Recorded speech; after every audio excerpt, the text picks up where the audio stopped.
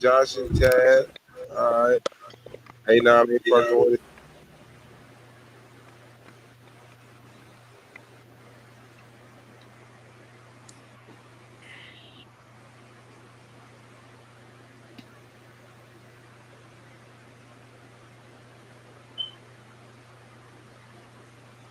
Hey Taz, What up? you see my avatar? Yeah. What is that, bro? I ain't even noticed, bro. What the fuck is that, bro? What the fuck is that? Hey, you know the nigga Al Capone that be in the chat trolling, right? Yeah.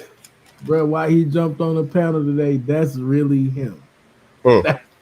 That's really that's really him. Hey!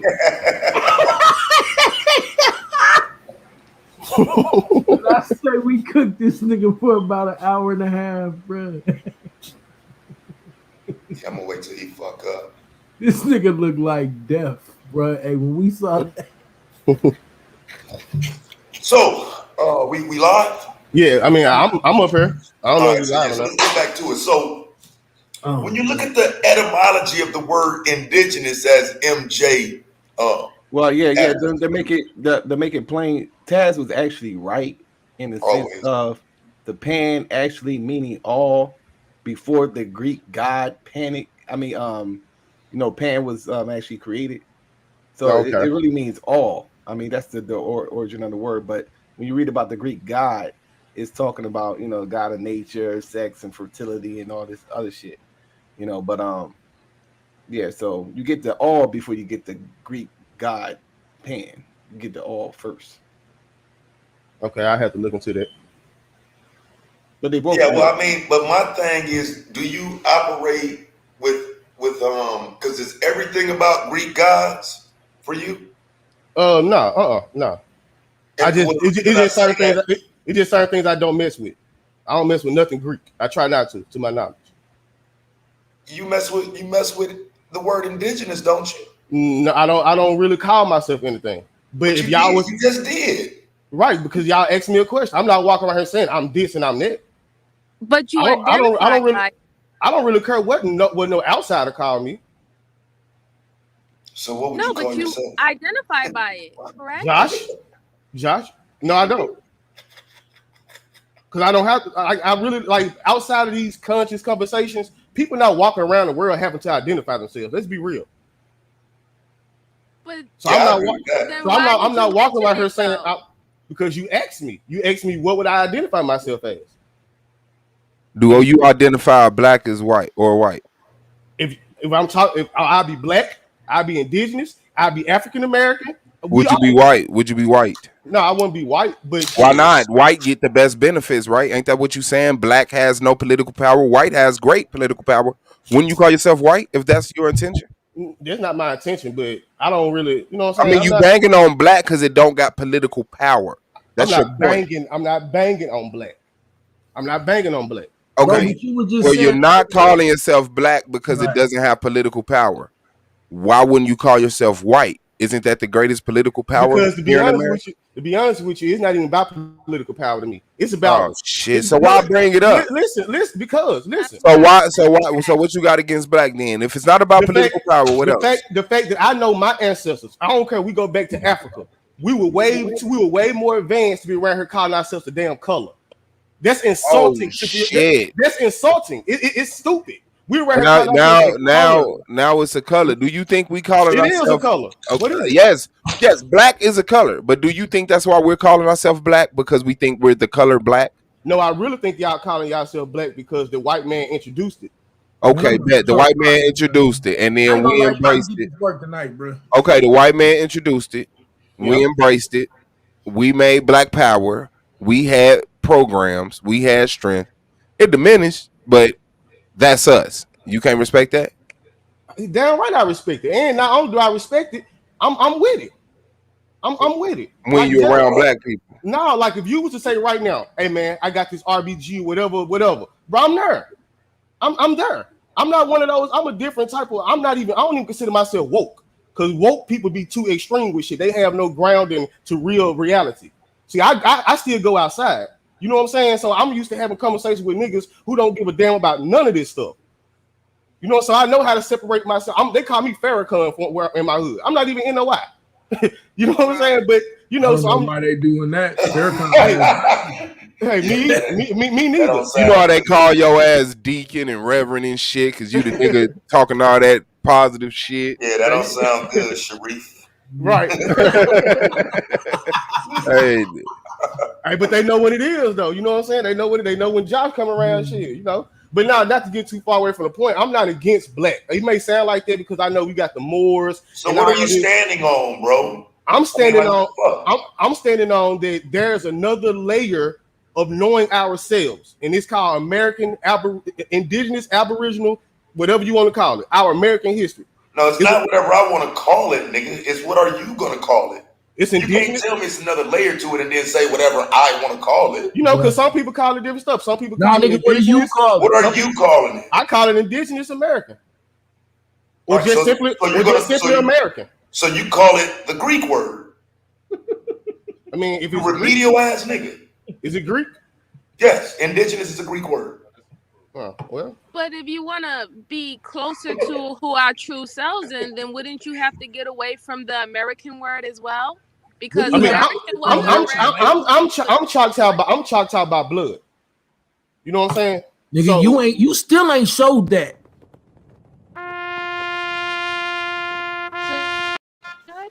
I'm just letting you know, Taz just killed you, bro. No, see, this is the thing. See, hold on. Let me show Taz this. Guess what, Taz? You right. Just like I told Annie yesterday.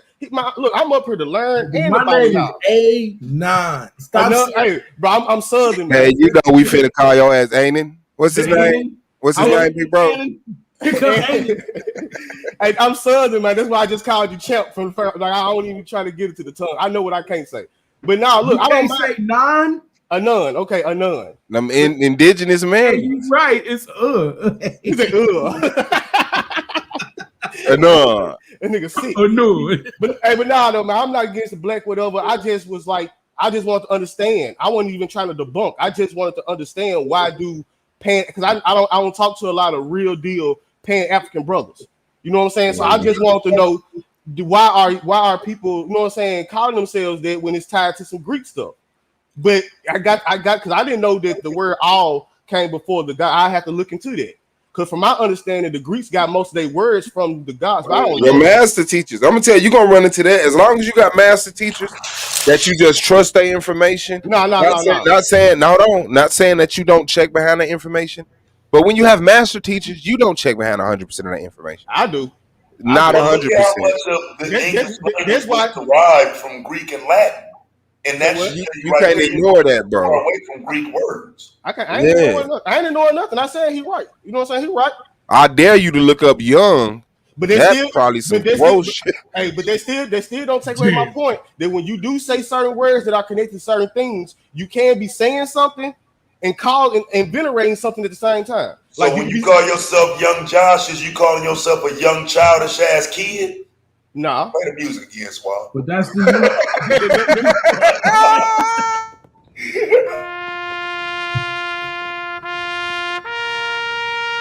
yeah, man, you can't deny that, bro. I'm calling myself a young man.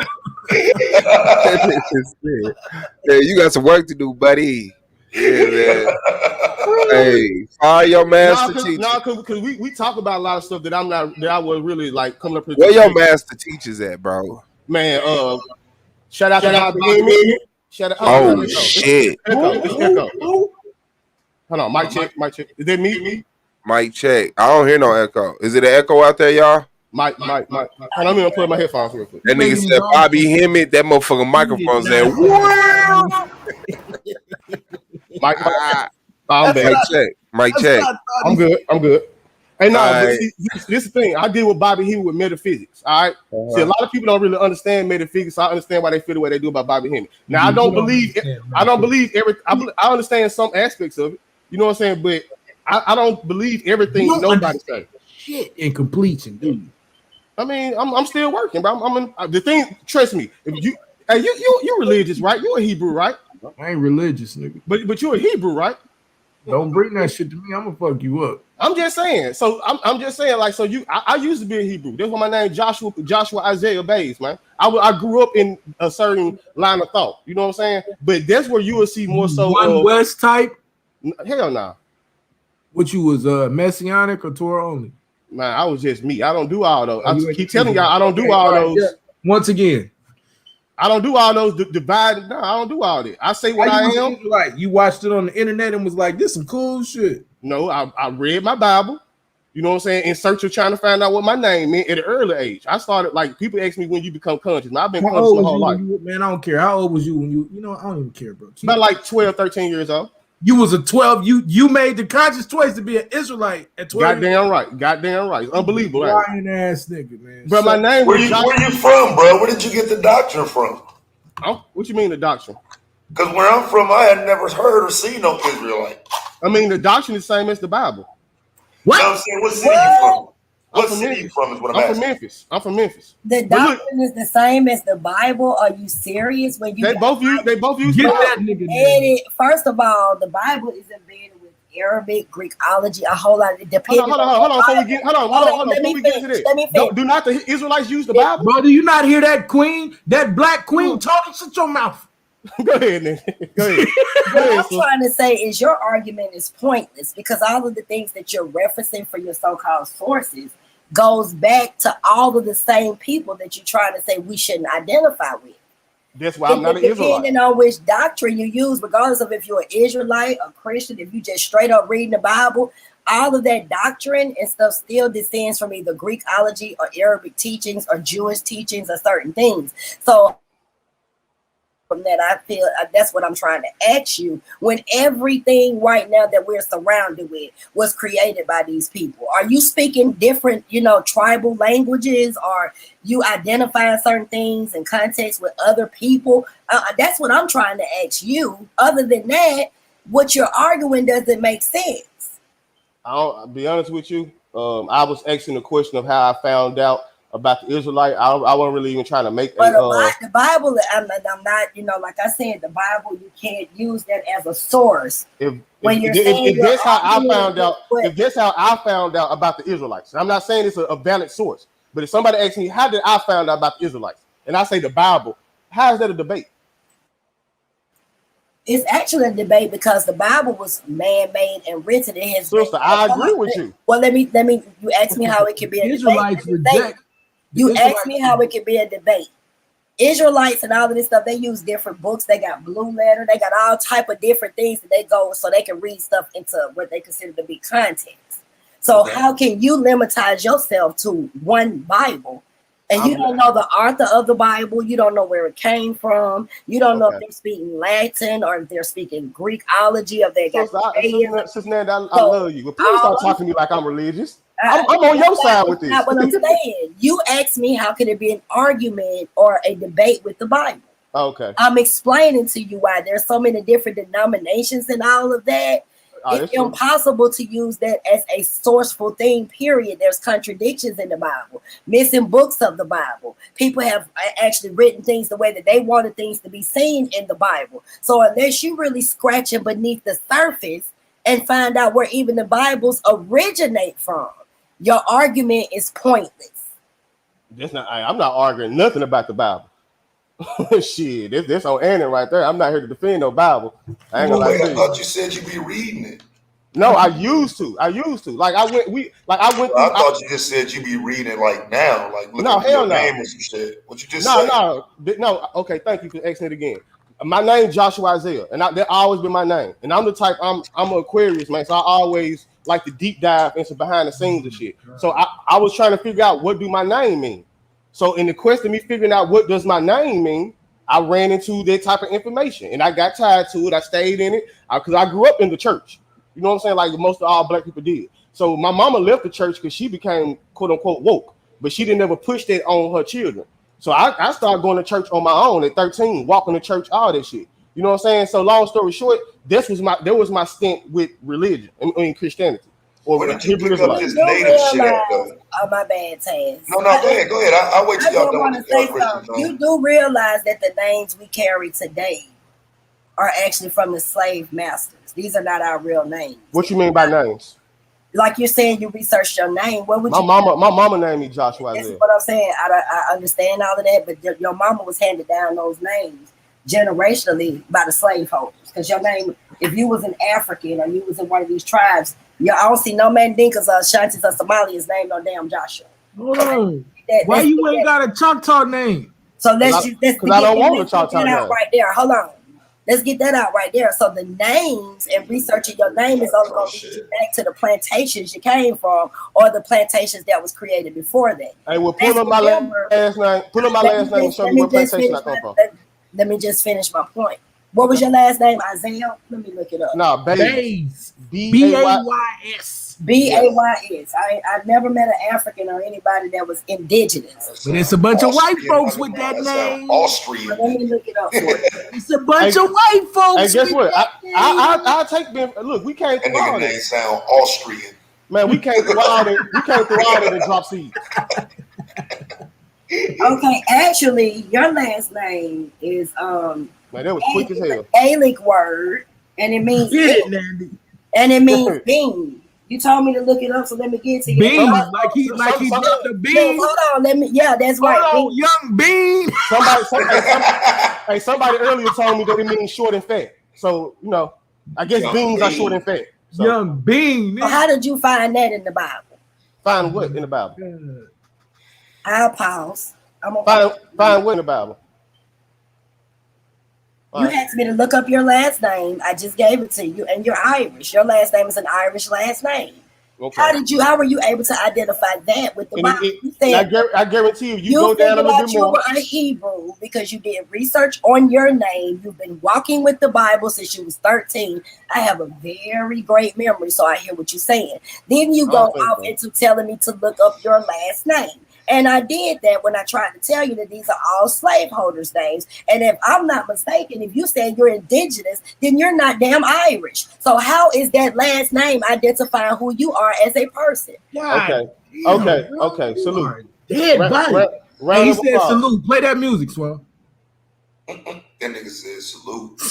Yeah. Hold on. No, I'm not scrambling. I'm just trying to make sure I got the floor because, like, you know what I'm saying? Like, let's get it, bro. Let's get it because I'm on your head, bro. So look. I never said I was a Hebrew, and I don't believe when I said I was a Hebrew Israelite that I was. I don't believe Hebrew Israelites are some real things in real life. I was talking about the religious context that I was following. Wait, say that again. I said I don't believe that Hebrew Israelites are real people in real life. I believe they only exist in the Bible. I'm gonna line y'all up. Don't be disrespectful. Go ahead, sis. I'm sorry, Sister Nandy. Because you be speaking facts too, sis. Go ahead, because I'm gonna get them after you. Go right ahead. I'm just saying, you don't have to be disrespectful, okay? Like I'm not being disrespectful. I'm not being disrespectful. No, because what you just said about Hebrew Israelites, don't be disrespectful, okay? Whether you don't believe it or not, you don't have to go there. Go where? Saying I don't believe it. And see, this is the thing. Now, I got something to say about that because I agree with that totally. And me and Anon has been back and forth, and there has a lot of that descends from Arabs or it descends from Jews. So when you look, but you ain't never said it don't exist. You just say we ain't them. Culturally, oral tradition, yeah. But then it wasn't identified. It wasn't identified until we saw it in the Bible. But when you go back and look at the actual people that are practicing the Hebrew or the Israelite, because there's actually some differences in those as well, then you have to go back to the Jewish and the Arabic people. This is where this come from.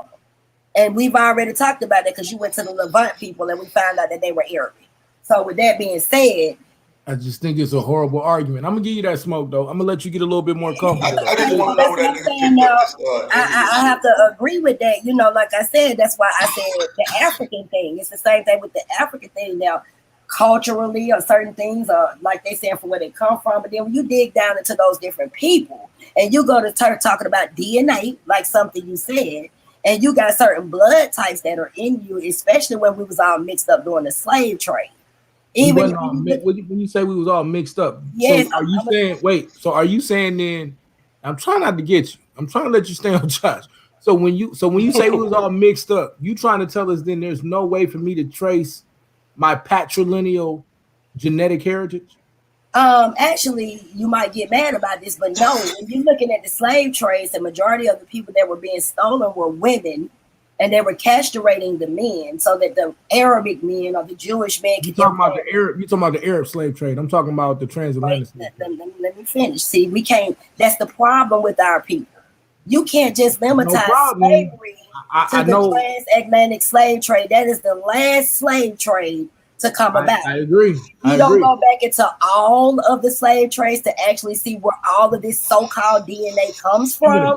All right, y'all step aside, bro. Let's do it then. You can't do that. You can't just whitewash. I'm going to show you what you can't do. I finally want to smoke with Taz, man. It's like I'm just saying. I just play. I'm over here. I'm still here. All I'm just saying is you cannot take away the very. How can you take away the very first slave trade and not want to acknowledge? And nobody take it away. But then if we don't, here's the problem. Then if we don't, then we can talk about the Somalian women. When we start to talk about how most of us will prove our heritage or how we connected to this, then we start to go into DNA. That's where you start to run, and that's where you start to die.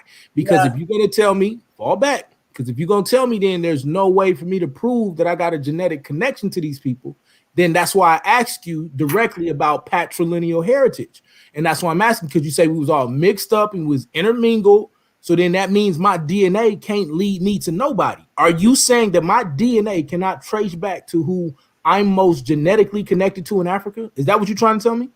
But you're not connecting yourself back. No, answer my question, please. I'm answering your question. You're not connecting yourself back to Africa, and I'm gonna say this again. I do. Did you see me show my DNA earlier? Can I finish? Did you see me show my DNA earlier? You asked me to answer the question, and Nundy trying to, you know what? After the judges and everybody talked to me, I've been trying to keep it respectful. So we can dialogue without all the bull crap. Now let me say this because I know it hurts. But when you talk about the Somalian women that was actually taken in the beginning of the Arabic slave trade, and these Arabs actually had a thought that, hold on, we're going to castrate the men and we're going to implant our seeds in these women so we can make people that look like them be able to invade them. How can you tell me you are clearly being able to identify whatever genetics you have back to African villages? Did you actually identify yourself back to Mandinkan or being a Congo, or were you from Somalia? What part of Africa is showing in the so-called Hebrew culture? Amazing. Let's get it. Amazing. Let's get it. Amazing. Let's get it. So my most close genetic heritage to Africa would be the Limba. And actually, when we start to dig into this, then we get the Limba by way of Yoruba. I can show you Bantu. I can show you Mandinka. And so when we get this, then we deal with the oral history and the oral tradition of these people, which the majority of them are claiming to have connection to Israelite heritage. But let's go even deeper. Let's go even deeper, right? Let's go even deeper. Since you say that there's no way that I'm connected to these people. Now, you talked about these Arabs coming and castrating men. If they castrated those men, that means that I'm not genetic offspring of those men if those men didn't have children before they got castrated. But if they did have children before that, then now you would have to show me where those children ended up. And I'm going to start to talk to you now because we're going to start to move into things like the Songhai Empire. We'll move into North Africa with the Berbers. We'll move into East Africa with the Limba. We'll deal with the Elephantine. We'll deal with the Elephantine Jews. We'll deal with all of this, right? Now, I will take you to task on all of this and ragdoll you on all of this information because I clearly see that you don't understand it. I'm going to answer your question and I'm going to let somebody else look it up. Can somebody just simply type in the genetics of Hebrews and see what comes up? See, now let's do this. No. Hold on. Let's do what you just did. No, let's do what you just did. You just talked about your genetics. So we're going to do it simple. So how do I trace those genetics? Please go. No, you're intelligent. How do I trace those genetics? Where the genetics are. How do I trace those genetics? Or do you want to straw man me to death all night? Now we got a straw man. You want to debate or you want to straw man? It said that you want to debate or do you want to straw man? That you keep identifying yourself with the straw man. Right? No, I'm not. No, I'm not. Because what you're trying to say is, watch. So let me ask you a question. So no, don't ask me no question, learn. Don't ask me no question. Sit down and learn and get taught. Sit down and learn and get taught. So because Hebrews are not Jews or Arabs. What you keep trying to say is, Jews or Arabs. That's a simple yes or no question. Ma'am, sit down and listen. Because what you keep trying to say is that I'm trying to identify myself by a genetic heritage. And what I'm saying is, listen to me. What I'm saying is I'm connected to people genetically who have the claim of being Israelite. There is a claim. Stop right there. Now what? Let's deal with the claim. Let's deal with the claim. Hold on. All I'm saying is let's deal with the claim. Let's deal with the claim. Where is the proof? A claim? I claim I should be motherfucking rich, but am I rich? Fuck no. A claim is not validated information. Where the fuck is the proof? Can you got the proof. That? I got the proof. Do you want it, or do you want? And then I want somebody on this panel to look up what is the genetics of an Hebrew. I did, but I'm not trying to get into it. I'll wait till you know what I'm saying. That's all I want somebody to do. Please share this, because I ain't got. That's crazy. You finished talking? Bet. Sure. So go now, right ahead. So now, when we start to talk about this, like I keep telling you, now you bringing up straw mans. Hey, that's why he talking. I'm sorry. That's why you got to keep running. Right, because what you're gonna do then is straw man turn really heavy, but I thought I asked you was you finished. You a straw man. I thought I asked you was you finished. I'm just saying. I thought I asked you was you finished. Do you need to keep talking? I sure do. Go right ahead. Keep going then. Don't get that bass in your voice with me, but go ahead. Keep going then. It sound good when you loud. Yeah, I didn't think so. But it all goes back to the point. So now back to the point, ma'am. Do you want to keep talking or do you want to let me talk? Go ahead, so I can bust your head. I'm gonna be appreciate you. So now, what you need to come up to do is show me, disprove that the Limba are not Israelites. I'll wait. Prove to me that the Limba. Disprove. No, I'm not talking to you, Blue. I'll give you this work when you want it. Don't jump in and help her. Don't jump in and help her. Show me now. You answered your own question. Show me now that the Limba is claiming to be Israelite. No, show me that they're not. That DNA. Okay, hold on. Show me that they're not. Prove to me that they're not. I'm gonna show you, because what you worship and what you follow is two different things. I didn't ask you about all that. I said prove that the Limba. I said prove that the Limba. Twist that conversation. Prove that the Limba are not Israelites. Okay.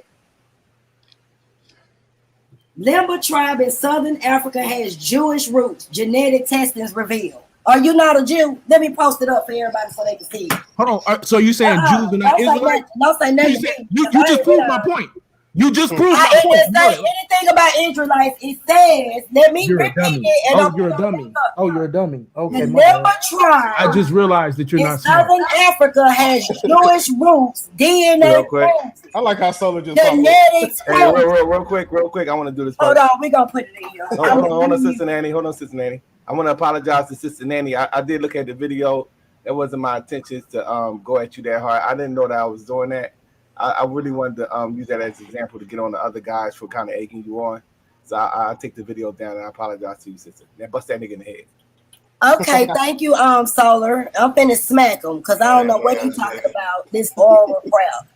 Shit, orally, I think I should be the richest person in the world, but that don't mean nothing. Suave, I'm finna appreciate you, Commissioner. Goodbye.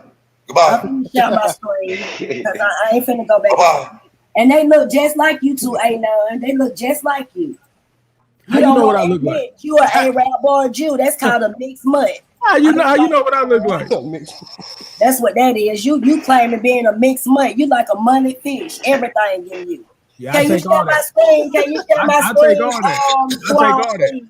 You proving my point though. Can you share my screen, Suave? I'll point out you proving my point. Okay, I'm sure I'm gonna prove my point. You must not have read the article she just read.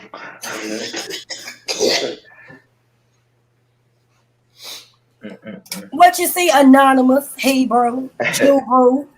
I see so those Israelites. You said the Limba tribe. What is the Limba tribe? I see Limba tribe in Southern Africa has. And what is your favorite word you like to use? I said Limba tribe in South Africa has Jewish roots. Genetic tests reveal. So how the hell are you a Hebrew? You just went back to the Limba tribe to try to say that they're Hebrew. Now because they worship your culture. No, you're stupid because you don't want to identify with what you really is. Oh, you stupid. Mixed up Jew. That's fine. But what you just admitted though was that I am. Admit anything. You watch this. I'm gonna tell you the two things you just admitted. What they doing with yarmulkes on their head?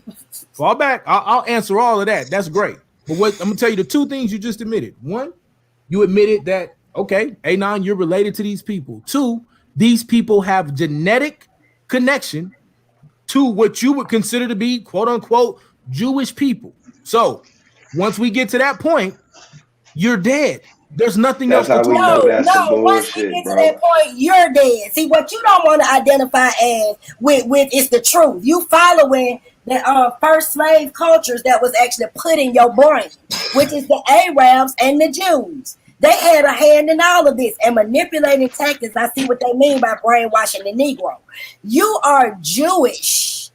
And you still following Arabic shit, which means both of those are mixed up. That's why I call you Arab Jew bros. Yeah, Arab Jew bros. all of that show shit y'all something else about the Arab. all of that shit sound good. Wait What a you minute. just Let me proved show you was- something what else you just about the proved was- Arab Jews. What you just I proved remember was Swab there's a asked me. genetic connection. I What you remember Swab. There ain't- No, what what's they're the- proving. what's Did the you or genetic did you not connection? just prove that they have a genetic connection? Yes But or it no? What's says the genetic Jews. connection It Is says there between a Jews. white genetic? Jews I don't care and how Africans? I don't care what no they Hebrew. Why I does don't it care not what they label Why it does as. it not say You the want to call me a tribe of Hebrew? South Africa You has want to call me a Hebrew? Hebrew? Why You does it want to not call say me a Hebrew Hebrew? root? Watch It this. says Jewish root, You want to call me a not Hebrew? Hebrew roots. You want to How call can me a you be Hebrew? pushing something You and you want to don't know call what me they're a talking Hebrew? about? You have to create a straw man because now you just got your ass whooped like you always do with the Oh, very that's not article that a you pulled up. that's so let's deal with this article. I got something else for him since we can sum it up. Are 'Cause like I said, are he's those blunt. are they are what's their connection? They connected to the white Jews? They connected to multiple Jews. That's what that source was talking about. Do y'all see this title up here that I just posted? Do y'all see this? What is what? What is an Arab Jew? And that's exactly what you is. Okay, That's that's exactly amazing. what you is. Thank you. And that's the genetic evidence. The genetic evidence shows what you really are. Thank you. Just like the Moors and all of these other people who thought they were somewhere with Christopher Columbus and all of that, they created people looking just like us to manipulate our minds, to mind fuck us with religion and false teachings in order for us to follow their ass like cults and stay on the damn plantation. And that's what makes me mad when it comes down to these freaking religions, because all of this shit comes from Judaism, Christianity, Catholicism, polytheism, and all of that bullshit is combined in one. It's only cult, it's only followings, cult-like followings and Hey, teachings. miss me with the bullshit. Let's set There's the no debate. genetics showing Let's where set the there's no debate. Hebrew. Let's set the debate. You don't want that smoke, A9, because you will not be chumped. I'm sitting here right now You giving will you not be chumped this year. I'm You will be giving you- embarrassed. Are you this stupid? It don't Are look. you that stupid Are the that you don't even Limba, know are you what to telling follow? me I could lose. that I the could lose. Limba I could lose and to white everybody. Jews are I could brothers? lose to everybody on this Man, I get panel. that told you shit your out of here. arrogance Hey, gonna hold get on. you in Stop trouble. talking. Stop Your talking. arrogance is gonna get you in Stop trouble. Now I've talking. been trying Stop to find talking. that, but I'm you trying to really help don't want you. that fucking I'm smoke, trying to ain't teach none. you. I'm You trying to hope teach you be you. loud with everybody I'm else, trying but to now teach they you, that one. fam. I'm I'm trying that to one. teach you. And I'm you trying to can't teach get you. mad because you's a I'm trying mixed to up teach you. mullet, and I'm I'm embarrassing your trying to ass. teach you. I'm With trying your to teach you. own sources. You I'm talking trying to about the teach Limba you. tribe, you I'm talking trying about to the teach you. Levites, and everything that you actually using as sources is going into Arabs and fucking Jews. Yawn. So I don't want to hear that. Do you want that smoke? I'm clearly asking for the debate.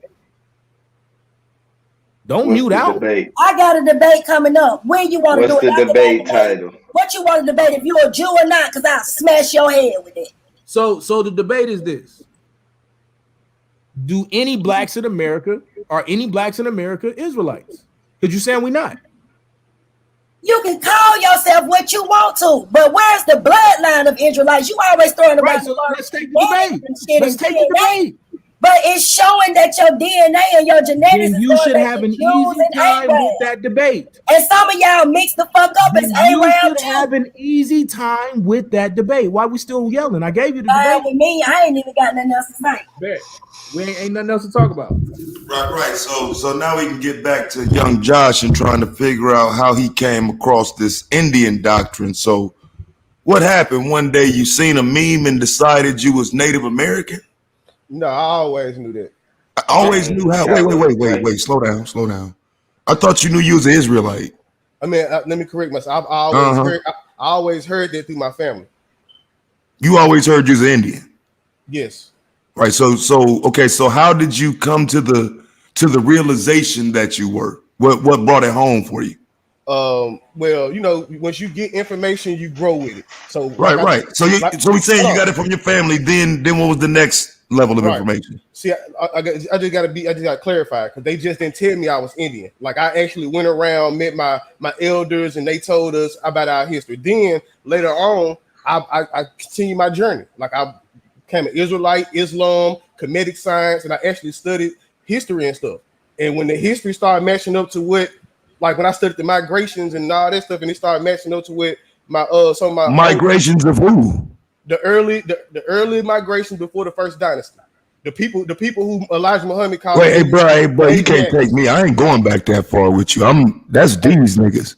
Stay your ass right here. We're not going back to the 15 nothings. So stay here. Stay right here. Okay, so we need to figure out how you know you a Choctaw. Okay. How do you know that? Okay. What is that based on? So since we can't go back to history, I'll just say legal documents. No. I'm saying you got like 150 years. 150 years? Yeah, you can go back to like 1870. Well, I have legal documents for my family from the 1800s. Okay, that says what? Choctaw by blood. Choctaw by blood. Now, is that slave or what are we talking about? No, they're just legal. What you mean slave? This ain't got nothing to do with I mean, you know the Choctaw was slave owners, right? Notorious slave owners, slave catchers, everything. It was the white man bitches. You ain't know that? Yeah, I understand that. Correct. Yeah. So I mean, do you think that you can just throw it in the bag? Like, yeah, you know, we Choctaw, so we're not slave owners, slave catchers. What does, you know what I'm saying? Where else does your lineage take you to? Okay, so once people start really researching American and Indigenous American history, you will see that we fell under many names. The Choctaw is what. That's why when y'all asked me what do I call myself, I didn't say Choctaw. Y'all noticed it because I know that the Choctaw are a newer mixed people of what we were. Newer based on what do you mean newer? Okay, when the Spaniards came over and all that mixing and stuff started going on. No, see that's what, bruh. You're not talking about, bruh. Don't hit me when the Spaniards came over. I mean, tell me what you mean. When did they become the new Choctaw? I'm telling you that. When the Spaniards came over? Yes, and we started intermingling. It didn't have nothing to do with they motherfucking ass getting kicked out by the Chickasaw. Nigga, I do this shit. You just talking, nigga. Bro, the Chickasaw kicked them out, and that's where the fucking Choctaw came from. Fam, slow down. The Chickasaw and the Choctaw are two separate people, two separate groups of the same people. How did that happen? Because they divided once we started becoming more modern and we started falling up under these foreigners. Right. They kicked them out. But guess what? Both of them was fighting for the white man. Both of them. Right. We know. Which is why we're trying to figure out why you're claiming to be them. No, I'm claiming that because I come from that heritage. Like, right, you come from a heritage of slave catchers and slave owners. Look, I'll let you talk, fam. I mean, I'm letting you talk. I'm just trying to make sure we following one another. Right. Okay, so look, once you realize that if like the further you go back, you would get to the original name of those people. But because when it comes to me claiming what I need to claim and do all this, I can't go use that name. So by default, I would say I am Choctaw by blood to do whatever I need to do. But if I'm just telling you what I'm Indigenous American, because I really don't care about none of this shit. You know what I'm saying? To be honest with you, I don't care about none of these titles, none of this shit. But you know what I'm saying? What do you care about, bro? Sorry, Josh. What's up? Did you ever do a test to see if you have any American Indian blood in you? What you mean, because a DNA test? Because it might be in your family, that doesn't mean you were passed down that blood or that DNA. You know that, correct? Hold on. Say that again. Just because it's not in my family, if the DNA is in my family, how can it skip me? Just because someone in your family might be Choctaw or they might have a certain percentage in it, have you ever checked your DNA to see if you have any percentage in it? Right, because you're not Choctaw. I mean, you could say somebody else in your family was Choctaw, but you wasn't born on no fucking reservation. Right. And the reason why I'm saying that is because I'm Cherokee and Blackfoot on both sides of my parents, both grandparents, grandfather and grandmother. Salute. But I know that my great grandmother was born on an Indian reservation for the Cherokee, which were big African slave owners. So when I did my DNA test and it popped up, I do have that lineage, but that's why I'm asking, have you ever checked to see if you have it? Because you're just And then in claiming it. 2013, for the record, they expelled all black tribe members. 2013. Exactly, they did. Yes, they did. Yes, they did. They did expel. So that's why I was asking. You can't claim something when they don't claim you. And who don't claim me? Do they claim you? The Choctaws? Yeah. No, I don't. Hell no, they don't claim that nigga. I don't want or need them to. They but you claiming them? The Choctaws. What type of false flag and shit is you on? Listen, y'all. The Choctaws and Cherokees you see today are not really those people. Why ain't they? The American government recognizes them as those people, so they are those people. Of course they are. We talking about the American government here. Right. So how are you saying you're somebody that they're saying you're not? They're being claimed. They're being identified. They're being identified as that people. Whether or not if they was their original people, identified by way of what?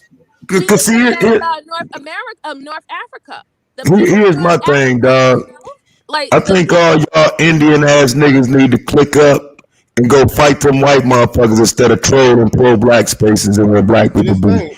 Y'all need to go fight them white motherfuckers and get y'all land back because they stumped y'all out, took y'all identity, take y'all land, and left y'all over here crying with us, my nigga. I wish y'all niggas would go ahead and get y'all motherfucking reservations back from them people who living on them, my nigga. Hey, guess what though? You don't have to fight. Ain't no fighting necessary. But it is. I mean, the same way they murked y'all and took y'all shit, y'all have to do the same thing back. It was a sister that just came up here that got everything. I ain't gonna say everything, but she got her family stuff. Was it just the Choctaw that was slave catchers, or was it Creeks too? It was all of them. It wasn't all of them. Choctaw, Cherokee. Yes. All of them became coons. No, dog. No, not all of them. I don't have no documentation on all 5 tribes being slave owners. Just the main 2 was them 2. Now, if you got something else on that, I'll take it. But no, I'm not saying slave owner. I'm saying all of them became sellouts. Over time, that's a different term, though, fam. Right. That's a different term, like because sellouts can apply. I want to deal with the sellouts. I want to deal specifically with who had slaves. Okay. Was the Creeks involved in that? I've never heard of the Creeks being involved, but again, I wouldn't know for sure because that's not who I researched. I checked, but if I'm not mistaken, I think it's just those main 2 was the top 2 that were completely involved, slave catchers, slave owners, having babies, the whole 9, which is why I don't like the conversation anyway. You know what I'm saying? Like, I mean, it's almost like the white man conversation. You know what I'm saying? Like, how are you putting anybody who is subjected to slavery into this thing where you're claiming you're them now? You might as well say you white then. Because you believe the quote unquote them are white people. You got to switch your perspective. You got to switch your perspective. That's why y'all. What? Whoa! Slow down, bro. Tell me what you mean. Okay, that's why you jump right out the window. because if you say I'm trying to be them, that implies that they came first. Right? No, that implies our understanding of them is known today. We have an understanding today, and so if you're operating within their paradigm today, you're trying to be them. I'm not talking about in the past, bro. You wouldn't. Okay. Oh, okay. I get what you're saying, but I don't agree. You know what I'm saying? But I can't.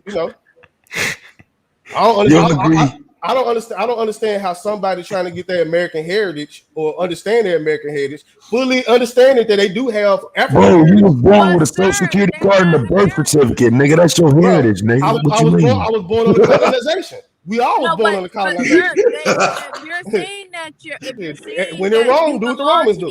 If you're saying that you belong to this tribe, they're not Americans. They were here first. Right. So which one are you? Are you American or are you a part of that tribe? What? So y'all kind of confusing the questions. Okay, we can play semantics. You're confusing yourself because where did the tribe America start? When did America start? See, we can't even, and this is like, it kind of that's why I don't even talk about it, because this is what happens to the conversation. And when the conversation happens, it's more unrealistic. I mean, it's a lot of questions coming, like, you know what I'm saying? And I'm not the type of person, well, I'll shut the fuck up. Honestly, like I don't really care to sit up here and sound like I know this and know that. I would literally shut the hell up. You know what I'm saying? But you saying you can't handle the heat. Man, I'm up here. I've been up here for what? That don't mean you can handle the heat. This not even heat to me. Might have been a real life situation. It is, because you talking about, I'll just shut up. No, I will. I'm not trying to be combative. If you think that, I apologize. I was just asking, if you, who do you identify as? Do you identify as an American, or do you identify? Why do y'all feel like? Why do y'all feel like all quote unquote black people just have to identify with something? How come I just can't identify as Josh and know my history? Because nigga, you should have said that instead of talking that Indian shit, nigga. I've been saying that all day. Y'all the ones just popped up. Nah, bro, I heard that Indian shit, nigga. When somebody asked me, if somebody asked me that shit all the time, I ain't never made no claim on no Indian shit, nigga. The why I asked you is because they've been trying to put me in an Indian box for months, nigga. I know what it is. You know what I'm saying? Because like the older generation, y'all used to hearing people saying, "Oh, I look like this because I got Indian blood." That's not where I'm coming from. Let me tell you what you did, bro. When you start talking to me, you put me in a Pan-African box, dog. You just automatically assumed I was Pan-African, and I just wore it. I apologize for that then. You know what I'm saying? It don't bother me because, in my opinion, we all black, so we need to know all the doctrines. Right. So it don't bother me. What I don't get is the rejection of the doctrine, yet not even really knowing your own doctrine, claiming to be Choctaw. See, this is the thing, though. I don't want to look, as far as all these historical doctrines, I learn them. But I'm not really trying to engulf, like I said earlier. Really, we are a new people. So if we was to not off the debate, new since when? Shit, since we became so mixed up and lost. Since when? Give me a year, a time frame, an era. I would say since the transatlantic slave trade, or since the slave trade. That's not new, fam. I mean, goddamn, what the fuck? No, I'm not saying that. Come on, man, y'all niggas be killing up 500 years ago, bro. Listen, I'm not saying new people. I'm not saying the Indians are new people. I'm saying all of us on this panel, all of our children, all of our parents, since 500 years ago, are a new people. So I don't care if we call ourselves Indians, Pan-Indian. Well, I'm not paying nothing, but African Indians, whatever. But don't think just because I'm here today saying I'm this, now I got to practice some shit that happened thousands of years ago. Hey, Josh, what makes us a new people, bro? The fact that we didn't lost everything. The fact that we'd have been mixed up, misplaced, all that stuff. We might as well just consider ourselves a new people and form a new culture, but that'd be too much work. Salute. I am a Choctaw. I'm a Choctaw by blood, and I'm also a tribal member of a black Choctaw tribe that still exists. A lot of our black tribes, they merged and they still exist, and they've always been state recognized. Now, and I have, all my documented history. Oh, it's about Mississippi? Yeah, I'm from Mississippi, exactly. All right, I'm listening. I hear you. All right, and you were right in terms of the history. That Choctaw and Chickasaw, they're Creek Indians. They're from the Creek Nation. In fact, Cherokee, all of us are from the Creek Nation. We're all Creek. Every time that we migrate, we change, like we identify as something different, as something different. From that region, right, nations, bands, clans, etc. And so, we're the Creek are descendants of the Mayans. We migrated from Mexico during the 1500s when the Spanish came in and they started to colonize. We migrated up, correct, and over. So, it is, and, if you know anything about Mesoamerican history or even Paleo-American or the woodland culture, you got to go way back. The original, and I agree with the terminology, Indian and Indigenous and all of that. But, the only thing is, and we have we still have our Indian allocated land as well. And what I'm saying is a lot of times that we have to use that terminology in order to, be able to regain benefits or document ourselves according to history. Exactly. But the same way y'all say African. We never called ourselves like Indian or Indigenous. We had, tribal names in our Indigenous language. So, that's one thing. Just like people say Choctaw and it's not Choctaw, it's Chata. Just like people say Chickasaw and it's not Chickasaw. With the W, it's Chickasaw. Yeah, I don't respect that shit like that. But to say it in a sense like, because see, here's my thing. People who use it, they try to weaponize it. If that's your family heritage, like I don't think nobody should try to take that from you. The problem is trying to weaponize it and make it like, oh, I'm a better person. I got more of a claim, or I'm more black, or you're less American. You know what I'm saying? That type of shit is just I don't understand why people can't take it and use it for their own personal, which is what it is. It's your family, it's your heritage, it's your lineage. But then when you come out here to the collective of black people, you're dealing with black folks now. All that shit should have to your understanding of your family shouldn't play a role in how you deal with other black people. That shit kills me. This is what I said yesterday. That's why I told Solar that yesterday when he tried to mix it up like I ain't want to be black. Now that's exactly what I said. I said when I'm out with the bros, when I'm out with my people, I'm not around here saying I'm this and I'm that. I would say I'm black. That don't mean I'm faking black or nothing. Because I come from something where niggas don't give a damn about none of this. So I'm not. Go ahead. And let me clarify as well. I'm not Aboriginal. I'm not of the Aboriginal train of thought. Train of thought. Like my information came, from my history, my genealogy records, and my tribe. Okay, so I don't subscribe to what you call the internet Aboriginals or whatever. I'm not that. They have like some of the information I might be able to agree with, but some not. But to me, a lot of the Aboriginals don't manually trace their history or don't really get into, their history. They just look at, general history and they want to claim the legacy. And that's not how it works. You have to be able to, document and identify yourself. And that's why we have to use them terms. You have to be able to document and identify yourself historically. So I don't agree with that. And you're right.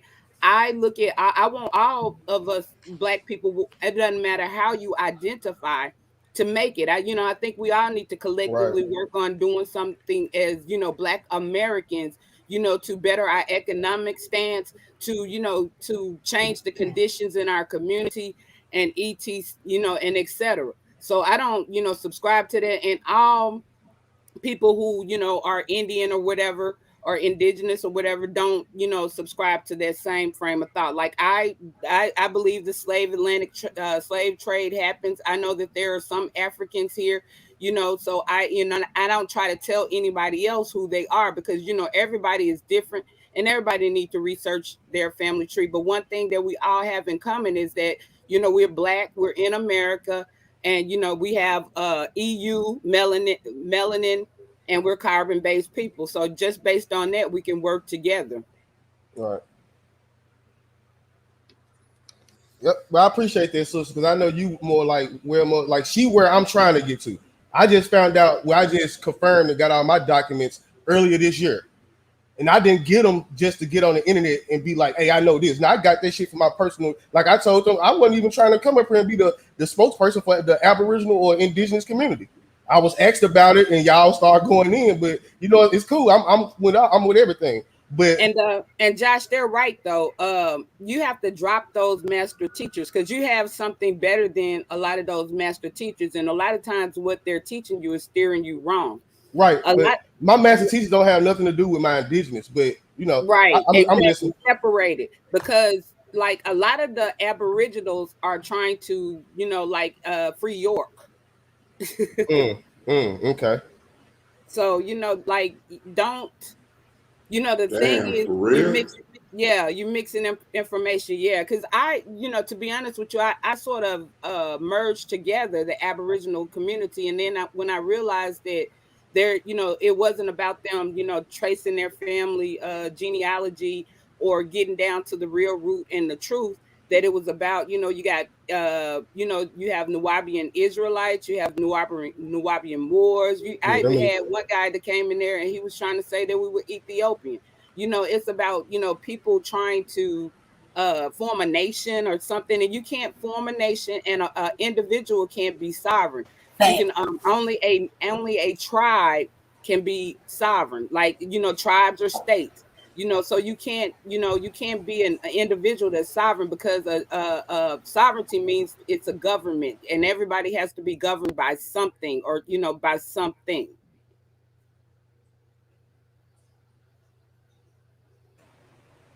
Well, so, you know, I pulled out of that, you know, because it just got to, you know, like it got to, you know, and, you know, and we see that people will fight for, you know, what they believe in. That's why I'm not here to tell anybody who they are. And, you know, like, I'm gonna respect who you say you are or whatever, you know, just don't disrespect me and my legacy either.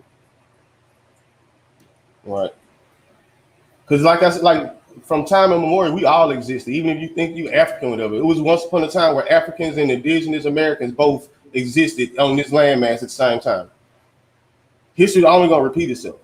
It's about what we gonna do. Are we gonna learn from the past lessons, or we gonna continue to bicker and argue? So I know this is the debate league, so I ain't trying to stop the vibe, but you know.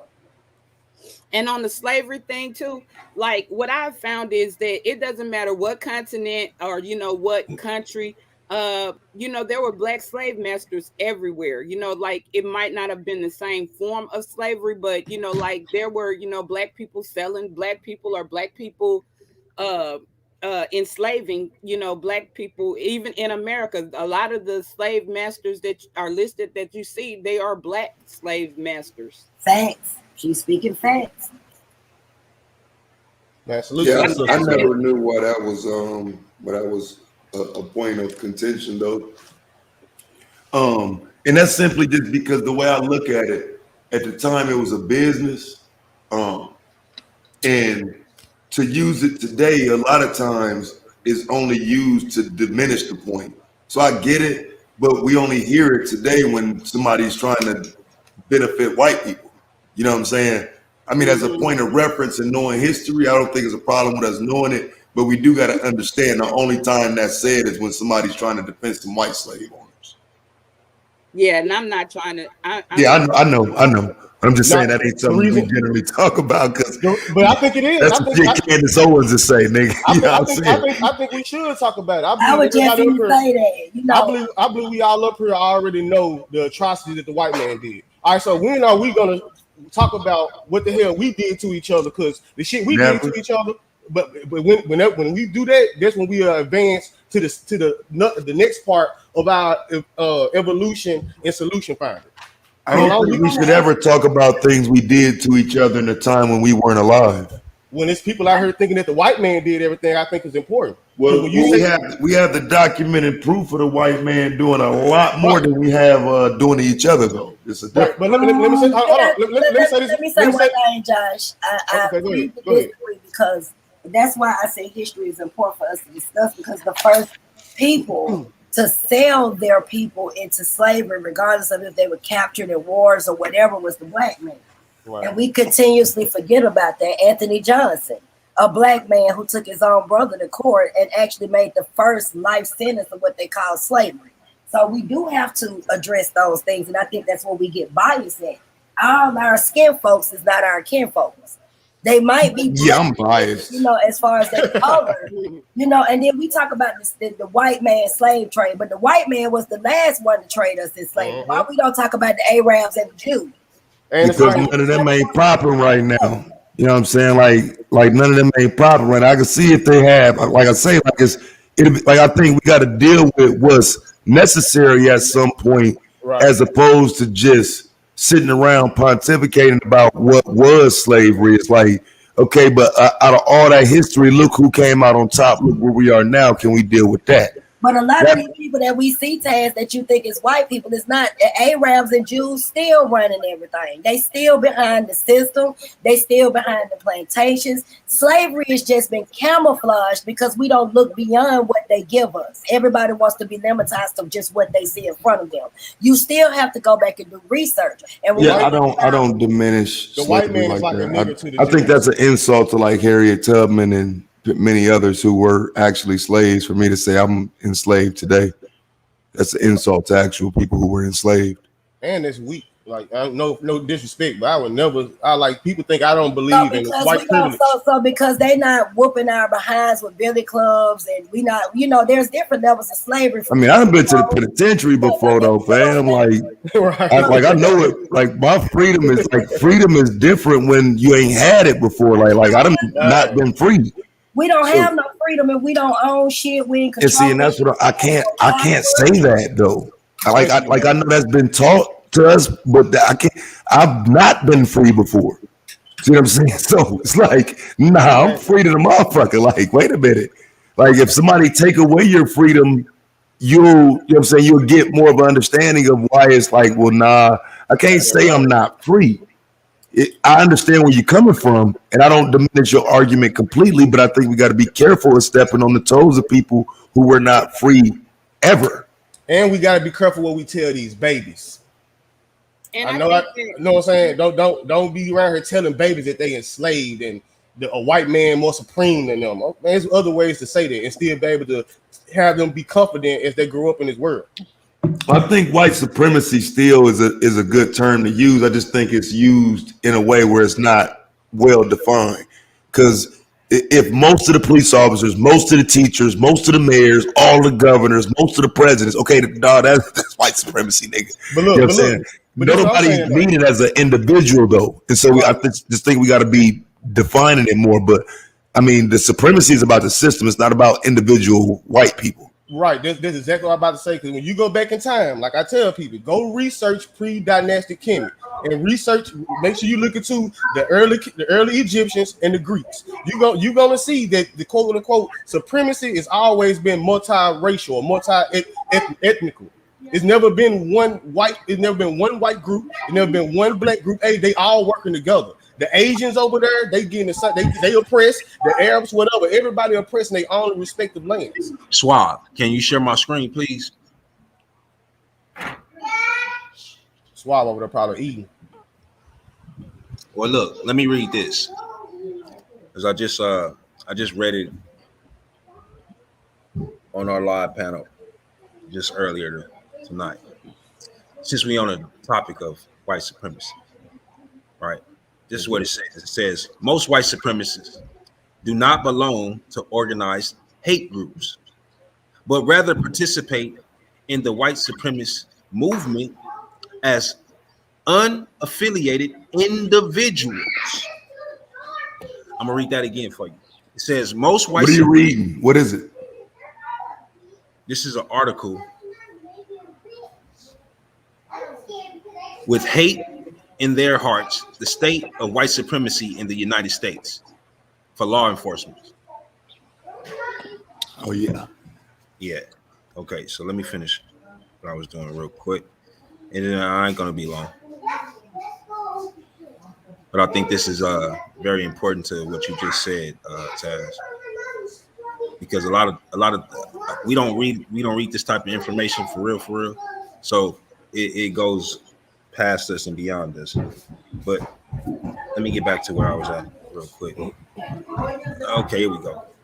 It says most white supremacists do not belong to organized hate groups, but rather participate in the white supremacist movement as unaffiliated individuals.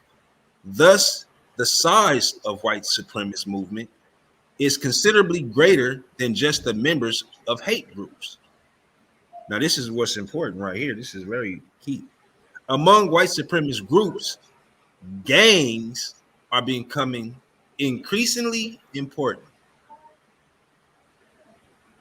Why would they say that? Because gangs have always been tribal. Like when you look in Chicago, you don't, like most people think that you just have black gangs. No, you have Italian, you have Some of the stuff that I don't research the thuggies. But hold on. The original Shit, thugs. it's more Latin Kings than anything, man. Don't get triggered with the word gangs, right? Okay. And then refer back to other people because we're talking about white supremacy. Right?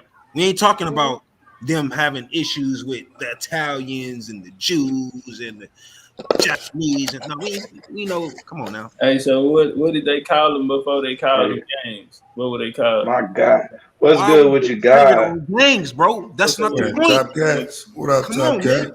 What's up with it, Ted? Peace to the family. Man, I need that creek breakdown. Let me get to the point, bro. Among white supremacist groups, gangs are becoming increasingly important. The point is, we been killing each other. The things that they've been really focused on, the things that they can't do no more without having an eye on. You see what I'm saying? Getting exposed. So to say gangs are becoming increasingly important is very important for them. The fact that they don't have to raise a gun, they don't have to mount up and come snatch us up and do all these other crazy shit. They can just kick back, let us do their job. But we don't pay no attention to this because never one of us read this outside of me bringing it to us right now. I mean, I probably could have said that though. Like, I probably could have. Bro, I don't want to hear that shit, Josh. You didn't say it. So I think though, what I'm saying is, that nigga said I probably could have said that shit. That's obvious. That's obvious. Man, listen. I think if we was actually integrated, I think black on black crime would be way down. I think people gonna kill who around them. Like, bro, stop thinking, bro, because your thinking, man, is just all over the place, bro. You an Israelite, push. But there are a lot of things. You think a lot, man, and your thought process is just not reality. Bro, you came up here and just shot that out there like a punchline. You came up here and read a whole article just to tell us that the white man used gangs. That was one paragraph that I read, not a whole article. Okay, and you wasted your time to tell us that the white man is using gangs. Who didn't know that? Are you fucking kidding me? Who didn't know that? Did you? Yes, nigga. It's obvious. Since when? The fact that since when have they been using gangs? The fact that no gangs are not on the domestic terrorist list. The fact that no gangs is what? Are on the domestic terrorist list. Are you really? The fact that some gangs, I ain't gonna name the sick because I don't want to disrespect nobody, but there are actually a gang with an LLC. Bro, I don't want to have a conversation with you at all, bro. I'm just telling you how I knew it was obvious. That's cool. I look, your thought process is not the type of conversation or the thought process I definitely want to do. Hey, I feel insulted by Hebrew Israelite telling me that. Let me jump in real quick. They're using a lot of different influences because when we say gangs right now, typically they're using the music industry. You know, the music industry is causing a lot of black genocides. So, you know, like they use a lot of different forms of creating like self-hatred. And, you know, creating, making us go against each other and creating territory. So, you know, there are a lot of influences and things of this nature. Just like I don't think it's self-hatred, though. You're absolutely right. I think it's about, I don't think it's necessarily self-hatred. I think we are fighting over the same dollar.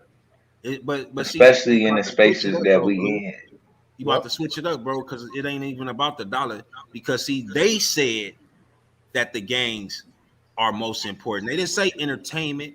They didn't say the rap industry. They didn't say the drug industry. They said gangs, fam. Now I know we attach to all of those different industries, but in the strength that they said that, right? Okay, I see what you're saying. You saying they said most important. Okay. So all I'm saying is this, man. It's the reason that they saying it because the supremacy aspect of it is to kill us off, bro, so that they can make way for their children. In other words, stop us from procreating. I've been hearing they've been trying to kill us off, man, my whole life, bro. That's about 3 decades. I don't believe you can kill black people off. What I'm doing, Josh, can I give you an example? I'm bringing a source. I understand what you're doing, bro. That's all I understand what you're doing. I was just responding. Like I don't, my thing. I don't think. I'm not saying they're not trying to, But me hearing this my whole life, I'm only seeing more and more black people being born. How the hell and when the hell are they gonna finish the goddamn job? But it don't even look like they started. Let me use an example. Okay, so in Chicago, if you keep up with the drill rap industry, right? Okay, basically, they had a war, and it's still pretty much, going to this day. And what you have is not even necessarily a gang against gang, because they're mixed up. They're sets It's now. definitely gang against gang. No, it's not the Bloods, Crips, Vices. It's the offsets. It's these little bitty. It's the ones that don't even respect their OGs. There's nothing little about them. Well, I'm talking about the young. I'm talking about the younger. It's the younger dudes who don't really. They outlaw. Put it like that. They outlaw. Bro. No. Okay, these niggas grow up in these neighborhoods. They pass that shit down to the next generation of young niggas, and they all keep repping the same shit, but they are not. They are not letting this shit go, bro. And then when niggas fall out, they go join the other set. You got renegade sets now with GDs running with BDs, running with Mickey Cobras. Like it's kind of the bad part about what happened with Chicago was that everybody just got thrown around in different places, and then a bunch of people got thrown together, and it's never changed. You know what I'm saying? Niggas ain't never left their neighborhoods. I agree, and that's what I mean. OGs locked up too. That's what I happened with who? Ain't no more OGs, bro. Everybody OG. Everybody OG, man. I see. I used to live on 63rd, nigga. Right, literally right down the street from Ashland. I go down there and get my weeds, kick a few niggas for a minute. But when it comes to that Chicago shit, bro, I just think niggas got to realize, bro, niggas they're not leaving their neighborhoods. This my hood. I'm here forever. This our shit. We here. Right. Don't come through here. Don't fuck with us. Because I ain't gonna lie, it was niggas, bro, on the block, even in Dago, that never seen the beach. Never seen the mall, nothing, bro. But nigga told me he ain't never go downtown. Nigga, you live in Chicago, nigga. How the fuck you ain't never go downtown, nigga? What the fuck is wrong with you? Because I'm out of towner, bro. So everything's amazing to me, but niggas telling me they don't have no interest in going downtown. Ain't been to no White Sox game. Fuck the city, nigga. I'm right here. I'm in the hood, bro. Self-imprisonment, bro. And and it's territorial. It's to the point where they make everything territorial, like the music industry, because you got the BDs that don't want to let the GDs in. You know what I'm saying? So it's going way beyond just the streets or just basic hustling of the streets. It's like even like in the music industry now. Yeah, I mean, people done lost lives. And that's just the thing. Once you lose somebody to somebody else, it's like it's kind of hard to kind of get in between that. And I'm going through that today. No cap. Go ahead, Nandy. No, I was just saying her and Taz is right. And like she's speaking about GDs and stuff. The last OG that was on the streets was OG KK, Kevin Clayton. They got arrested down here in Atlanta, Georgia, right after that little shit that we had going on up in Stone Mountain. So he's right. And right now it's a bunch of renegades. It's a false setters. Yep. People out here pretending about what they know about this situation. And when it comes to gang banging, and it's just all over the place. Right. So no, gangs is not structured like they used to be. And like she said, even beginning of time, though, that's what started the banging against each other. The gangs was originally created for us to go against people like the Spook Riders and the KKKs and stuff like that. But then you had some people that conveniently wanted to go through some stuff like this and somebody got killed. And now we got the Bloods and the Crips against each other. And all this crazy shit. Yeah, it's like, how do you transfer that energy? Because they catching motherfuckers coming out to jail in Chicago, man. They hit that nigga 64 times out in front of the jail. Now, I ain't gonna lie, Chicago just different. You willing to do some shit like that, bro? You know what I'm saying? I mean, like, it's a lot more motherfuckers that need that type of work. If you willing to pull up to the jail and hit a nigga 64 times, nigga, y'all the type of soldiers that's supposed to be doing some other shit. Because them niggas ain't got caught, okay? So there's plenty more shit them niggas need to be doing. You making a lot of sense, Taz, because a lot of them coming up with the bond money. They buying the niggas out just to kill them. Yeah. And he wasn't that wasn't the first one that got caught outside the jail. Right. The first one. Yeah, It's like yeah. one of the sisters saying that money and the energy, because like I said, I was affiliated with gangs and involved in all of that stuff. It can be going towards some positive. Actually, if somebody really takes it and structures it, considering they're willing to go through whatever and die for anything the right way, like Brother Taz and the sister saying, we'll have a mighty fucking army. Right. And we have to look at the money that, we have to look at the money that they're making, because a lot of times, I talk to a lot, because like I'm from Mississippi, and a lot of people from Chicago are from Mississippi. I have a lot of family in Chicago, and it's like this. So I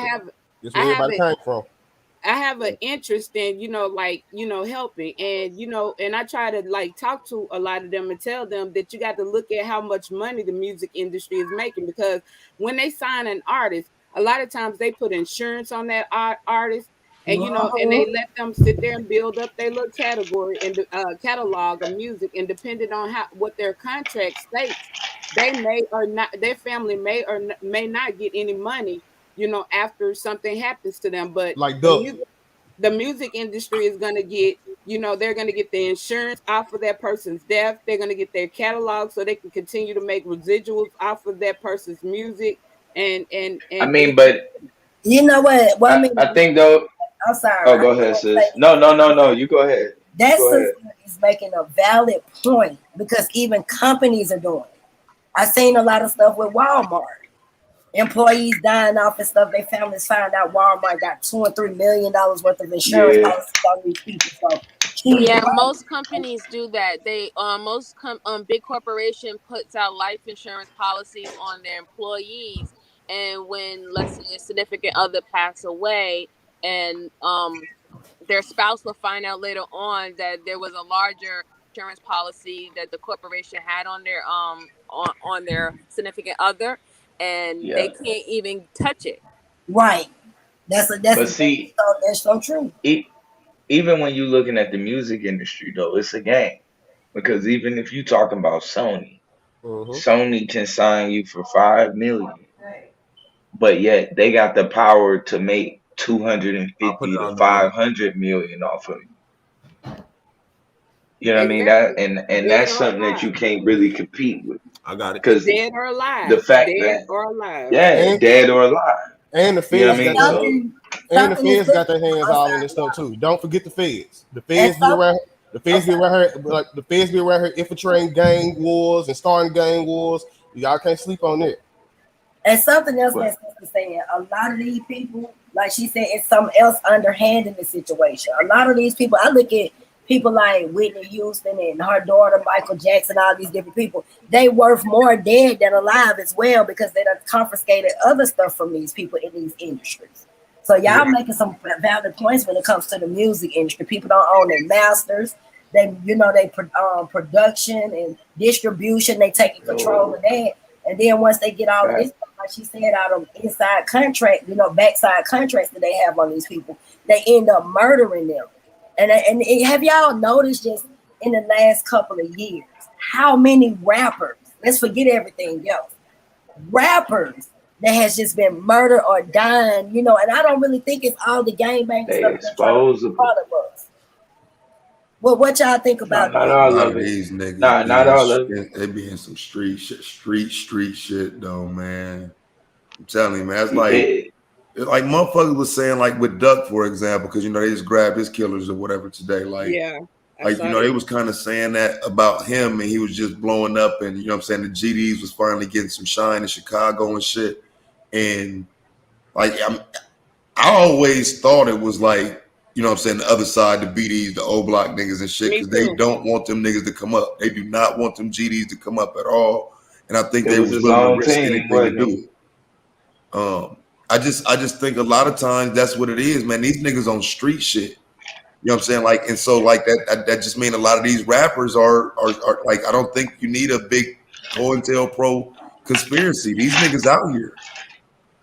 But what I was saying, at the same, you're right. But what I was saying with that though is they don't stop them from doing a lot. They know a lot of the music that the lyrics or the music, diss and dead ops. They know that that's dangerous. The music industry. And it's like, why don't y'all hold them to greater standards? Because they will let allowing artists to come out here and diss another set's dead op, knowing Well, that them it's niggas about to ain't. But cause. see, but check me out though. Listen to this, because I kind of broke that down myself and made it understandable. Now listen, whether or not the label get involved is irrelevant because the nigga can make the song and put it on YouTube. Once he gets some action from YouTube and people start hitting it and hitting him, telling him they like that shit, the label only sees that that person is getting some traction, i.e. motherfuckers like Driller, 757, and some of the other Chicago rappers. They not hot on a level where they getting signed to a major deal, just like Duck was. If you remember, when Duck signed his first deals, it was just some short shit. Make a song, if we can do something with it, then we'll buy it from you. But he didn't have an original all-out deal where everything he made money off of. So they recognize the game now, them Chicago rappers, and they ain't signing bullshit deals. But initially, they was just signing deals because a motherfucker like your song and you can get paid from it. So they'll sign a deal. But they You know do what I'm saying? got, And I would question I'll why would you agree. not? but they do But got what I artists. would say, Oh, Go ahead. sorry. I think it depends. I think to me, where a label gets involved, it just depends on who playing with their money. You know what I mean? And I think that's where it ends up, where you can see a label involved. I think it would be outside of some street shit. It'd be more so on some, you ain't either, just something ain't right behind the scenes with them in the label. Man, I'm not But gonna lie to y'all, man. I seen Yo Gotti and Dolph run a whole play on the city of Memphis with this fake beef, raising the murder rate. Niggas they got they little foot soldiers shooting each other, but when they come to the city, they getting protected by the police. So I didn't see it play out, man. So yeah, some of it be but street shit, I done but been some of the dropped shit. off by the police though, bro. On 3 different occasions, bro. I done been dropped off by the police in the opposite sex.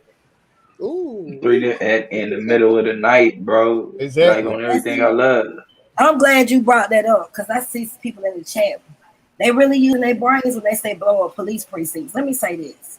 Ooh, y'all better be careful. Hold on. Whoa, whoa. Say this, Hold this is on. crazy because I ain't, nobody I ain't trying to be let me labeled no just black address identity it. extremist. Let me just address it. Nobody said anything about shooting up police stations. They said someone got shot in front of a police station. That's not what we're saying. But let's go back in history a little bit. Shit, let's go back to last year. Shit. Yeah. People who think like that, and I see that this is why our people can't get nowhere because they ain't willing to stand for or die for shit. They don't want to shed no blood. And let me say this: if the Black Liberation Army, Matula Shakur, the Weathermen Underground, and a number of other organizations felt like in some type of way strategically outnumbering the government, let's say it that way, wasn't something that we needed, then I don't understand how we would win this fight. If the governmental system, including the police officers, because they're the ones who whooping everybody's ass now, all up on the streets, killing people and shit unjustifiably. I'm trying to figure out who's defending their police station. Can I ask a question? How can we do anything with the government? Y'all kind of know what I'm saying. I ain't trying to. Hold on. I think we can. Hold on. Let me But finish my that's where question. my non-participation argument comes into play. How can we do it when people still need the government? There's a lot of black people who still rely on the government. We don't need shit from them. If we sit up here, I don't. This is what I'm saying. We got a panel. The government needs you, bro. What does the government have? Right. No, I'm not saying I do, but there are. So what I'm saying is, go ahead. We got a panel full of people right now, very educated, willing to stand for their people. But when it comes to talking about separating from the government, because see, I use this as an example all the time. When the COVID-19 came out and Donald Trump told niggas to stay in the house, they couldn't go to work, they couldn't do shit, you follow directions. Well, the government went damn near bankrupt because they had to open it back up. You know the real reason why they opened this system back up? Because they realized that we are the ones that make their system. Mm-hmm. So that's not true. Yes, we are, because let me explain something to you. No, that's not how stuff opened back up. Why did it open back up, Taz? The white people start protesting in Michigan, then they start protesting all over. By mid-May, the Breonna Taylor story came out. by the end of May, George Floyd had got choked out. The motherfucking protest started and the quarantine was over. Now, let me tell you why the protest started. Because, see, you got to get to the source. They was protesting because their businesses was going out. People was losing money. They didn't have nobody to come flip them burgers. They didn't have nobody to clean up the house. That's too good. See, y'all be doing too much, man. You have to pay. See, this is what I'm saying. like when me and you went back and forth about Willie Lynch. I know Willie Lynch is false. I know it's a letter and it was false and all of that. What I'm saying is this, though.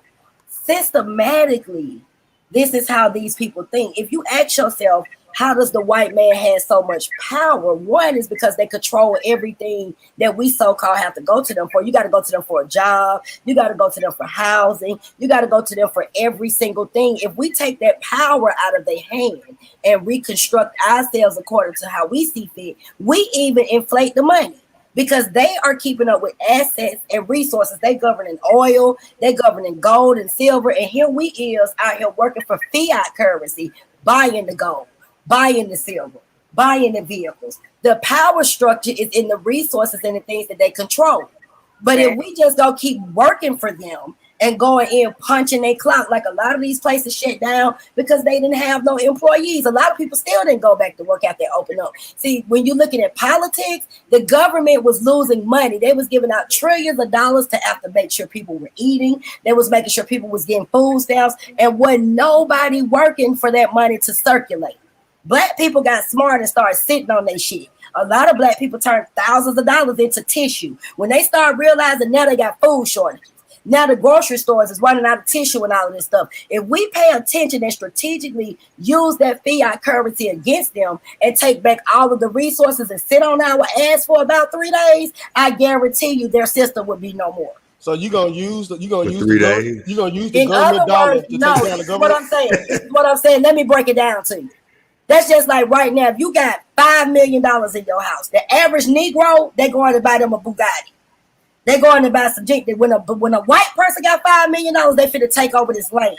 Or they finna go over here and buy all the oil. Or they gonna corner all the resources, the gold and all of that shit. And they give y'all asses Wall Street and niggas think they doing something by investing in stocks.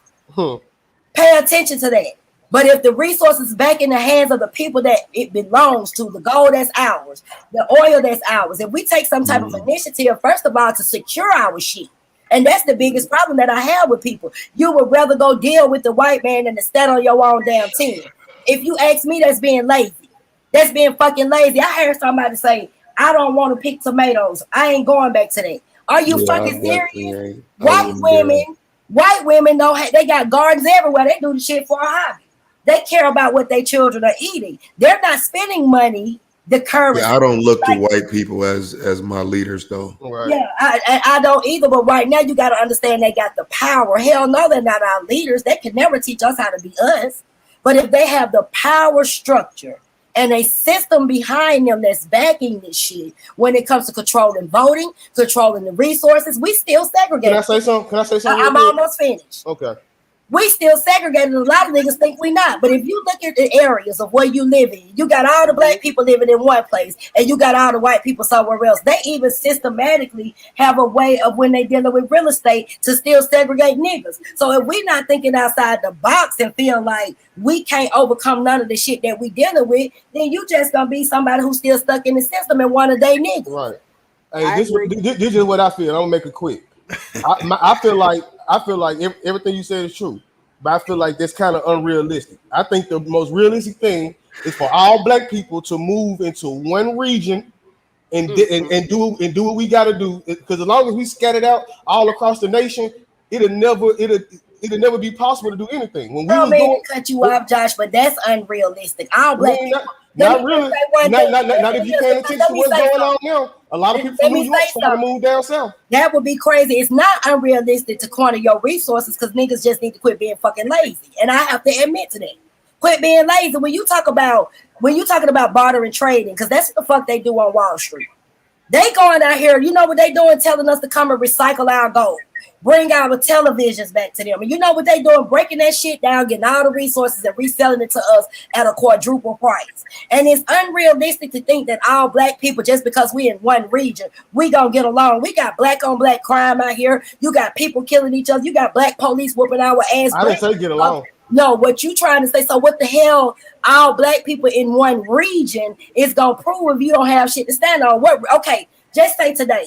All the black people get up right now and say, fuck it, we're gonna follow Josh. We're gonna go right over here in the region of where Josh wants us to go. You ain't got no food, you ain't got no water, you ain't got no shelter, you don't have no plan, and you ain't coming up with no purpose of why the fuck we should do it. But how can you sit there and use that as something to be foundational for us to be able to build as a people? So you mean to tell me if a lot of people go to Mississippi, right? A lot of black people, and Mississippi just become the most populated state full of black people. It's a lot of Mississippians with land that's growing vegetables and all that. You don't think we can get some popping? No. That's impossible. That's impossible. If all the black people moved to Mississippi at this point, we would just be the next place that they would just bomb and blow us out of smithereens, okay? But that could be possible either way, though. And see, not even that. You got a lot of capitalistic, chauvinistic, wannabe white Negroes out here right now. Wild in the night, man. Let me jump in here because y'all speaking my language. Let me just get this out. Just because we got Negroes. Now, let me tell you something, because I hear a lot of people say, stop black. Hold on, Josh. Because you've been talking a lot of rhetoric. Learn something from the grown folks. Learn something from the grown folks. That's why I'm over. We got a whole lot of black businesses right now. And if I go in there, like, let me use this as soul vegetarian down here. I want to eat beef. I want to eat elk. But when I go in there, you know how much a little bowl of macaroni and cheese is? $10 down. So now I got a family to feed. I got 5 children, just say that. I got grandparents and all that. Church's chicken right next door giving me 40 green ass pieces of chicken for $5.99. And I'm getting a couple macaroni that ain't gonna fill me up and sold vegetarian for $10.99. Somebody needs to pay attention to this shit. We got capitalistic Negroes out here. So just because all the black people are in one spot doesn't mean we're not gonna have some serious capitalism going on. And if you ask me, it's gonna be worse. It's gonna be worse because I didn't say that though. I can say that because see, this is what I'm saying. You trying to look at things. No, I said I didn't say it wasn't gonna be worse. I'm saying we had the power to get them niggas up out of there though. No, not necessarily. No. See what you gotta understand. Okay, go ahead, Blue. Go ahead. I'm sorry. Let me help you out. I want to jump in here. Get down and lay down because we our own police and everything. No, it ain't about that though, bro. Because when we talk about capitalism, the problem that's gonna always plague us is you have to have somebody to capitalize on. So people who come here, the dream ain't just about gold. The dream is that they know they're gonna be able to capitalize off of us. Why? Right. Because they have resources back home and we don't. So they can come here and the cotton. And I'll tell you, bro. My dad had shit. He was getting the shirts for 10 cents a piece, bro. But the Chinese was selling the T-shirts to the other Chinese for like 3 and 4 cents, bro. That's way different. That's way different. But I'm not mad at it though. I'm not mad at other people looking out for their people. Let me ask you a question. Hold on. We need to look out for our people. Let me ask you a question, Josh. Have you ever read the so-called United States Constitution? Have you ever read that? Yes, I have. So what does it say that currency is? What is currency? Oh no, I don't remember it. Oh, okay. Let me explain. Gold, silver, oil. That's what currency is. Oh, okay. I thought you were talking about because our people don't really get up into politics. They deal with politics. They give us politics in our community. So when we're dealing with politics, I'm sorry, sis. Go ahead. That brings me to my point. You're exactly right. I agree wholeheartedly with everything that basically most are saying. We need to get more into politics. Just like for one thing, we still have some old, outdated laws on the books, like the 3/5 of a human that needs to be removed. In a lot of these states, we still have old, antiquated laws that need to be removed. I contacted Karen Bass during the George Floyd time, and I had to educate her. I said, we don't have a We do not have we don't have an anti-hate bill specifically for Black people. The one hate bill that we had was only for federal places. You know, so there's a lot, like, that's why we need to understand politically, because why can they do the things that they're doing? Because a lot of the stuff that they're doing falls within the law. So, you know, we have to, get more knowledgeable about, the law. And then we have to press these people. Just don't go vote somebody into office and don't put that pressure behind them. Put that pressure behind them. Look, we need you to, especially if they have another term to serve, we need you to do X, Y, Z by this time, or we're not going to put you into office. So yes, collectively, us getting together and we voting on issue, voting.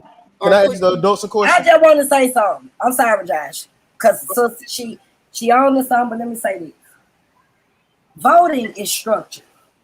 The electoral colleges and all of this was created because our people been trying to fight for voting for years. That's why I tell people the civil rights movement didn't do a damn thing, because our votes actually don't even exist in their system, and that's something we got to pay attention to. They just stole the election. Okay, hold on 1 minute. Let me finish.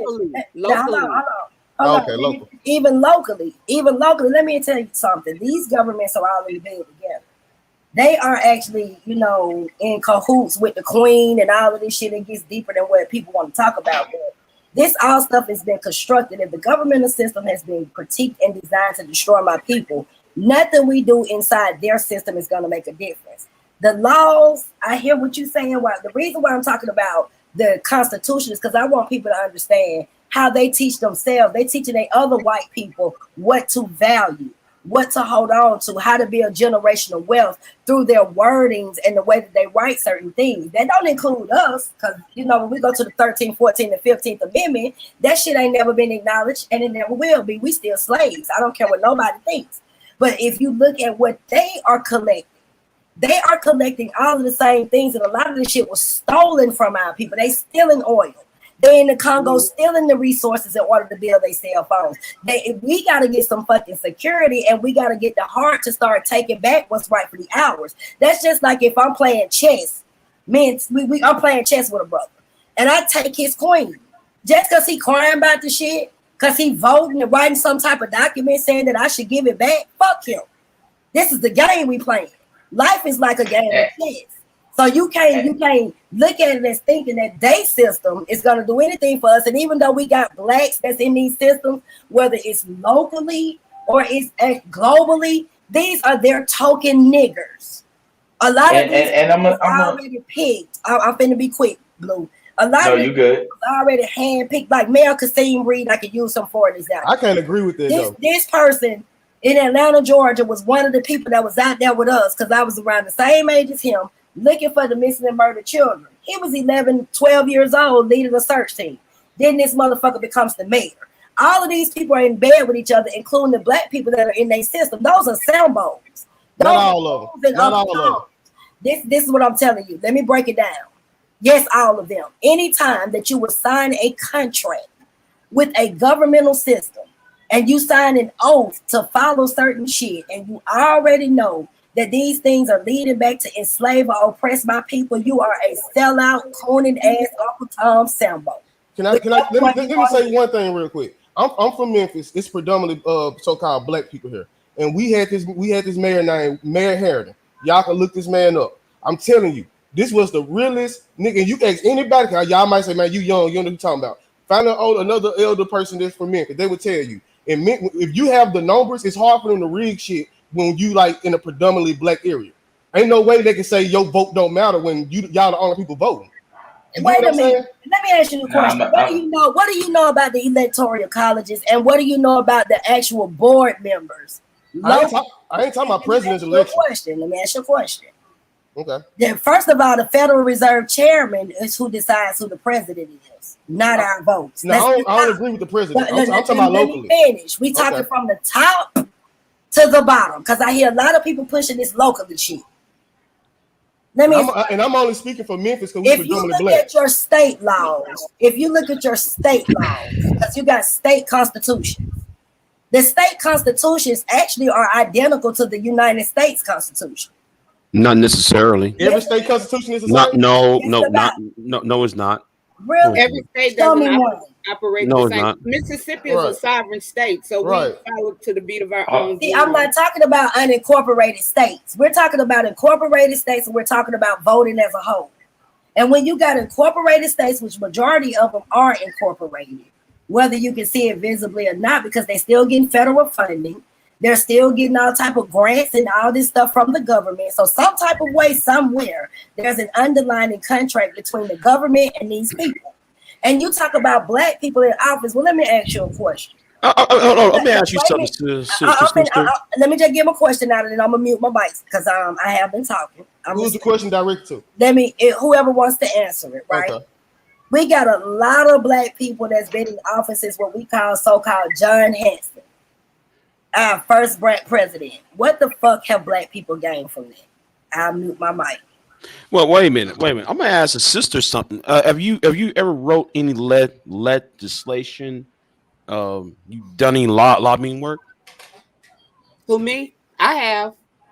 Thank you. No, I haven't, because I don't believe it. Wait a minute. Then how can you criticize something when you never even been a part of it? Because I study the government as a whole, and if this government was designed in order to keep slaves on plantations and keep us actually, who on this platform is a slave? Let me answer. Who's on this platform is a slave, y'all? Let me say this: if you feel like slavery ended in 400 years, then the mind is a terrible thing. That's why people need to get their documents. No. Wait a minute. If you are a slave, if you are a slave, what is your birth certificate, your cuffs number, and your social security number for? What are those numbers for? You trying to hotep? Nah, it ain't about hotep. It's about what's documented. See, this is what you got. No. You doing that more 1954.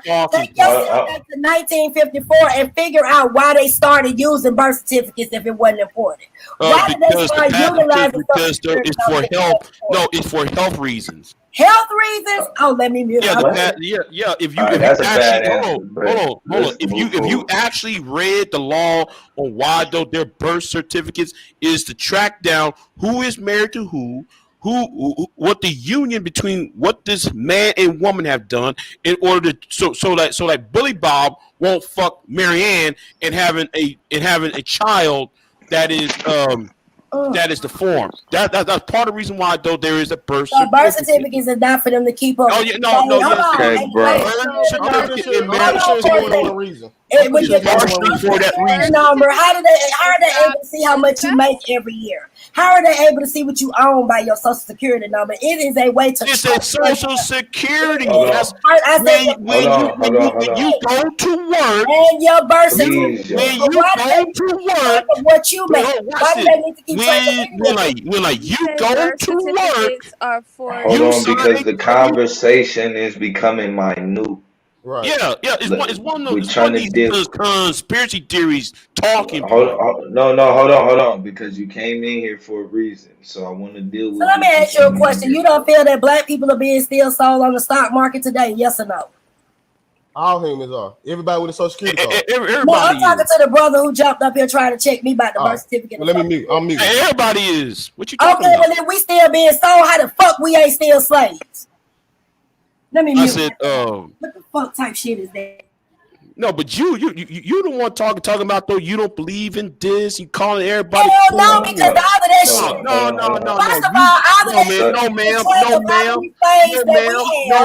How much money we got? You was the one. A lot of information that the government was everybody cool. They will tell you why the fuck they started using. You was the one who's calling everybody. Keep it civilized. They stay civilized, y'all. Black markets just like they do. You got on here selling apples and motherfucking oranges. They selling you call everybody. They don't own us. Why you yelling, man? Why you yelling, man? Because you came up here with the baritone voice. Why you yelling, man?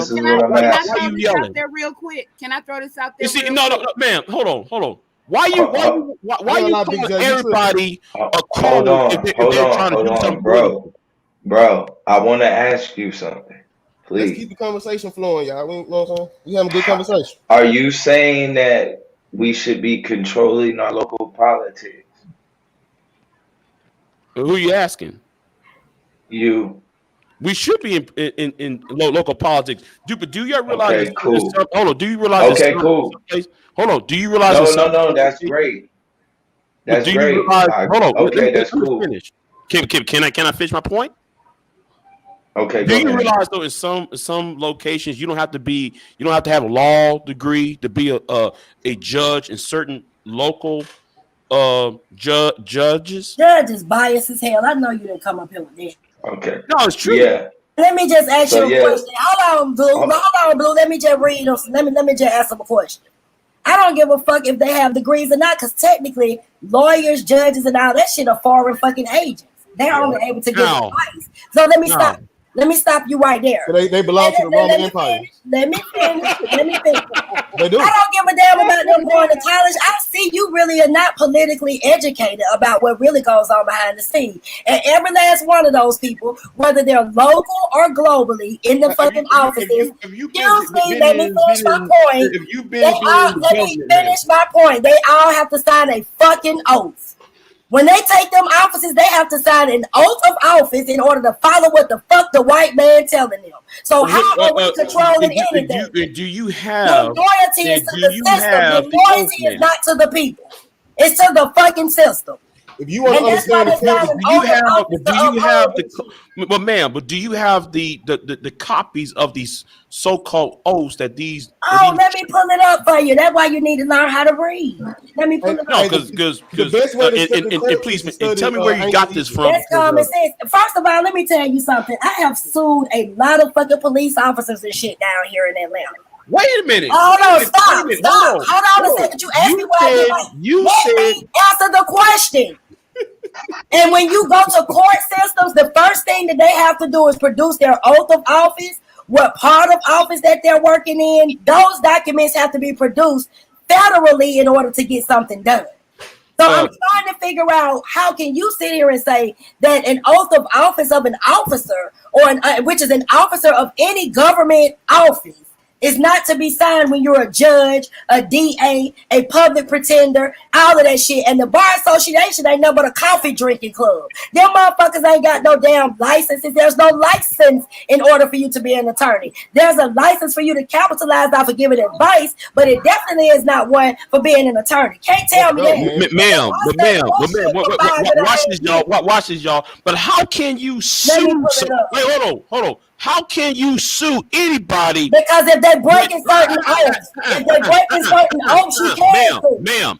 Ma'am, how can you sue anybody with foreign agents? You just sit there. First of all, wait a minute. I never stop. You were suing somebody. You sued some police officers. Let me say what I got to say. But 10 minutes ago, you just said. Let me answer the fucking question. Are government Let me answer the fucking question. Let me explain something. No. How the fuck you gonna get the answer? You gonna tell me you try to put a round peg in the square, man. So let me answer the question. Excuse me, sir. I don't need no fucking attorney or no lawyer to go in a courtroom with me. I have the right to file lawsuits on my fucking own against you want him long? Hold on a second. Let me talk. You asked the question. Now, if you want to go in there with a foreign agent, because that just means you incompetent. You don't understand shit about the system. You don't understand shit about the law, and you need somebody to talk for your ass. I don't need that. So I can go and file lawsuits directly. If I'm in a car accident, I don't need a motherfucking attorney to do that. I can go directly to the insurance company and file my own claims through federal court, state court, and any other motherfucking court. I don't need a lawyer or an attorney. Only people who are but those, but you said insurance claims, right? Well, wait a minute. Any type of, you can actually do. Sir, you can actually hold on therefore, criminal charges. You can actually remove your case out of the hands of the public pretenders. Have you ever heard of withdrawing your signature? Have you ever heard of actually studying your own shit? Was the warrant signed? Was the documents validated? Was these officers Yes, taking fucking yes, oaths of yes. office? I have done that, You ma'am. understand that? So what the fuck I are you have done talking that, about? ma'am. But how can you trust the system when you file a lawsuit? I'm glad somebody in the chat room said that. How you gonna Now, file a let me lawsuit explain. when you don't trust the system? Let me You don't explain. trust the white See, man. this is the thing. No. When you are going Answer the after, when question, you man. are Is it going after politics certain though? How things, can you file a lawsuit in the Is a same lawsuit system politics? that you when have I no can trust finish in? answering the damn question without you being redundant saying the same shit, I know y'all think I'm slow because I have a speech impediment. That's why I just I say it don't over even again. know who you are, brother. So if somebody thinking you slow, your mouth need to be closer to your ears because I don't even know you. I don't judge people by how they talk. Because if you hear how I talk, I get dirty with you. Yeah. But ma'am, though, you call everybody Hold on, cool because you because be the part of the government. conversation then left local politics. Right. Yeah, we want to Far, build. far, far. We want to move forward. And the And let me say conversation, this. the point Another thing. was that how do we get around capitalizing off of black people Capitalize off in the ourselves capitalistic system because you can't get away from when we capitalism. don't own any basic necessities? So go ahead. Well, we do own. When Wait, y'all get through, I want to answer that question he we asked me do though, because he ain't gonna get away like that. I'm sorry, like. sis. Well, go ahead, throw an answer, No, man. I'm gonna let the sister I want to I'm jump gonna into be this conversation real quick. Hold on. And I want to say, The sister Q, I was going to talk, Go say something ahead, real new quick. brother. Oh, okay. and I want to say first, peace to the room, Salute, because my I guy. think this is a very good topic myself. I was in here a couple of days ago, and I'm also from Mississippi, but I'm currently in Ohio right now. I'm from the Delta, Salute. about 2 hours south of Memphis. I spent a lot of time in Memphis. I pretty much was raised and born in Mississippi, Greenville, Arcola, Washington County. Yeah. So so the question is how do we sit up there and I guess circumvent capitalism when we don't have any real assets? Is that what the question is? Oh yeah, you from Mississippi That's for what sure. somebody asked. All right. How do we So come up without coming up off of how? Basically, right. My argument is that right now we are already capitalizing off of black people, and we see where that gets us. well, I think to start off, I think first of all, people have to realize what capitalism really is. Facts. And what capitalism is basically one group or one powerful group or whatever that sits there and exploits another group. That's the way this system works. So somebody has to be on the bottom. Somebody got That to work. don't mean that we have to stay Exactly. there. Facts. And the only way that I see that we're gonna get up out of that hole is we're gonna have to go back to the Black Panther social system, because I think that's our natural system. Now, being from Mississippi, what you see is there is the largest population of black people down there, but what you see is this entrepreneurial, conservative, religious mind frame down there.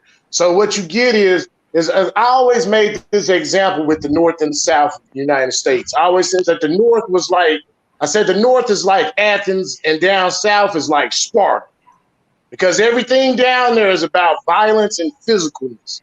You know what I'm saying? Like you can sit up there and you can talk to these people, about certain things, and when they get emotional about it, next thing you know, here comes the violence. It's not just, talk, figure it out.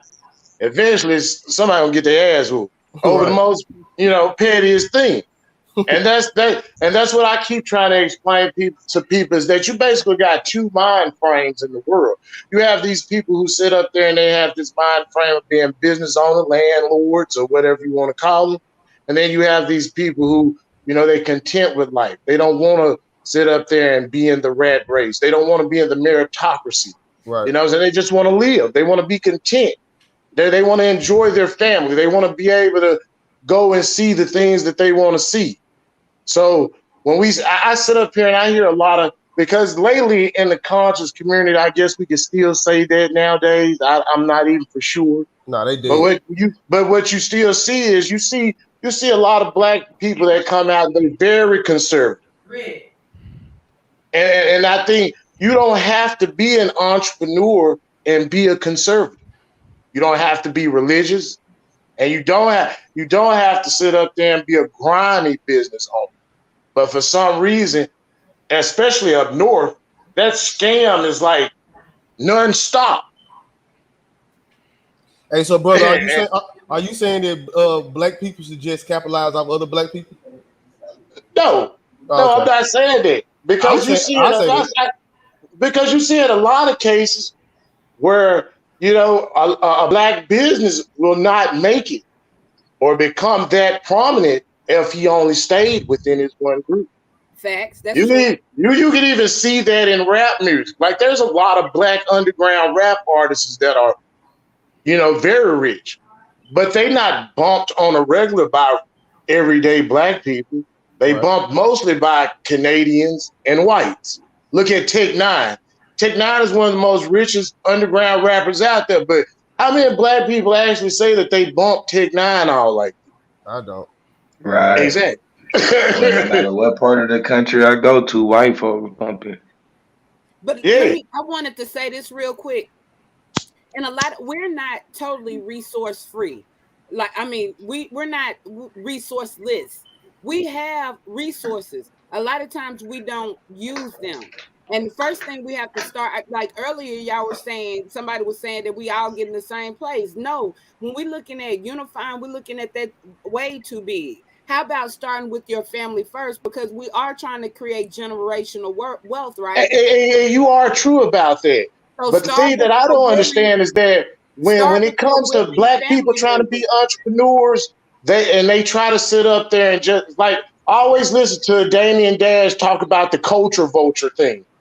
And I always say, well, why would you get mad for the young rap artists for going outside of the race to find investors in their music when the 90s rappers that made it big, the Snoop Dogg's, the David Banners, they did not get back to the young crowd like that.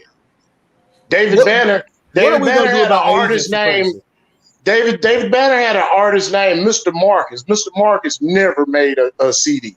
And David Banner ran in Atlanta. I know David Banner. I know David Banner's family because David Banner is from Mississippi. And yeah, he's from Jackson, pretty much. Right, and a lot of Mississippi artists were complaining or have complained that David Banner did not reach back to a lot of the local artists here. But they don't say that same thing about Big Crit for some reason. And Big Crit, I haven't seen him reach back into Mississippi like that neither. But one thing that I have seen, I've seen those artists sit up there and be able to come up lately in Memphis and in the Mississippi area. But what I see is I see other black people sitting up there shooting these young people down. David Banner. You know what I mean? He ain't never made it to that status of David Banner. He ain't even Big Crit ain't even made it to it. I think Big Crit problem was that they never knew how to market Big Crit. They didn't know if they wanted to market Big Crit as a Southern pimp artist. He signed with Def Jam. Def Jam is you go there, you're gonna get bodied. Like nobody makes it out of Def Jam these days. I would probably believe that. That's why you got Fredo Bang trying to get out of there. But go ahead. I don't want to make this a music thing. Go ahead. But I sit up there and I tie it to music a lot because, they make it seem like, and I'm not for sure what the statistics really are, but they make it seem like most of the wealth that black people have, especially down south, is coming from the entertainment business or sports. Right. You know what I'm saying? And they never it's always emphasis on the struggle. And the thing is that I have this theory that I like to call the frat boy theory, where I don't understand why we continue on. Like, if I sit up there and I make it through the system and I become big, then why would my mind tell me to make it harder on that younger generation to get through by hazing them instead of making it easier for them to get through? There you go. And that's why we have to start, first of all, like once again, generational wealth. We need to start with our own individual families. And I don't mean every member of your family. I mean those that are willing. Because the thing is, you want to be able to pass that wealth on from generation to generation. So, like instead of people looking at it so broad, like, like all of us need to get together. No, that's going to be unrealistic. Start with your family and start a business and keep building. And then I guarantee, like, some of the family members who may not be willing, once they see you're successful, they're going to want to, formulate or start something, or they're going to want to jump in. So, start with, if we can start with that, if every Black person started with their families, then we would get somewhere.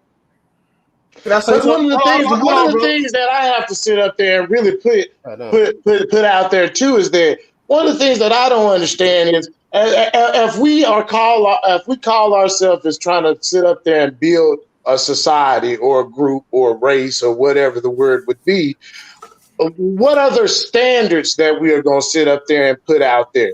Is it cool to sit up there and become successful and forget where you come from, and there's no consequences that come with that? Because what I mostly see is nowadays, this argument. The argument is pretty much, is it cool for me to sit up there and do something unethical as long as it's not illegal? Oh no, no, especially when it's a crime against your own people. Right. And it seems like that's the type of mind frame that most truly capitalist pigs, because that's what I have to call them when they do that. That's the mind frame that they seem to always have, is that I can do whatever I want to as long as I don't break the law. Hey, can I ask a question though? Okay, throughout history, we always seen migrations, right? So do y'all don't believe, y'all paying attention to the gentrification and stuff and the rise of rent prices and all this stuff that's going on, like out west in California, up north, and like the New York. Oh, it's not just there; it's in Kentucky and everywhere else too. Right, but it's more so. It's much cheaper to live down south. So y'all don't see nothing in history that can point to a migration of Black people returning back down south. If I'm wrong, I'll be wrong. But the thing that I didn't like down south is the simple fact that the Black people that are in politics down south are just as corrupt as the white people that are in politics down south. Oh yes, it's very corrupt down south. You know what I'm saying? And the thing that I always tell people is down south, they keep it like that because they like it like that. And it ain't just the white people, it's the Black people too. You know what the main phone call I get from down south all the time is lately, since I done got out the joint in the last 3.5 years? The main call I get is headshots, Swiss cheese. That's all you hear about is people that I've had a lot of people lately that have started calling me from Memphis lately that I ain't spoke to in 15, 20, 25 years, from high school and stuff like that. And they're looking for ways out of Memphis right now. Because they don't want to, if they end up leaving home, they probably sat up there and they stopped in Memphis, they stopped in Birmingham, they stopped in Atlanta, or either Texas, or either they went down to New Orleans or Florida. I traveled all over the world, all over the country my whole life. My dad's Mexican, he was a migrant worker. You know what I'm saying? I chopped cotton in the 90s. I picked cotton in the 90s.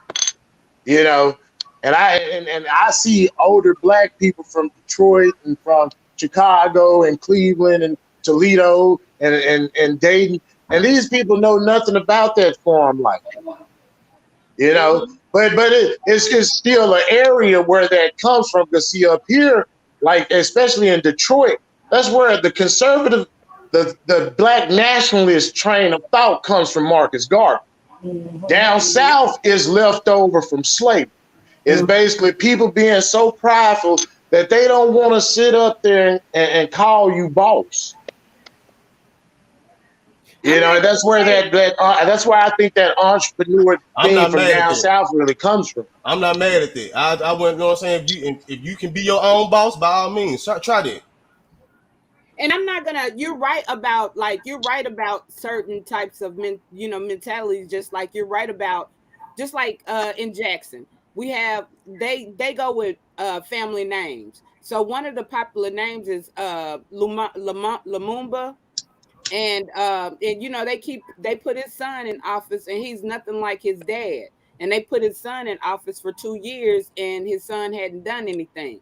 And and when it comes down to us voting for Black politicians, a lot of times that's what it is name recognition, because people are not looking at the issues that they're standing on. And then once again, we're putting these people in office and we're not pressuring them about, like we hired them, and we're not making them do their job for us. And then, that is true. But one of the things that can I ask you a back question? in Mississippi that I have to sit up there and focus on, you have to go back to the original thing, and that is education.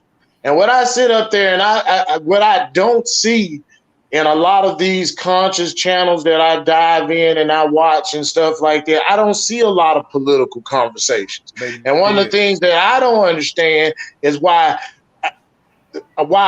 especially down south in Mississippi in the Black community, why these people are not pushing the progressive side of the Democratic Party upon everybody and educating them about. Can I speak for so I'm a young man in the South, so I ain't trying to speak.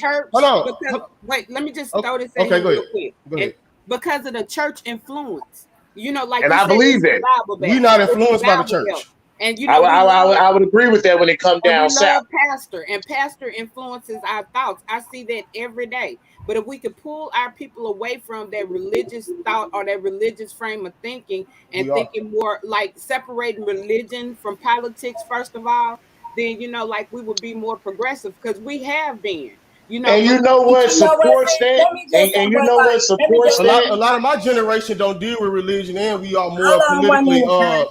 We becoming more politically intelligent. If you pay attention to the last election, you had a lot of young Black people trying to come out talk about they was conservative and stuff. So it's starting to change. You know what I'm saying? I will agree with that. I will agree with that. I agree with the sister, because if you look at it, they have mixed up Black nationalism, religion, and all this extra shit all in one. Mm-hmm. This Michael King syndrome in the South. This the Michael King syndrome. Niggas want to march. They want to hold hands. They feel like turning the other cheek is everything, because God or Jesus or Allah is gonna do something about it. It makes me mad, because a lot of people get mad because I go into that Bible. But was God not a killer? See, I think my generation is ready for y'all. My generation is ready for people like y'all. I'm asking the question. Was God not a killer? See, when God got mad, yes, so God was a killer. But I mean, I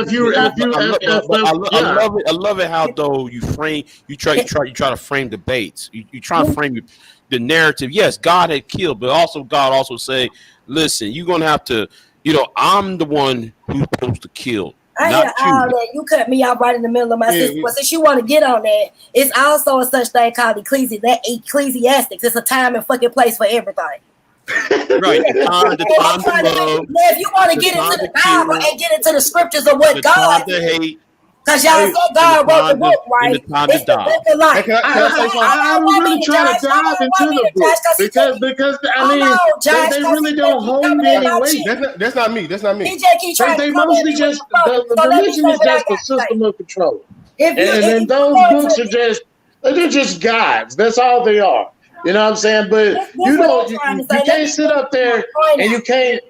It's okay to sit up there and have the spiritual side. The truth hurts. But the thing is that when you see people displaying the conservative ideas and the Black nationalist ideas, and you really sit there and you think about it, you really shouldn't even understand why is there even a spiritual side to their greed. Because how can you sit up there and say that there's some kind of spiritual thing or some kind of social thing going on when all you concerned with is just what you got going on? Built on God, and this is the land of the free, the home of the brave, all this old fake ass bullshit. Well, I'm just that's true, and that's what ends up happening is that's the truth. That's the truth. Is that it's just all an illusion. It's just something put out there to sit up there and get you to sit up there and agree with it. Motherfucking rhetoric, but you don't do no research. Even the goddamn KKK said they killing in the name of motherfucking God. I think the other guy was I'm just saying, hold on, Josh. All right, go ahead. Because he just keep coming at me with all this fuckery. Well, let me not get shot. I'm going on me. The reason why Martin Luther King, but y'all know him as Michael fucking King, was a cooning ass nigga. You out here singing motherfucking "We Shall Overcome" and old Negro hymns and shit while he got all the goddamn security and all the rest of the people getting all the ass whoopings. He up in but that's the reason why I go back to the original statement. Like, what if we're building a society, then what are the standards supposed to be? They made it a motherfucking. They made it a purpose to impose the Islam shit and the Christianity shit on us in order to sit us down like fucking slaves. Even Michael King said he led his people to slaughter with all of this fake ass bullshit when we should have been fighting, when we should have been taking back what the fuck is rightfully ours. And I'm sick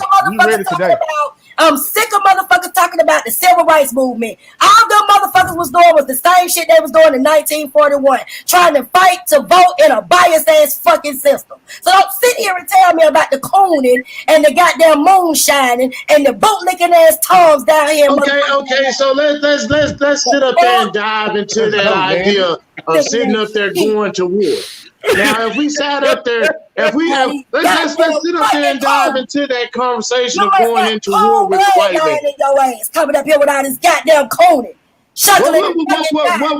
Let's talk about going to war with the white man. That's what religion did, because your God feels like they got us in our mind thinking God said if we kill something, it's a sin. Let's talk about the fucking 10 Commandments. Let's go, man. Thou shalt not kill. How many of my motherfucking people they done kill? Thou shalt not commit adultery. How many motherfuckers they done commit adultery raping my sisters? Thou shalt not be covering against thy neighbor. Them motherfuckers was worried about what the fuck we was doing in Africa, as y'all call it, while they was over there in their goddamn caves. Don't tell me about that fucking Bible when it's biased to the shit that they do to us today. The fuck? Let me calm myself down with the fuck. Read that motherfucker and actually talk about what it is. A slave book. And then in your fucking 10 Commandments, they tell you on the Sabbath, let your slave reap. Kiss my ass with that shit. Bang, bang. The fuck? Let me mute my mic. Excuse me, y'all, because y'all know I get real. Let me say this real quick, and I'm going to give whoever wants to the floor. As far as y'all was speaking about the younger generation, I do consider myself a part of this younger generation. No, I don't speak for the all, but I can't speak for what I observe. We don't care. Hold on, Josh. Hold on, please. You've been babbling. Hold on. No, please. I got to get back on topic with this brother.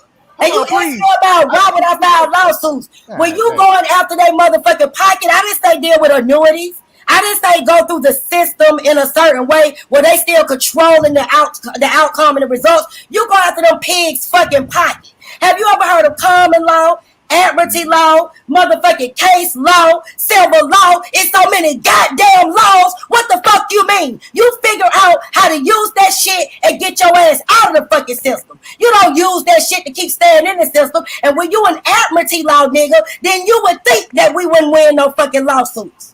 Please, let me say this real quick. First of all, let me stop right there. Let me stop right there. Look at the fucking laws. Google the shit. Don't tell me about no fucking Moors. I don't push that shit. I don't Google. Just like this listener stated, there has been laws put in place for a long time that needs to be fucking destroyed or looked at. So if you go and look at all of that shit, see the Moors, they teach about UCC codes. They tell your ass to go get a sovereign card. Fuck with your birth certificate. Get your bank account and go over here to the Federal Reserve and get locked the fuck up. That's not what the fuck I'm telling you. This is how I know you don't understand shit about politics. I know motherfucking more. Yeah, but I ain't come over here on no rhetoric, and I ain't wrote no motherfucking constitution. It's your rhetoric. Okay, that ain't fucking rhetoric. It's actually, how the fuck you gonna fight against something if you don't know what the fuck they using against you? It's not to identify with any of that shit. Malcolm even told y'all ass, read dictionaries, read books, define everything that's fucking around you, or you still dumbfounded. That's how I sum the shit up. So get the fuck out of here. If you don't know what the hell you talking about, you didn't even know what the fucking oath of an officer is. All these different things they have to sign, and they still following what the fucking system telling them. And you got the audacity to try to question me about what the fuck I do? Yeah, though, No, let me mute my yeah, fucking mic.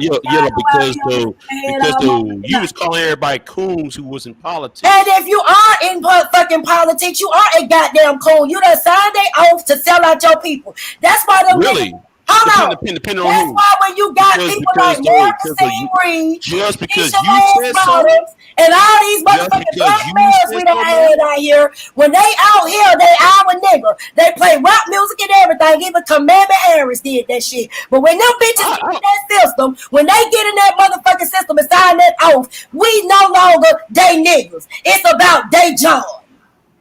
Kill me with that. I can care less about Kamara You Harris. think he gonna choose? I mean, but that goes back to the original. That goes back to the original statement, which is if we gonna sit up there and be building a society, what standards are we supposed to be following? Are we gonna sit up there and try to go to war and be violent? Or are we gonna sit up there and try to change the system that we in? What the fuck you mean? Was they not violent when they stole my people? Was they not killing motherfuckers? Okay. So you say let's go be violent.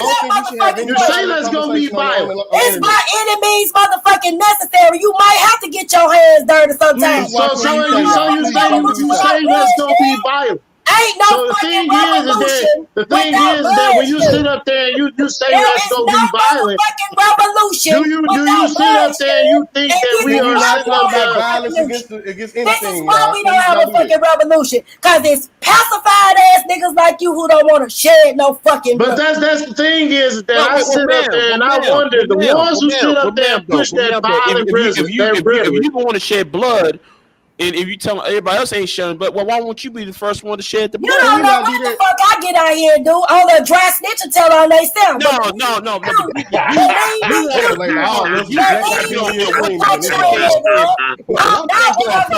My motherfucking people. You know, what if I just gonna get on the goddamn YouTube and tell them what the fuck our plans is, you ain't doing nothing but dry snitch. But wait a minute, ma'am.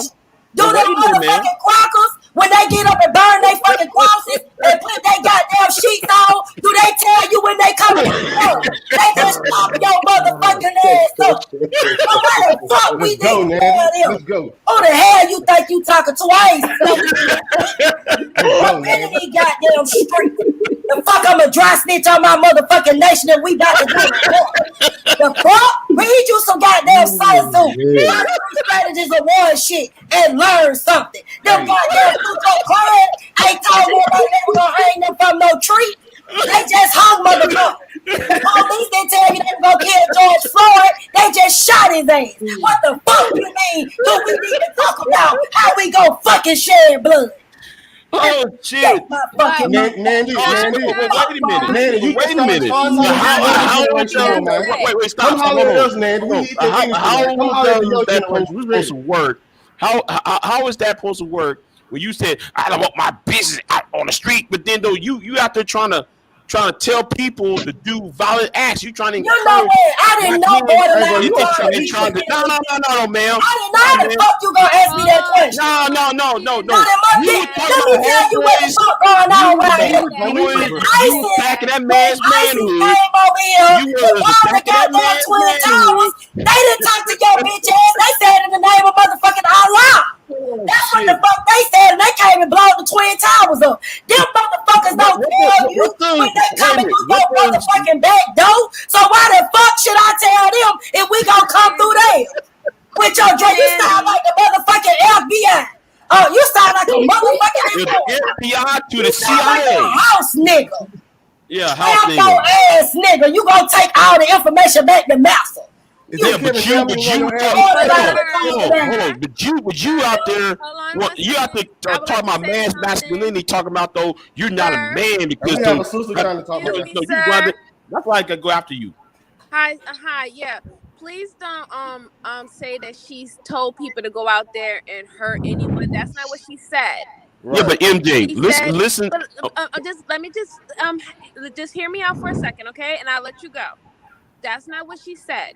She's just telling you if they have done certain things, why can't we do certain things? She's not out here saying that we need to promotely just go out there and start tearing stuff up. So I just wanted to address that You know, we don't want to put words into people's mouths about what they mean. You let them get a chance to address themselves, and then you can go ahead and respond after that, okay? Because that's being disingenuous when having this conversation. And it's Okay, dangerous. ma'am. Do I have to go back? Okay, after tomorrow, after this live stream, I'm gonna go right back and watch this, and I'm gonna screenshot what she said because she was talking to old boy from Mississippi and talking about if that y'all ain't gonna do this and that, when she was doing all that math, you ain't man enough to do. Let me ask you a question. Let me ask you a question. As you keep talking that bullshit, like you calling me out or something, let me ask your motherfucking ass a question. What did Martin Luther King and them marching ass niggas get out there with that passive we ain't gonna be violent shit besides getting their goddamn ass whooped billy clubs and a faulted ass voting act that don't stand for nothing anyway today?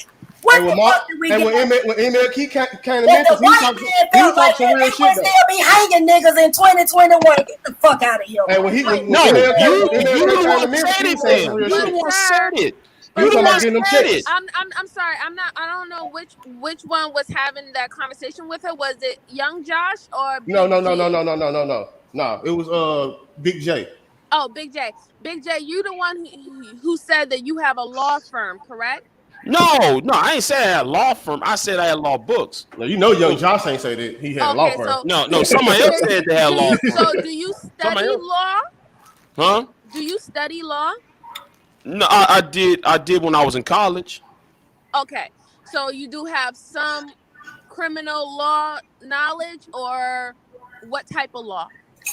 No, a little bit, but that's about it. I ain't done shit in about 15 years. Okay, all right, that's fine, sir. So the reason why I'm just saying that is because we are on a platform that is live, and we don't want to put out false accusations that she's out here telling people or promoting people to go out there and do harm.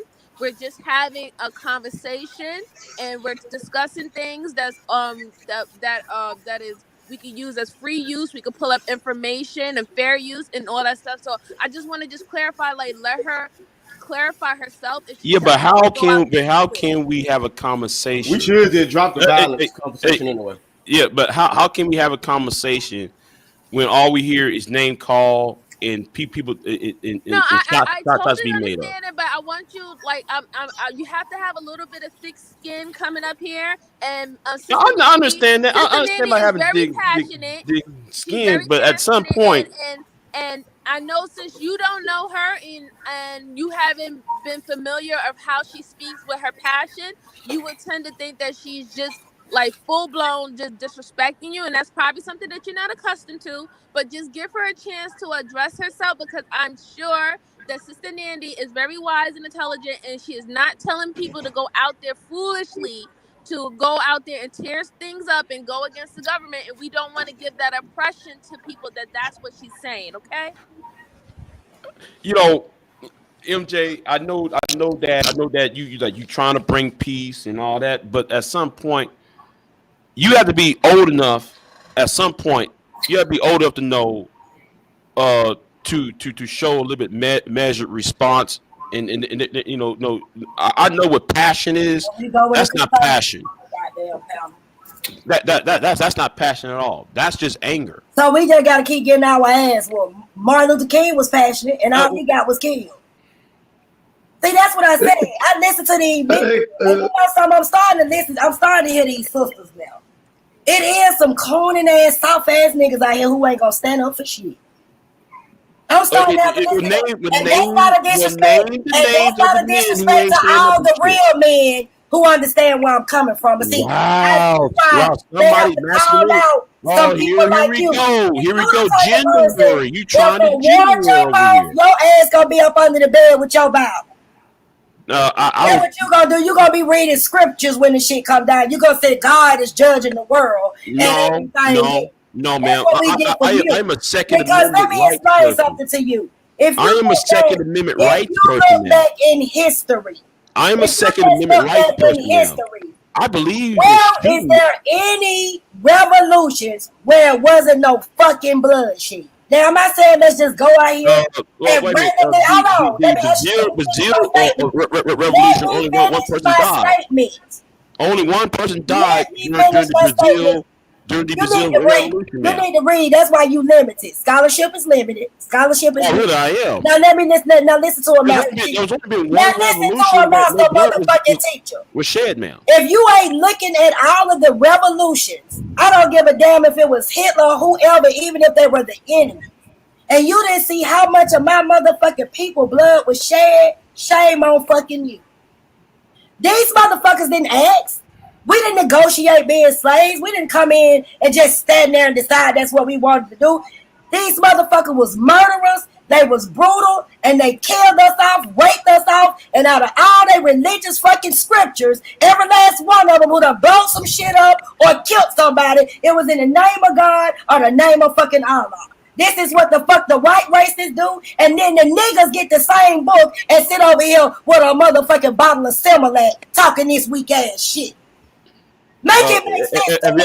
If I say anything about the Bible or Christianity, It started. See, that's how I know you can't stay fluent. The conversation started out about religion and its effects when we trying to have black nationalism. Let me ask you a question. Do you read the Bible? You believe in Sky Daddy? In what? That's a yes or no question. Yeah, I guess. Okay, so that's why you gonna sit your ass there and wait on the Lord to free your ass. No. I guess though you got me fucked up because you see now though since though you want to talk all raggedy and shit, I might have to fine, talk your ass. You must not know nothing very well. I'm with all that shit. So let's get it. I'm with all the bullshit. How Cause I'm gonna make your bitch ass pop down like the shit you in. Cause you like being in the motherfucking pasture so goddamn much. Really. Whose ass am I kissing, ma'am? Let's get it. Whose ass am I kissing, ma'am? You kissing I ain't the white kissing man. nobody's ass. See, You want kissing me the white to man. kiss your ass, ma'am. I don't need you to kiss your ass. I don't need you to like kiss I your said, ass. like You I ain't gotta said, fucking like me, I'm but a every Second day you gonna Amendment learn to type motherfucking person, ma'am. respect me, bitch. That's what you gonna learn to do. I'm a Like Second I Amendment said, you type jumped your motherfucking person. ass up here asking me these goddamn questions like you know what the fuck you was asking me. Now I'm reading your bitch ass. You want to go to crying like a little bitch. So now though she just called me a bitch. Call me a bitch. I don't give a fuck. I might be today because I bite, motherfucker. She I'm a bitch for real. I bite, motherfuckers like hey, ma'am. Calling me a bitch is not going to realize what the fuck I got to say. See, I'm not emotional. Man, I ain't no pressurized ass nigga. I gave you all I'm not of no the respect. homogenized ass nigga. So that shit you talking, it does not fucking bother none. The fuck you mean? Watch your motherfucking mouth. Out of your name. Don't get sensitive now, Negro. Keep running your mouth. I said behind your motherfucking voice. Like you were gonna sell some motherfucking body. I said, man, that I'm pro Second Amendment. So for you to call me a bitch, for you to call me a bitch ass nigga. Without a motherfucking amendment, I believe in security by enemies necessary. Yeah, you got that right, baby. You got that right, baby. What the fuck you talking about? You trying to take me back to some goddamn. You shut the fuck up. I don't give a fuck about that shit. How the fuck you gonna sit there and disrespect somebody? You don't fucking reform me. That's the fuck you ain't. It'll be our ass,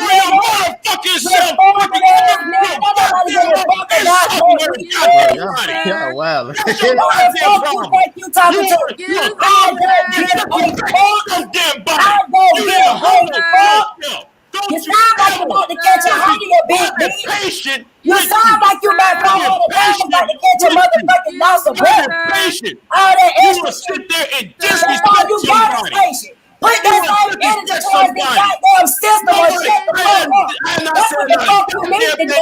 To your ass. The fuck you think you talking out your name? Did I call you out your name, ma'am? Fuck no, I'm all sorts of bitches and coons and everything else. I ain't called you out your name yet. I understand you're frustrated. I really do. I understand you're frustrated. I just wanted to ask you a question, and I just wanted to change the mood a little bit. Okay? Is that okay? I don't think you're gonna manage to do that. I mute my mic. I just wanted to ask BJ a question. So you're a Second Amendment believer. You Yes, I believe the do. right to bear arms, correct? Yes, I do. Okay. Do you only believe in bearing arms as defense or as also offense? Both. You do. Okay. So that means that you would, if we would, let's say, for instance, if we decided to create our own utopia, you would be offensive to make that happen, correct? As a bears arm, right to bear arm person, correct? No, depends on the depends on what's going on. Oh, okay. So like what I mean is like, let's say if we needed to create our own utopia, a land where we're gonna protect our children, we're gonna protect our women. Are you offensive in going ahead and doing what we need to do, whether if it's fighting for that land, carving a place out? Like, are you willing to do that? In what way, MJ? Because that'd be some type of parameters. I mean, you mean like just conquering piece of land? Is that Yes. what you're talking about? Yes. By That's any exactly what I means. mean. I'm sorry. Yes. Like if we needed to actually conquer a piece of land, because let's say we no longer want to be a part of the system and we wanted to create our own system, we know that security will have to be the first thing that we establish, correct? And since you said Right. you want to bear arms and you would do it Right. offensive and defensive, would you do it? Would you initially help with that? Yeah, I probably would. Yeah. Okay, then that's all I wanted to know. As long as you bearing you wanting to bear arms doesn't just only just defending, because you have to have something to defend, right? So if we want to create our own and you want to defend it, you have to have something first. And sometimes in this situation, you're gonna have to take, because it's not gonna be given to you. So I just wanted to know if you was up for that type of challenge. Yeah. Depends on what's going on. Yeah. Okay, that's all I wanted to know. Thank you so much. I'm trying to understand what just went on just now, especially with the questioning, because I'm sitting up there hearing her say one thing about, oh well, she's passionate and this, but then I'm like, it seems like everything goes back to the original question, which is, if we call ourselves building a society, are we gonna sit up there and build a society where the unlawful things that some of us engage in, like the hustling and the street life, is that what's gonna sit up there and propel us to the top, being the ones known to do all type of crooked, unlawful shit? Or are we gonna sit up there and promote more scientists and engineers and politicians and try to change the system? So I totally agree with. Is this Denny or Danny? I'm sorry, I can't really see. Yes, Danny. Danny, hi. Yes. So, though I understand what you're saying. Like the things that we don't like, that we would try to build like a whole utopia. That would be a discussion that we would have to agree upon. Like general, we have to agree. Hey, we're not going to do this. We're not going to do that. But the things that you might believe that is unlawful is these were laws or things that are considered unlawful by people who placed it or said that it was unlawful. Now, if you have your own, and when whatever you create as your own, you get to choose what is unlawful and what is lawful, correct? Right. That's correct, but at the same time, doesn't that sit up there and that contradict what you said earlier about old girl being so passionate, but she ain't sitting up there promoting to sit up there and go against the government and all that stuff there? I mean, doesn't that sound like that? That was just her being. I was when I said passionate, I'm saying that she's passionate when she's talking about the information that she knows and how she's delivering it. So I'm yeah, but I understand all of that. But the thing is that's that dynamic that I'm trying to sit up there and identify that seems to be going on within the black dynamic. You sit up there and you have those ones who want to be the gun-ho Rambo ones, and they want to sit up there and promote that type of idea. But then you have the other ones who sit up there and they want to sit up there and they promote the idea of working in the system and sit up there and change the system. Calm down. So which one are we sitting up there supposed to be promoting? Are we supposed to be promoting this idea that we want to move away from the group by any means necessary, or do we want to sit up there and take over the group? Now let me ask you a question. You mean to tell me white people don't commit crimes? I mean, that's here nor there about the discussion. That's here nor there about the discussion. That's here nor there about the discussion. That's here nor there about the discussion because we all know the answer to that. That's not even a question. That's not even a question. That's not even a question. Everybody commits crime. There's a level of crime in every society. We're not talking. That's not a question, and that's not even associated with the discussion, man. That's not a part of the conversation. Well, like I'm just addressing, like I said, when I was talking about her passion, I was just talking about her performance as when she's talking in the conversation. If you believe that her performance is not something that you want to see, if we are talking about building something that is our own, that we govern, then that's something that you can address. But no, because the thing is that she's very knowledgeable and very passionate. I hear that passion in her voice, and I hear that knowledge coming up out of her. But that's not what I'm talking about. What I'm talking about is the two different dynamics that seem to be going on within the Black community, which is one that sits up there and promotes this gun-ho, militant type deal, this revolution with violence type idea or whatnot. But then there's this other group that sits up there and they want to sit up there and infiltrate the system and change. I don't think she's saying revolutionary with violence. I think she's saying violence is a part of revolutionary. But let me ask you. But either or. Yeah, either or. So that discussion. One minute, MJ. 1 minute. I ain't trying to cut you off. I just want to say one thing to these weak ass men in the chat. Don't worry about how the fuck I do my presentations or how I talk. That's what make none of y'all so damn emotional. Quit worrying about my fucking mouth. I need to quit being soft and get a little more mouth and say the same shit to these white men that you try to impose on women, and we might be able to get somewhere. I love this shit. Fuck up talking to me with all that weak ass shit in this motherfucking chat. And every last one of y'all talking shit, Jamil X, Abdullah, all y'all religious ass motherfucking nuts, chauvinistic bitches. Shut the fuck up talking to me.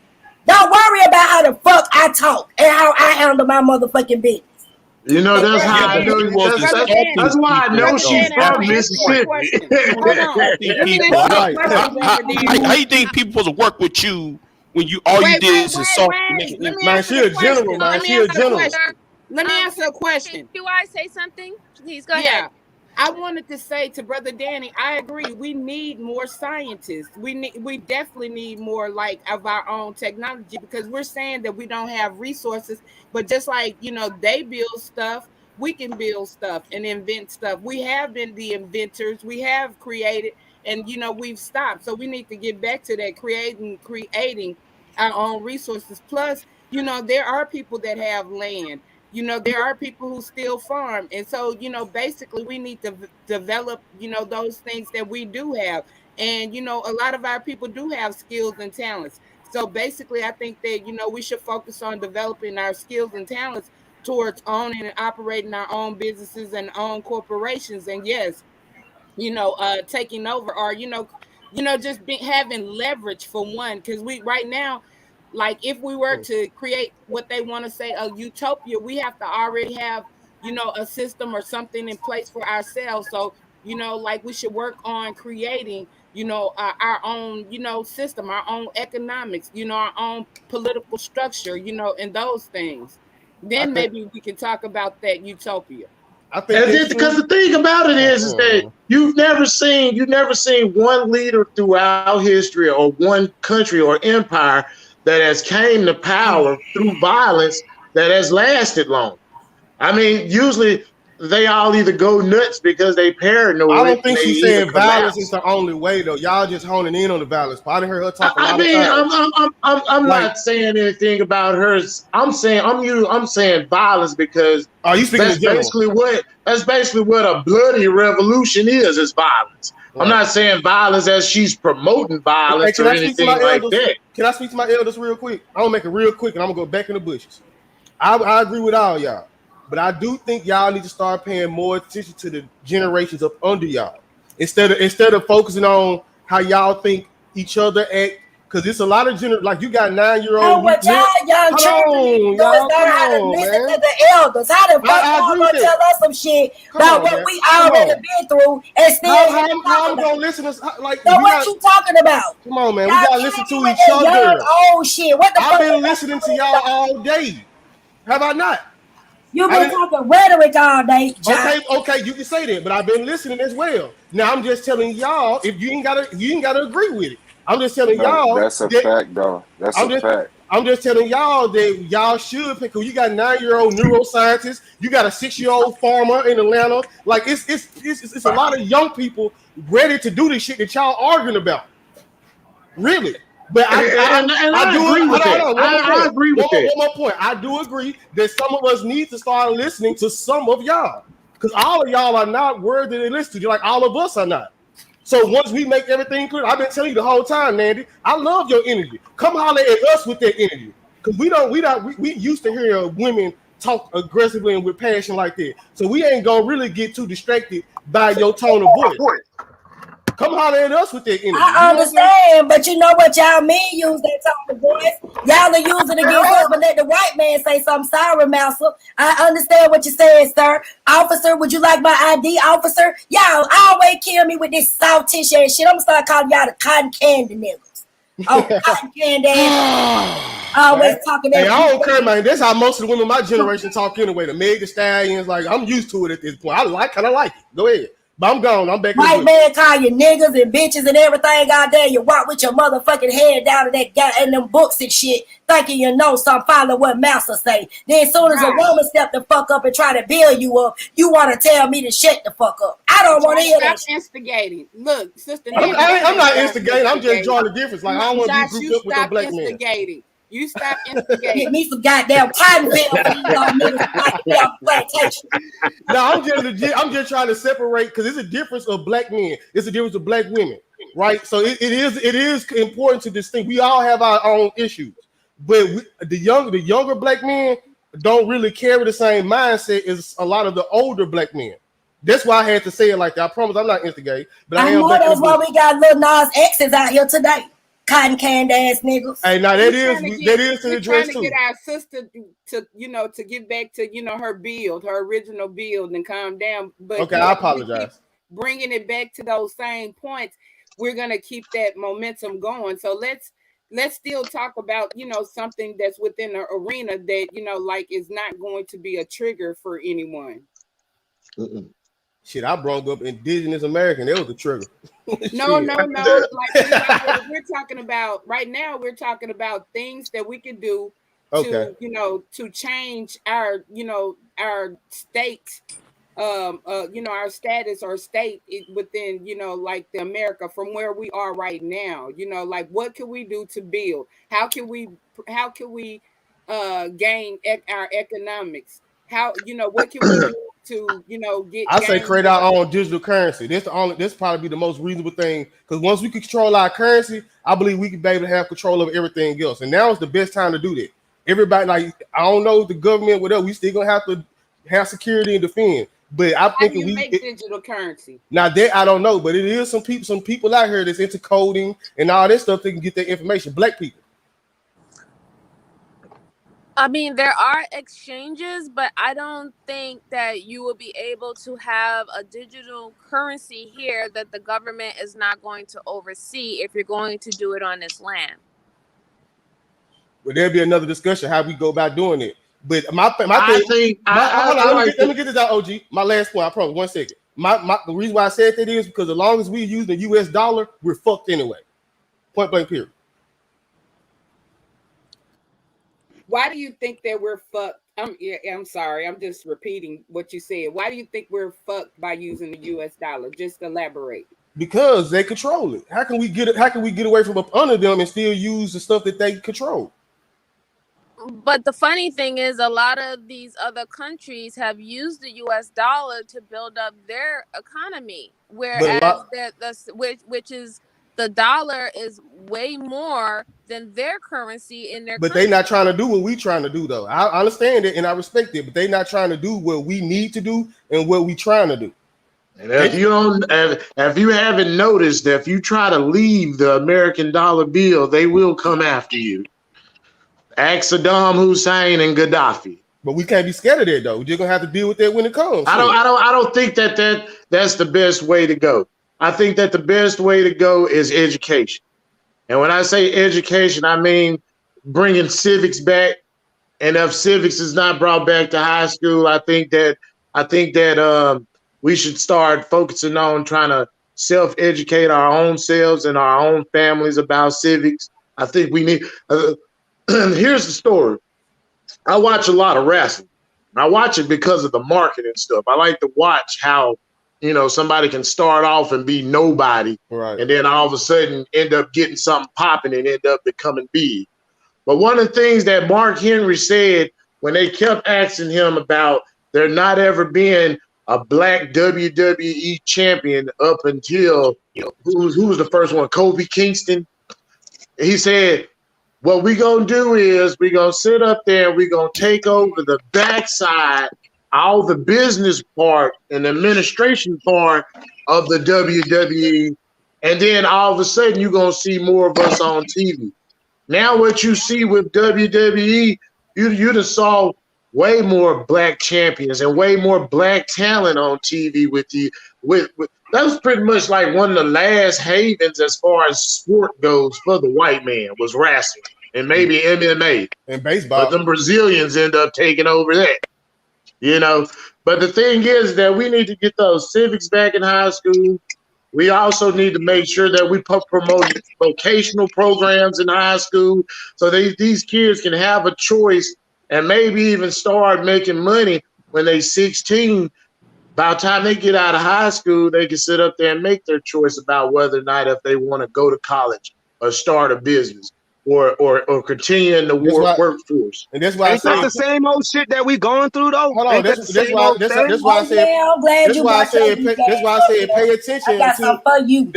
That's why I said pay attention to some of the good that's going on in the young generation. Let me ask y'all a question. You got some youngins that's already on it. Let me ask you a question. You didn't suggest anything that we ain't. Brother Danny and Josh a question. You haven't suggested anything that we ain't doing. Who owns the school system? Who owns the books that we learn from? I believe the Jewish do. I mean, that's all true, but the thing is that you have to look at the progress and the wealth that Black America has actually sat up there and gained compared to blacks around the world. What does Black America have? Why do you think that? One of the questions my friends posed the other day was, he said, why do you think Africans are jealous of Black Americans? And I said, wouldn't you be jealous of somebody who you sat up there and you whooped their ass and then you took their people and you sold them off and then they end up coming back in a situation that you think is way more better than the situation that you in? So let me ask you a question, Brother Danny. So you mean to tell me Black football players and basketball players that has a Jewish owner, Black rappers and Black celebrities and all this stuff, actresses and stuff that has Jewish owners? That's a misnomer, though. Where is the Black wealth that you're speaking of? Hey, that's a misnomer, though, because I know rappers. All rappers. Josh, wait a minute. Josh, the question wasn't for you. I don't give a damn who you know. We talking about what's beneath the surface. I mean, have you not paid attention to the Jews and the Arabs and the white people and all these people we talking about still owns everything that you think is your wealth? Where is the Black wealth? I'm not talking to you. You gotta sit up there and look at the progress of the world now. Look at Atlanta right now. You don't have to sit up there and go to Hollywood and New York anymore to make movies and make music. You can go right there to Atlanta. That's not a good representation of Black wealth. I'm in Atlanta. And all I see Why is that not that is a perfect representation of black wealth? That's not black wealth. That's a bunch of flexing down here. These folks ain't wealthy. That's what y'all think. Y'all heard somebody say black Hollywood. Hold on. So, because you feel like Tyler Perry came down here and purchased the fucking military base that actually references one of these crackers that came through here and did the shit that they did to us McPherson. And he's actually making movies and capitalizing off the people. You consider that to be black wealth? We're not sitting up there and denying that capitalism is not an exploitative system. We're not denying it. But what we're saying is that system has to be changed. How long is it going to take? And the thing is that I understand that I'm one of those people who I hate the. Can you answer my question? How long would that take, though? Hold on, and that's what I'm getting to. That I hate the incrementalism too. Don't get me wrong. I hate I'm asking the same question. How long is that going to take? But a whole lifetime takes longer than a lifetime. Take over 400 years. We've been over here for 400 years trying to figure out the same fucking shit, saying the same damn solutions that you're saying, and they have failed us time after time because that's not a solution. Yeah, because you can't do. That's why you can't do anything below you use their resources. Even the people they got black wealth. Let's talk about the black and wealthy. We got Tyler Perry, so-called giving out gifts for Christmas. He gave people $25 and some canned goods. Let's talk about Oprah Winfrey. She don't even deal with black people. Let's talk about all the black people that get up in the system and act like they ain't black no more. What the fuck does black wealth have to do with anything? And that exactly is what the problem is. It's because, like I said, most of these black leaders that are out here right now and they pumping that black nationalist stuff, most of them have that conservative mind frame, that landlord mind frame. It's just like I said earlier, down south, most of the black people that are in politics, yeah, they get you to vote for them, and then once they get in the system, they doing the same thing the white man doing. Is a myth. Black unity is a myth. But go ahead, Sister QI. But what I wanted to know, is there a such place where capitalism doesn't exist?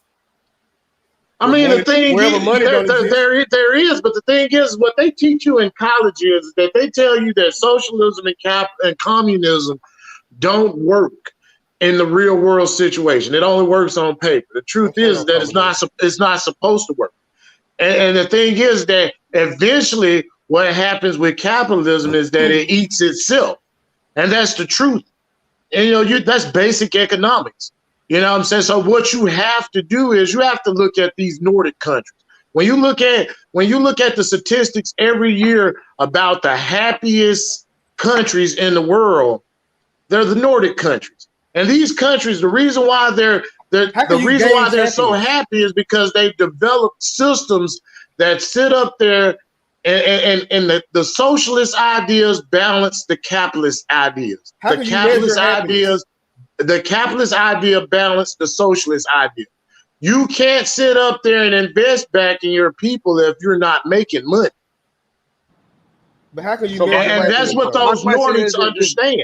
They understand that they have to make money, so they need the capitalist side, but they also understand that they have to sit up there and reinvest back in their people.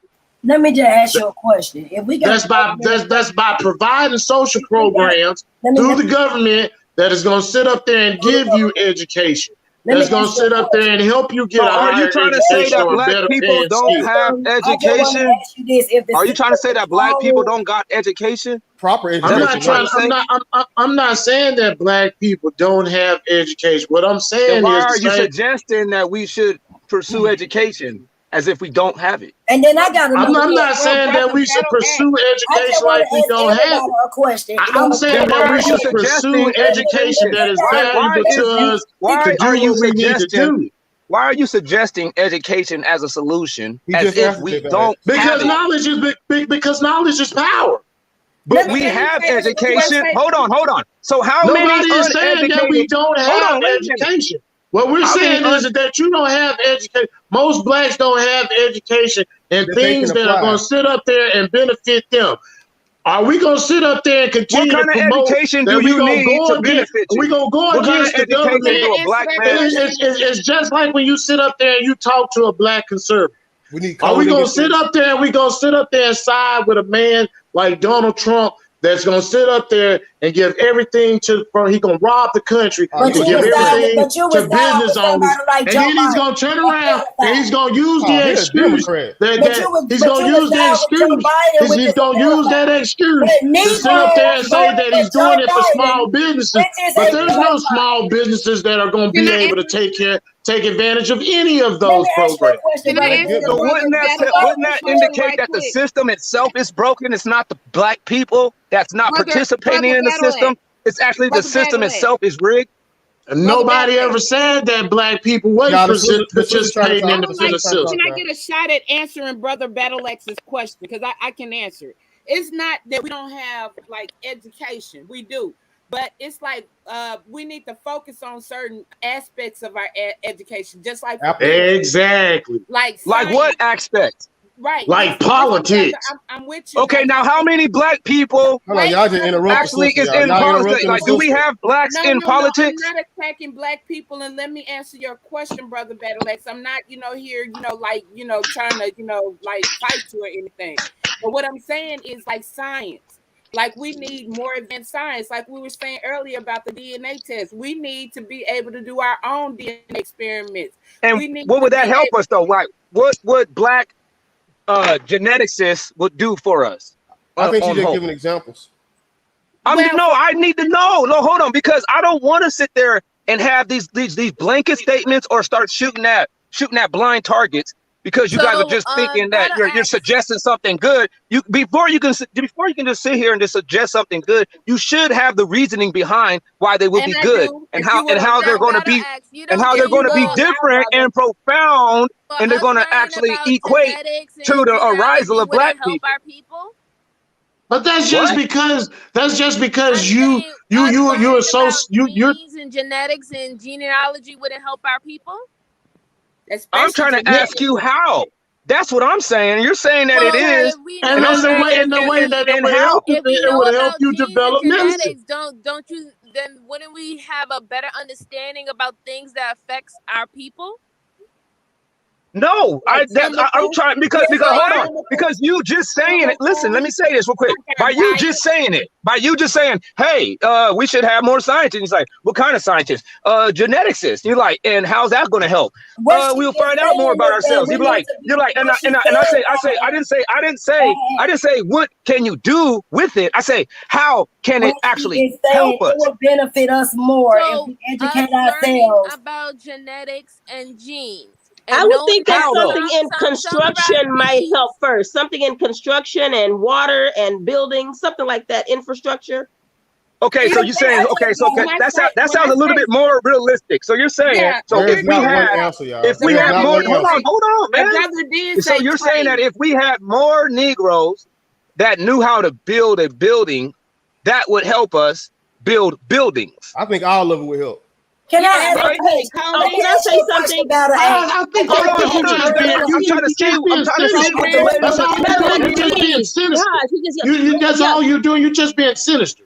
Because at the end of the day, trying to make things hold on.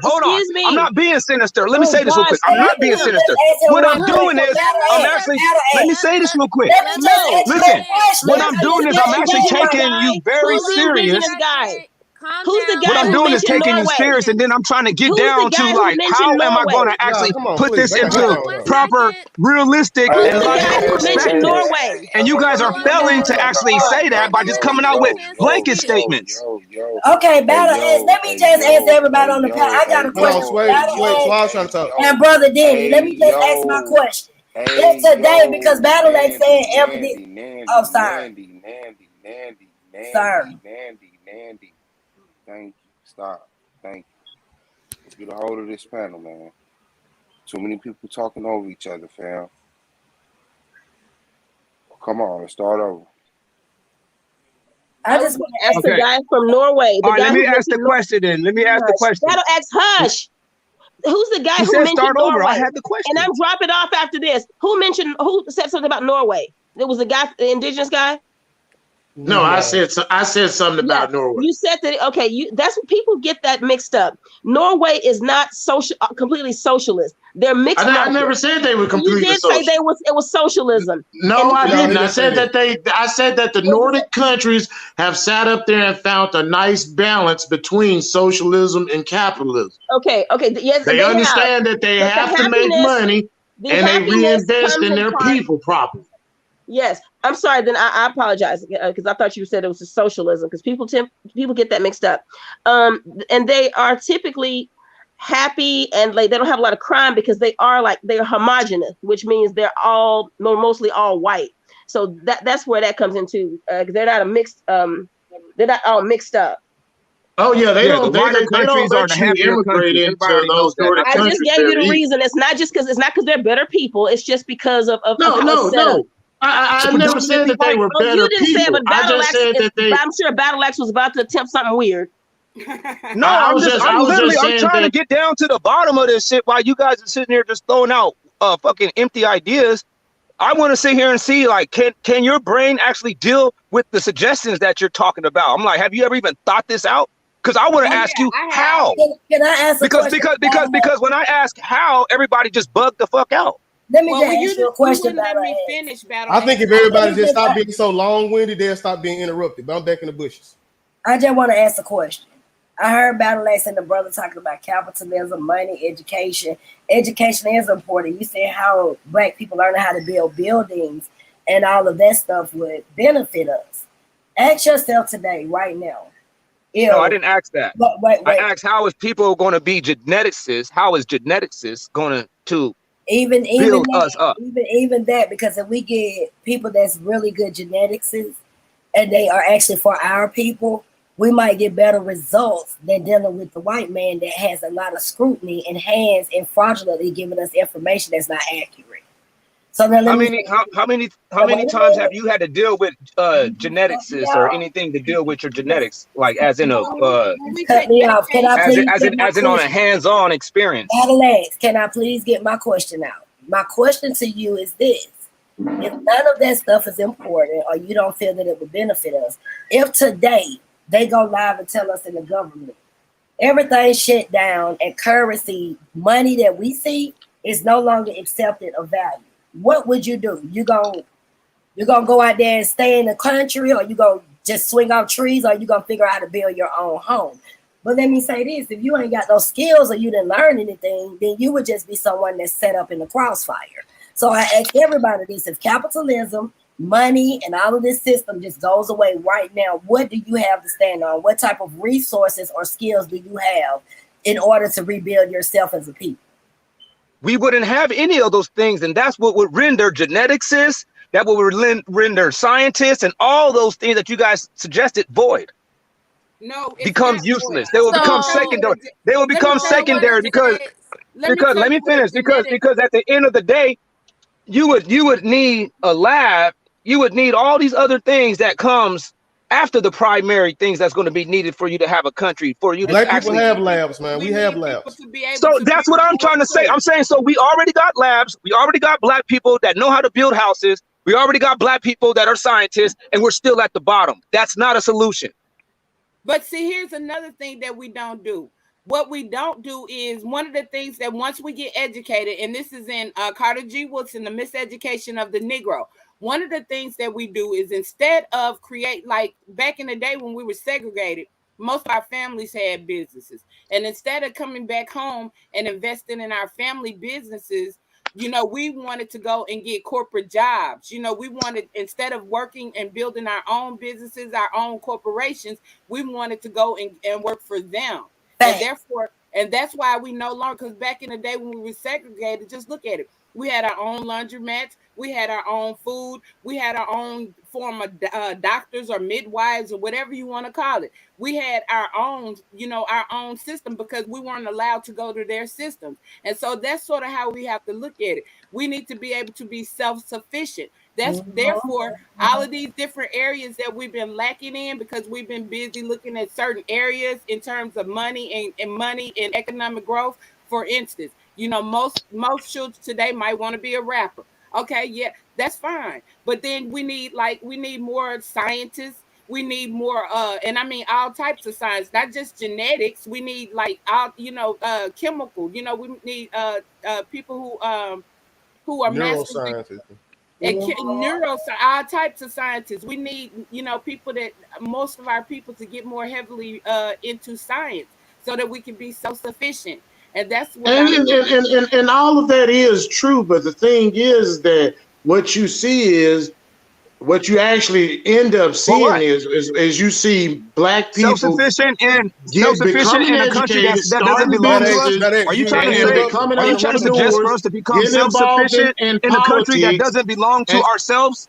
Hold on, Battle Axe. Can you let him finish what he has to say? I heard her already. You don't have to repeat her. I heard the lady. I'm talking about the gentleman. I heard the lady. So now I'm saying, you trying to say that we should become self-sufficient in a land that doesn't belong to ourselves? So you know something, that's it may not belong to you, but it belongs to me. And then that's what I'm saying. No, it doesn't belong to you. It actually belongs to white people. No, it doesn't belong to white people.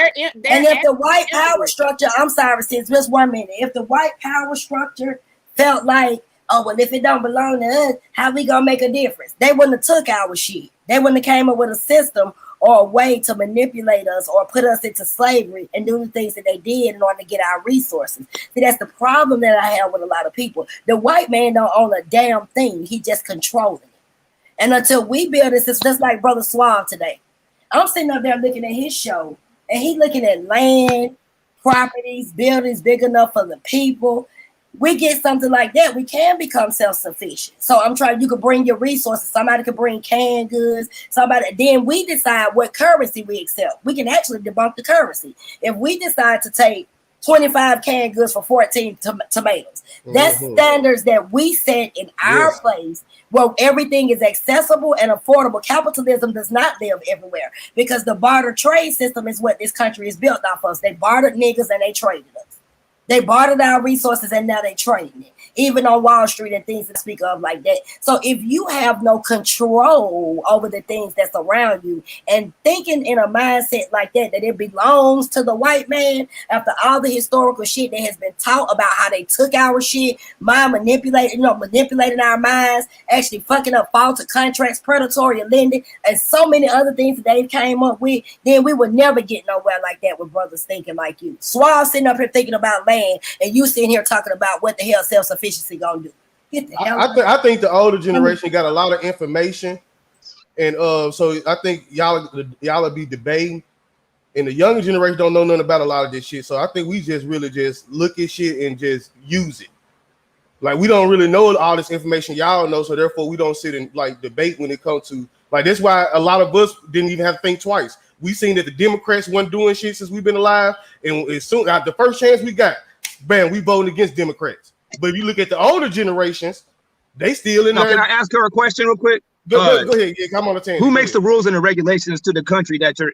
Who makes the rules and the regulations to the country that you're in right now? Let me say this, and let me answer it without you. Hold on, I need her to answer that question, man. Who makes the rules and the regulations? Who makes the rules and the regulations to the country that you're in right now? To respect the panel. You asked me your question. You were very redundant. I heard you 3 times. Now but you never answered. You know what? I'm gonna let you talk. Say your question. Who makes the rules and the regulations to this country that you're in right now? Now, can I answer it without you interrupting me? Because you don't tell me how to answer my question. Just answer the question. First of all, it doesn't matter who make those rules. So you're not going to just say the honest question? The honest answer? You know what? You're going to sit here and give us a dishonest answer? I'm trying now. Just answer the question, man. We all know the answer. Fuck up and I will answer the motherfucking question. Then give me the fucking answer without this fucking teaching shit you do. If you running your goddamn ducks, your duck mouth. I'm tired of you always thinking that you gotta teach. Y'all motherfucking ass just fucking answer a question. You running shit. You don't run a motherfucking thing. And just answer the question, all right? Get the fuck up and let me answer it. Answer it then. Just like I said, we are free people already. Bootlicking ass. Who runs the country? Bootlicking ass niggas like you Who makes the laws to the country that you're in right now? Why are you not answering the question? That's why you're going to lose on every fucking debate you have. It's not all white. That's why you're going to lose on every fucking debate you have. That's the answer to your question. It's not all white. That's not the answer to the question. The answer to the question was almost a rhetorical question. Let me tell you something. You redundant. The question was almost rhetorical. It didn't even require an answer because we all know the answer. I don't know no answers. But you sound like a motherfucker. Who makes the rules and the laws in the country that you're in right now? Let me answer the damn question. I don't even want to ask you. I want to ask this man because you're not even answering it. Now you shut the fuck up because you know what. Who makes the rules and the regulations? I don't want to answer this. I don't want the answer from you. It's about who abide by that shit. Country ass niggas. No. Well, anyways, hey, brother, who makes the rules and the regulations to this country that you're in? If we think free, it's not all white people. Hold on. So who makes the rules and the regulations? If you a heat to the we got to do better, y'all. This lady got to stop yelling, man. She never wants to deal with anything directly. Everything that she does is slippery. We are in a democracy. Every question that you ask her is a slippery ass answer. You can't even get a direct answer from this lady, man. She yells and screams, call people out their names. It's like shit. Everybody knows who the problem is. What's your slogan ass? Like you said, you sound like a reforming ass house nigga. Anyways, everybody knows who the problem is. That's why the chat. We don't have to live chat abide be by getting on those you rules. That's just what the slave system put in place. Fuck what they created. It's about how we get away from it. I don't give a fuck. Hey brother, can you answer my question? You love the white man. We don't give a fuck about Hey brother, can you answer my question real quick? We building our own. The same question I asked her and she didn't answer. I don't think that the laws of the land today are made by just white people. Who was it? Who was it majority made by? Majority. Yeah, it is on white men. Majority is all white men. So doesn't the majority rule? Let me answer something. So the majority. Can you stop? If you want to excuse me. Excuse me. There's two people talking. Who wrote the fucking laws, which was a nigga. A fucking there's nigga. Two people talking. So what the fuck? It matters about who wrote the laws for? That is so true. That is How you gonna talk about the white man laws when the damn black man is the one who introduced him to this bullshit? I told y'all white and black people been in cahoots since the beginning. Do you know about the fucking Cornish proposal? What color was Thomas Jefferson? You know about the Continental Conference? Do you know about what color was Thomas Jefferson? And you talking about motherfucking laws? These same cooling ass niggas like you who wrote this. What color was Thomas Jefferson, man? Without all that Thomas shit. Jefferson. Listen. He was the first person to enforce no fucking laws. Why don't you stop yelling? Why don't you shut the fuck up? Because I've been trying to. You have no idea, man. You always coming up here with that bullshit. Battle X. You make this. Maybe y'all just need to stop addressing each other. Battle How about that? Listen, man, you are actually. Hold on, let me say this real quick. You are actually lowering the integrity and the value and the quality of this platform by doing what you're doing. Come on, let me answer your question because you're taking it off somewhere. Let me answer your question. No, this lady got to know that she is literally having negative behavior and it's consistent. Send her an email. It's kind of like, damn, man, I don't even really want to be on here when I see her on here. Let's stay on topic, bro. It's a good build, okay? Right. All right, now let me answer your question because you asked a valid question. We are in a democracy. It is we the people for the people. So we actually make the laws. Like the problem is, hold on. We make the laws, or do we? Do we vote for the law? And I'm gonna shut up. The problem is we don't participate.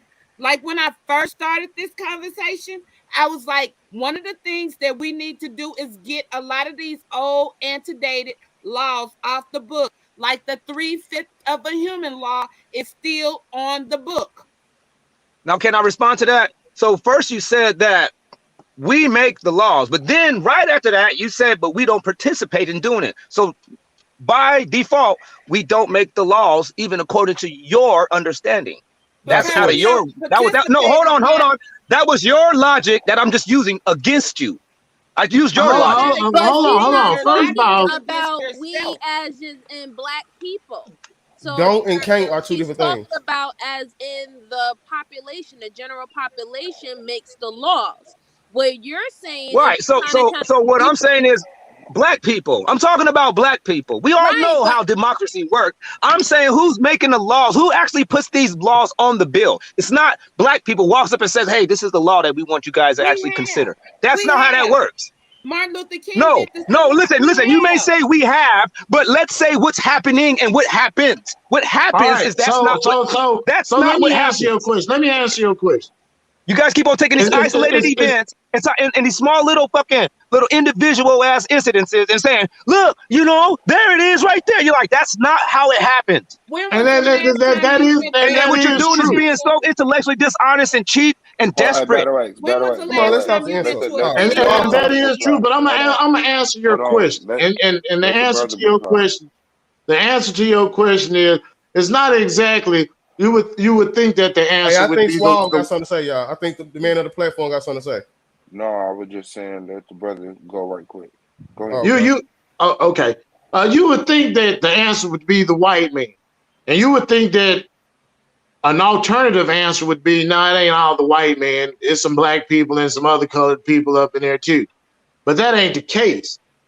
And to the sister, you know, that's just another misguided thing too, is that it depends on really who you ask what form of government is over this country. Because if you ask a Republican, he's going to tell you that this country is a republic, and a republic is different from a democracy. I didn't ask about what I didn't ask you about what branch of government do you guys live in. I asked about what color are they. The thing is that the color is mixed, because at the end of the day, these laws are mostly made by big corporations that have a lot of money to sit up there and push in laws through lobbying. A lot of these companies color are the people that owns the corporations. They ain't just white. But aren't they majority white? It depends on what country you're in, I would get. Well, I'm talking about the country that you're in, the one that you're in. Majority here now, I would say they white. I know. Thank you for being intellectually honest. You know how hard it is to find somebody that actually will do that? Now, let me ask another question. So majority rules. That would be that. So that would mean that whoever actually calls the shots has the most responsibility to claim that spot. Yeah, but the thing is with American politics is all about perception. And perception is really American politics. Okay, all right. Anyways, so now that we all kind of got the understanding that we are in a white dominated country. This is not black people's country. We didn't make this one. This is not ours. We just built it through slavery against our will. This is not ours. Yeah, whatever. No. I'm just gonna talk. I'm not in Africa. I'm not talking about Africa. I'm talking about this one right here that y'all trying to say we need to get more scientists and geneticists and fucking schooling. And I'm like, in this one, rather us not do anything. You would rather I didn't even say all that. All I'm simply saying is, how about you tell us what you want us to do? I'm trying to get down to the bottom of what you're saying. That's what I'm doing. I'm trying to get down to the bottom of what you're saying. This thing is that the United States was built on change and revolution, but they also developed a form of government that sat up there and it's written just like a computer code. It has to have back doors. It's got those loopholes. That's what we call it. We call them loopholes. You know what I'm saying? And in that system of government that we have in the United States, we can make changes to our laws. We can sit up there and we can make changes to our system. We got freed as slaves because we changed the system. And usually what happens is you have a lot of individuals, even poor white people, who sit up there and what they do is they vote against their own personal interests because of whatever influences they done received their information from. You know who mostly sit up there and praise Obamacare, and I hate to call it that, but you know who praises Obamacare the most? Is poor white people, especially poor white people in Kentucky. You know who don't get the chance to take advantage of Obamacare is poor people that have moved into Republican strongholds like Mississippi. Mm-hmm. Exactly. Because I don't have Obamacare and I don't live in Mississippi. because states operate on their own. Like Mississippi is a sovereign state. Therefore, they don't have to follow about federal laws. You know, it's their choice. They don't have to accept federal The money. thing is that the way the But I United don't States works is qualify for that Obamacare, and I don't live in has Mississippi. every state has sovereign power, and that was the excuse that was used by Southern people to sit up there and do the Civil War. Was, oh, well, you infringing on our individual state sovereignty. What was that? What did you want to use that individual state power to do? You wanted to keep slavery in effect. That's what you wanted to use it for. Or keep your poor while your rich get richer. Exactly. Okay, let me make a final statement, and I'm gonna get Hey, off. I'm loving this information. I'm loving all Let me this make a information. final statement, and I'm gonna get off of here because I don't want to just mess up what you guys are trying to do. No, you good. You good about it. Actually, let people talk. I like all this information coming. I'm just gonna give a final statement. What you guys are actually doing is you guys are playing into a grand scheme, which is keep your black asses right on here, living right next to the white man as a fucking talisman. Oh, here we go. So no, that's you're falling under a grand scheme, which is do not identify yourself with leaving the white man. Do not identify yourself to going back to Africa. Hold on, let me finish. Let me finish. Can I? I said I'm gonna make a final statement and I'm gonna get out of here. Why would I leave? I said I'm gonna make a final statement and then I'm gonna get out of here. Thank you. What you're doing is you're falling under a grand scheme, which is keep you from going to Africa. That's what this is all about. These white folks is willing. To tell you. Listen, these white folks is willing back to Africa. Hold on, these white folks is willing to tell you anything. Why would I leave my own land to somebody beat the drums? Let me say this: these white folks is we going back to Africa. Can I just finish my last statement? Damn. Beat the drums, first battle axe. Beat the drums. We going to Africa. These white folks is willing to tell you anything and have you believe anything to make you stay here. That's the whole reason why these people are perpetuating the Mormonism. The same battle X. The African government has the majority of white people controlling it, or Asians for that matter of fact as well. That's not the truth at all. That's not the truth. Hold on. First and foremost, that's not the truth. You see, how's it not the truth? Hold on, let me. Jeez, man, why is it so hard to be able to say something? This is incredible. But it's what you're saying is ludicrous. It doesn't matter. Then let me okay, go get ahead, all of that when I'm done. Okay. You feel me? Let me get all of that when I'm done. All right. So no, that's not the truth at all. Africa has already regained themselves back from majority white rulership, and if you don't believe that, just go and do your own research. That stuff is over with.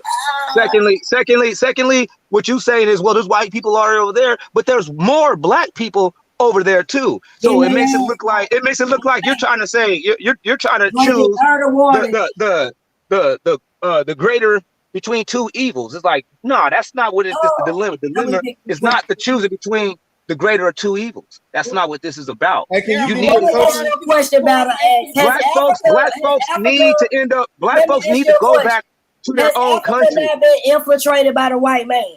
That's a long ass time ago, but as of right now, you can go back. Not today. You can go back. You can go back today. Go back to what? To any country, and there won't be nobody white stopping you. What?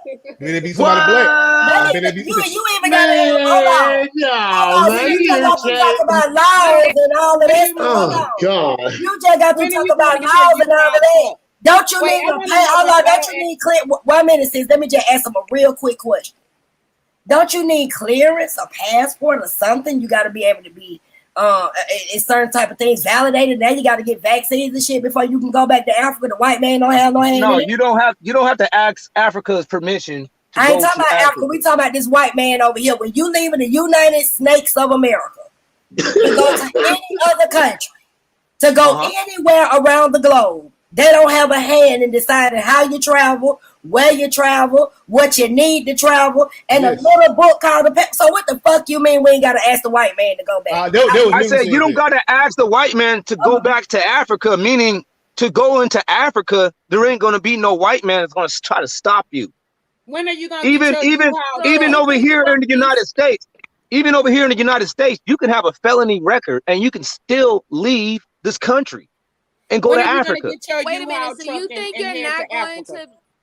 You think you're not going to be stopped or questioned or look for papers with the African governments in their countries?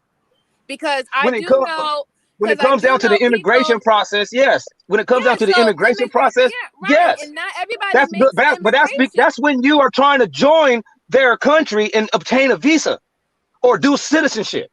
But if you're just going there as a tourist, go over there and build some shit. Then if you're just going there as a tourist, they're not going to ask you anything. Land and just start building without question. That's what you tell me. You can go to Africa and go. You can go to Africa and you can go and apply for a visa or dual citizenship, and you will obtain it. Why we need dual citizenship to go to certain countries? You can that's what I say. You can either ask for a visa or you can just say, "Hey, I want to just abolish." We need to ask the white man for any damn thing in Africa. Hours and you won't be asking a white man. You said they will be black. You said that Africa has been pulling away from the white man and all this stuff here, but who still controls the currency in most of those African countries? Exactly. Who controls the currency?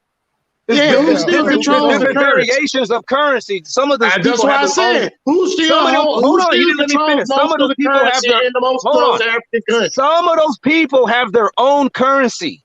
Like who has their own currency over there? Because Gaddafi tried to get his own currency and they killed him. Tanzania, Rwanda. None of that currency is controlled by France.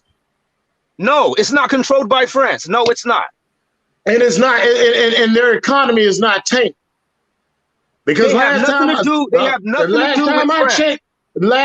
checked, Tanzania had like $1 million bills over there.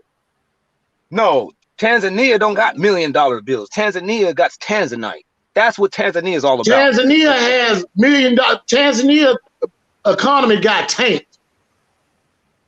Just like most of those countries in Africa, their currency is controlled by France. They've been trying to pull away from being controlled by France. In Africa. Most of those countries' currency is controlled by France and by Denmark and by the rest of Europe. Now, when you go to Eastern Africa, most of those countries over there have started to do business with the Asian, but the Asian ain't doing nothing but sitting up there, coming over there, building faulty infrastructure just so they can suck the resources out of it. And then once they get finished, they gonna leave and they ain't gonna have nobody there that's gonna be African that's gonna be able to sit up there and keep up with that faulty infrastructure, and it's gonna fall, and they gonna still have to sit up there and pay for that faulty infrastructure with their own resources. That's what's going on. Why do you think that black people cannot maintain that infrastructure? Don't get me wrong. Hold on, man. Why do you think that black people can't maintain that infrastructure? Is that you should be able to sit up there and go man. You said something. I need you to answer that. Why are you saying that black people cannot maintain that what you're calling a faulty infrastructure when they actually have because part of the agreement. Why because part of the need Chinese or white people to help them with the infrastructure? Why didn't the black people that's in power create the infrastructure by themselves? Because the black people over there, those people are still under an aftermath effect of what has transpired through colonialism. It's because of the so as of right now, they're actually in a recuperative. They're in a recuperative. I just want to ask one question, Battleaxe. If Africa is, let me ask you a question. Hey, man, I can't hear you, but I can't hear you because too many people is trying to get it in at the same time. I was just saying that then you have to be honest that they're still under white supremacy, and even some of them still have ties and things that they have to pay for the other European countries. So yeah, but who has? Okay, I'm gonna take your logic, but who has it? Who has it more? Who has it more? What do you mean? Who has it more? Who has white supremacy dominating over their landmass more? Tanzania or United States? It's equal. You're lying now. You're lying. You're lying. You're lying. Did you know that 99% of Tanzania's government is African?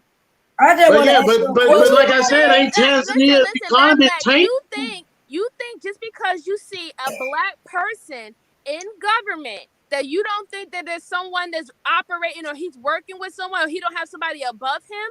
You think there's 99% of their government, 99% of the government is black. 99% of the, hold on, 99%. It's still 99% of the population is black. white Europeans. You're not 90, telling me listen, anything. it's 99% ruled. of their government was picked by white Europeans. You're lying. No, it wasn't. Black people actually picked. The sister is a queen for that one. She is a queen. She's not a queen for that one, nigga. Hey, She man, is be a quiet, queen man. for Let me that have a one. conversation She is with a her. queen for that one. Hey, can you be quiet? Let me have a conversation with her. I'm telling you because Can you stop yelling? No. Can you stop yelling? I'm telling you because I know. And I'm only yelling Can you stop yelling because though? everybody else was yelling. And you raised your voice as Are well. we gonna have a conversation, or are you gonna sit here and scream and say the same shit over and over? You was screaming, and that's why I raised my voice. I didn't scream at all. You I actually hate being online because of this shit right here. We hate you being on raising here. your voice the whole entire time. When I asked you a question, you raised your voice. Is that not yelling if you're raising your voice? No, I didn't yell at you, man. Well, it's peaceful now, so let's talk. Then I'm sorry. I just got one question, Battle Axe. If Africa's so good, why the hell are they people trying to come over here? Because they're actually using their dollar. They're using the American dollar because it actually manifolds over there. It actually multiplies over there. Really? And that's why they want. But I'm gonna tell you this too, though. I'm gonna tell you this though too, though. Hey, that's actually a lot of them are not trying to get over here. A lot of those people are actually working on their own issues. It's only just a small percentage of what you're actually seeing making it over here that's trying to get over here. A lot of them people they got their own thing they doing. And they running from stuff too. No, a lot of them people out there in Africa. When I say a lot, I'm talking about like most of them. They are very interested and invested in Africa. They have no desire to be in the United States. Why they come over here? I will agree that there is a movement going on the continent of Africa where they are trying to be more self-sufficient. However, the issue is that they're in contract, heavy, deep contract, blood contracts with the Chinese and the European countries. So and they're doing that willingly. Their systems of governments are extremely corrupt. Yes, they're doing it willingly though. The government that you see there, whether if they're fully black, they literally are the puppets of European countries. And you can even ask the people there, speak to some of the people there in those countries. They will tell you that their government is corrupt. They will tell you that their government is selling them out. Them to work in these factories in decent wages, and they just letting all these other foreigners buy up the land. So okay, now let me respond to that. Okay, sure. Okay, I ain't saying that Africa's perfect. That's not what I'm saying. So yeah, you're going to see some discrepancies, and you're going to see some issues and some points of contention that you're going to see within that continent. That's the reason why. That's the reason why we're needed over there. There's going to be a necessity for us to be there. But at the end of the day, though, you sitting around here wishing on a star in the United States. That is a failed attempt. Is it not once again that we have done over and over and time after time? Is it not pedophilia going on in Africa? Sex trafficking going on in Africa? Slaves being sold in Africa? This happens here too. Not going on. So what's the difference between Africa and it happens here too? The difference is what's the difference? I'll tell you the difference. I'm trying to tell you, you're gonna have. When it comes down to us, let's say if the main goal was to move to the continent of Africa, to whatever country that we choose, we have to come with our own system. We have to come with resources, and we have to come with infrastructure. We cannot just come over there and try to join into their country and think that we're not going to be at the bottom. Because let's be really clear. Hey, sister, let me respond. And I actually, that's what I'm saying. I've been saying that. I've been saying that. Have a Hold movement on, in man. Don't cut me Africa off, right man. now. Hey, brother. There Hey, brother. is. Don't cut me off. I'm talking to the sister real quick. And black people We've not been at the saying bottom. that over and over, time after time. That's what I've been saying. You can go back and look at any timestamp. I'm constantly saying that same shit. Like, hey, we got to build our own system up. We got to go to Africa and have our own. You can buy land yourself. We don't have to. We don't have to sit there and spread ourselves out. Then we can actually go there. Hold on. We could go there as a group with a group effort and actually purchase a large. Over here and stop pedophilia. Can I say? Can I say it though? Can I say that? Can I say this? We can make a. Can you please stop cutting me off? We can make a group effort and go over there. Okay, when I said make a group effort, I'm talking about grouping up here and then going there. We can make that group effort though, and we can actually purchase enough land to where we can actually have control over our own affairs, including excuse me, I wasn't done, including obtaining the rights to the mineral resources. Well, let me ask you a question. How many times you done took your ass to Africa, battle ass? Why would you ask me that fucking question? How the fuck you gonna tell you just like Marcus Garvey? How the fuck you gonna tell me to go somewhere you Because with the hold on, because with the let me say that to ask that question right now is let me answer her question real quick. Let me answer her question real quick because we got a lot of people laughing. Hold on, sister. Let me answer her question because we got a lot of people that's trying to laugh. There's a question posed. Battle ask one question. So like hold on, let me answer her question real quick because we got people that's scoffing and laughing. So I want to address that. Then it's on you. All right. So the Africa thing about me not going to Africa, I've been there virtually. Now that we got the internet, I don't have to get a plane ticket to go and see Africa. Oh my God! I don't have to sit around there with the government to know how the government works in Africa. But Battle X, oh my God! I actually been to Africa, and what part? And I've been to Ghana. And I also that's one part. That's one part.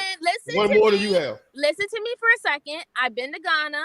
I actually been to the hordes of Africa because I was stationed there. And I'm telling you, what you think you know, internet-wise, is totally different by you actually being on the continent and actually being within that culture and in that country, whatever country that you choose. Now, I don't think your plan is a bad plan. I think if, as an end goal, it would be great to be in a predominantly Black area. I really do. I do agree with that. I'm not wrong with you with that. But I think that the infrastructure and creating a strong foundation, like you said, needs to happen in America. And I think we need to do a trial and error first here before we decide that we're going to bring it over there. Because what's going to happen is we're going to end up having what's going on in Liberia. And Liberia is are expatriates, ex-freed slaves that went back to Africa, and they and they took over that African country from the Liberians that were actually there, and it's very corrupt. It's high in crime. It's high in diseases. They have, and mind you, Liberia has the most richest land. And when it comes down to resources, but it's so corrupt there, it's one of the poorest countries on the continent. So let me respond. So I do believe that if you want to do that plan, we have to build here first. We need to create a successful plan here first, do it for us here first, and then go over there to do that. But that's what us Israelites is trying to tell y'all is that you got to build up your mind. Building up an infrastructure. Hold on, let me say this. Building up an infrastructure here is not the goal. A lot of people is going to romanticize with that infrastructure. Like a lot of people are saying, oh, I own 200 acres of land over here. You're romanticizing with your property. At the end of the fucking day. At the end of the day, one more question. At the end of the day, we all can't move to that. You say you're an Israelite. Have you ever went and took your ass to Israel? I think Israel is in Africa. I don't need to be in the land of Israel I don't need to be in the land of Israel. So you ain't went over there and paid homage. No, I ain't never been over there. That ain't the land. Oh, okay. But Battle X, I think Sister Q got a question. Battle X, aren't you the one that said that you were moving to Africa so that your son could marry an underage girl? I said I plan on being in Africa by the time my son is 14, so he can be married at 14. Not so he can marry an underage girl. He will be underage himself. So you believe in pedophilia? How am I saying pedophilia? I said a 14-year-old. So you gonna go over there and sell your child off to the highest bidder? What type of fucking father are you? Let me be about. What are you talking about? Ain't gonna be no highest bidder, man. I'm trying to see that's what I'm saying. Like if you want to have a conversation with me, we can. But if you want to just sit here and just like use these conversation like that, listen, if you want to use these, if you want to use like certain things that I said in the conversation. Can I ask one question? Hold on, if you want to use, let me finish saying this to her. If you want to use things that I'm saying to try to attack me, you don't have to speak to me. Okay, let's not get personal. But look, Battle X, I got one question, please. I'm out the way. Why is it so important for your 14-year-old son to be married at 14? Because when I was 14, I was getting involved in a lot of bullshit. And if you was married, and one of the things that I realized while I was going through the bullshit is that me hanging out with all these dudes and not having a girlfriend made it to where I didn't find nothing but trouble. So at 14, are you going to be able to teach your son how to be a husband at 14? Yes. Yeah, that's that Pan-African stuff. I'm out of it though. This is my final question. That's that Pan-African stuff. Look. The thing is that if you sit up there and you pay attention to the continent of Africa, what's going on in the continent of Africa right now is that in part of it, especially in the northwestern part, they are trying to unify. They've been trying to unify since I think like the 60s. You know, Gaddafi wasn't the only one that had that idea, which was get your own currency, start putting your own satellites up in the air, start building your own car companies and stuff like that. But the thing is, with American blacks, being that we went through slavery, we went through a long, sick genetic experiment where our biggest and our brightest sat up there and were able to sit up there and reproduce more. That's the reason why you got so many athletic blacks and so many smart ass blacks now. And what that African continent is trying to do right now is push this notion where now they want to pretty much try to get us back. You asked I think MJ asked, she said something about the assets that American blacks have. The asset that we have for the African continent is our genetics and the simple fact that we come up in the United States capitalist system. So most of us financially are doing way better than most of the people in the continent of Africa. Thank you. That's why I said black Ain't people nobody are not talking about who's doing better in Africa versus America. We know that America is the fucking most richest country in the world. We already know that. That's not what we're saying. That's not. Hold on. That's not even the topic. The topic is about. The topic is about. You basically saying that you're going to sit up there and have Americans go over there, and we're going to use our wealth and our education to sit up there and I let you talk, man. And what you're doing now, you're just cutting me off every fucking time I speak. You're doing it every time I speak. No, I'm talking to this brother on here. Every time I speak, you cut me off. Married at 14. But yeah, the thing is that the thing is every time I speak, you cut me off, and that right there is some bullshit. I'm trying to give you an educated No, you were already done, and I was trying to respond. Hold on, you were done, and I was responding, and then you cut me off. You've been on this Pan-African topic for the longest. And excuse me. I wanted to respond. I wanted to respond to what you said. I wanted to respond to what you said, and can you please hold your nerves and stop interrupting me every time I say something? While you responding to what I'm saying, can you please? How about you respond to this? Can you please stop interrupting me every fucking time I speak? Can you respond to this question too? No. Listen. You made a whole fucking spill. You had a whole spill, and I was quiet and patient. At the moment it was time for me to speak, you allowed me to speak, but then you heard some trigger words. All right, well, go ahead. Just go ahead and speak. So what I was saying is it has nothing to do with the comparison of America economy versus African's economy. We know that African is being exploited. We already know that. But at the end of the day, it's cheap and it can be ours if we just actually pursued it and made effort to obtain it. Instead of sitting around here trying to fucking stay in the United States as if these people is one of these fucking days going to have just a epiphany change of heart and then say, yeah, you know what, let's love these niggas and let's get them the upper hand and let's bridge this wealth gap. That ain't never going to fucking happen. But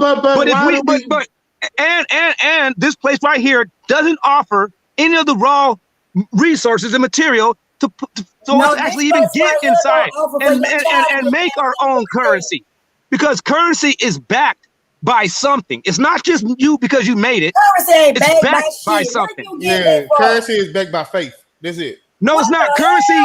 No, the American dollar originally was backed by gold. Then after they took it off the gold standard, after they took it off the gold standard, now it's back. Fiat currency. What the fuck is your niggas like wow? What is your problem? Hey, what is your problem? You want to talk about the fact that you tried to get your child married at 14? I'm gonna stay on your ass about that. Hey, man. With your thick ass. Hey, listen, man. Hey, Nandy, stop taking the conversation and reducing it to bullshit. I'm reducing it to shit. It's no motherfucking other way to look at the fact that you. Nobody's talking about. You want to go to Africa, and the only reason why you want to go so you can marry your son off at 14. No. That's not the only reason.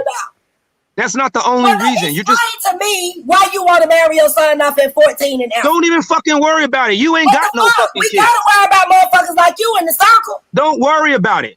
It ain't none of your business. If it wasn't my business, your ass wouldn't have said it on you. It ain't none of your business. It's actually none of your business, and it's not on topic.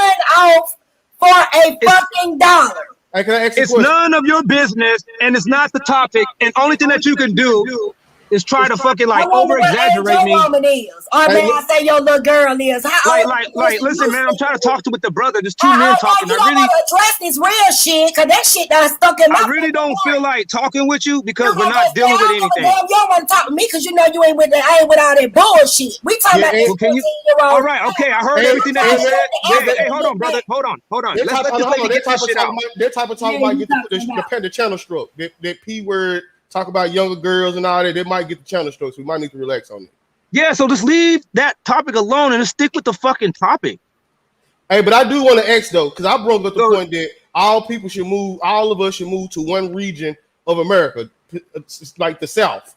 So if it's because I heard a couple people I ain't gonna do that, but some people act like okay. That makes sense to go to Africa. I can't get my mic unmuted fast enough. So, Josh, we can talk about Polite, we can talk about Dr. York, we can talk about all the pedophiles, but we can't goddamn address this pedophile on the goddamn camera. No, I'm not fucking pedophile.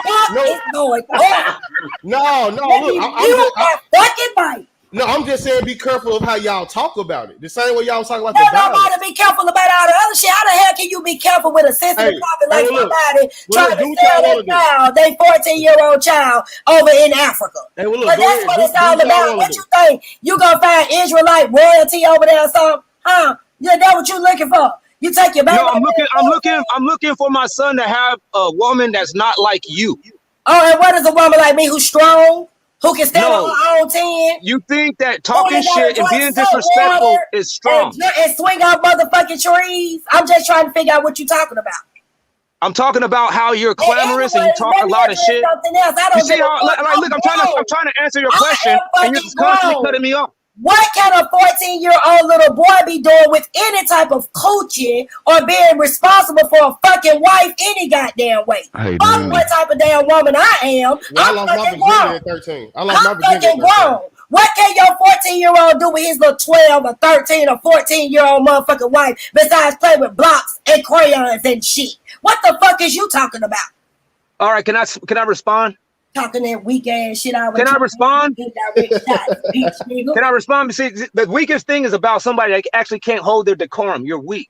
You can't hold shit. The weakest thing is somebody that actually can't actually conduct a conversation without cussing and being disrespectful. And you just laid a sour ass egg in the motherfucking head coop. Talk about you gonna marry your child off at 14. Shut the fuck up talking to me. You talk all that shit and you done cut everybody off. You don't know shit. All your motherfucking information biased. You weak as fuck, and on top of that, you're a pedophile. Shut the fuck up talking to nothing.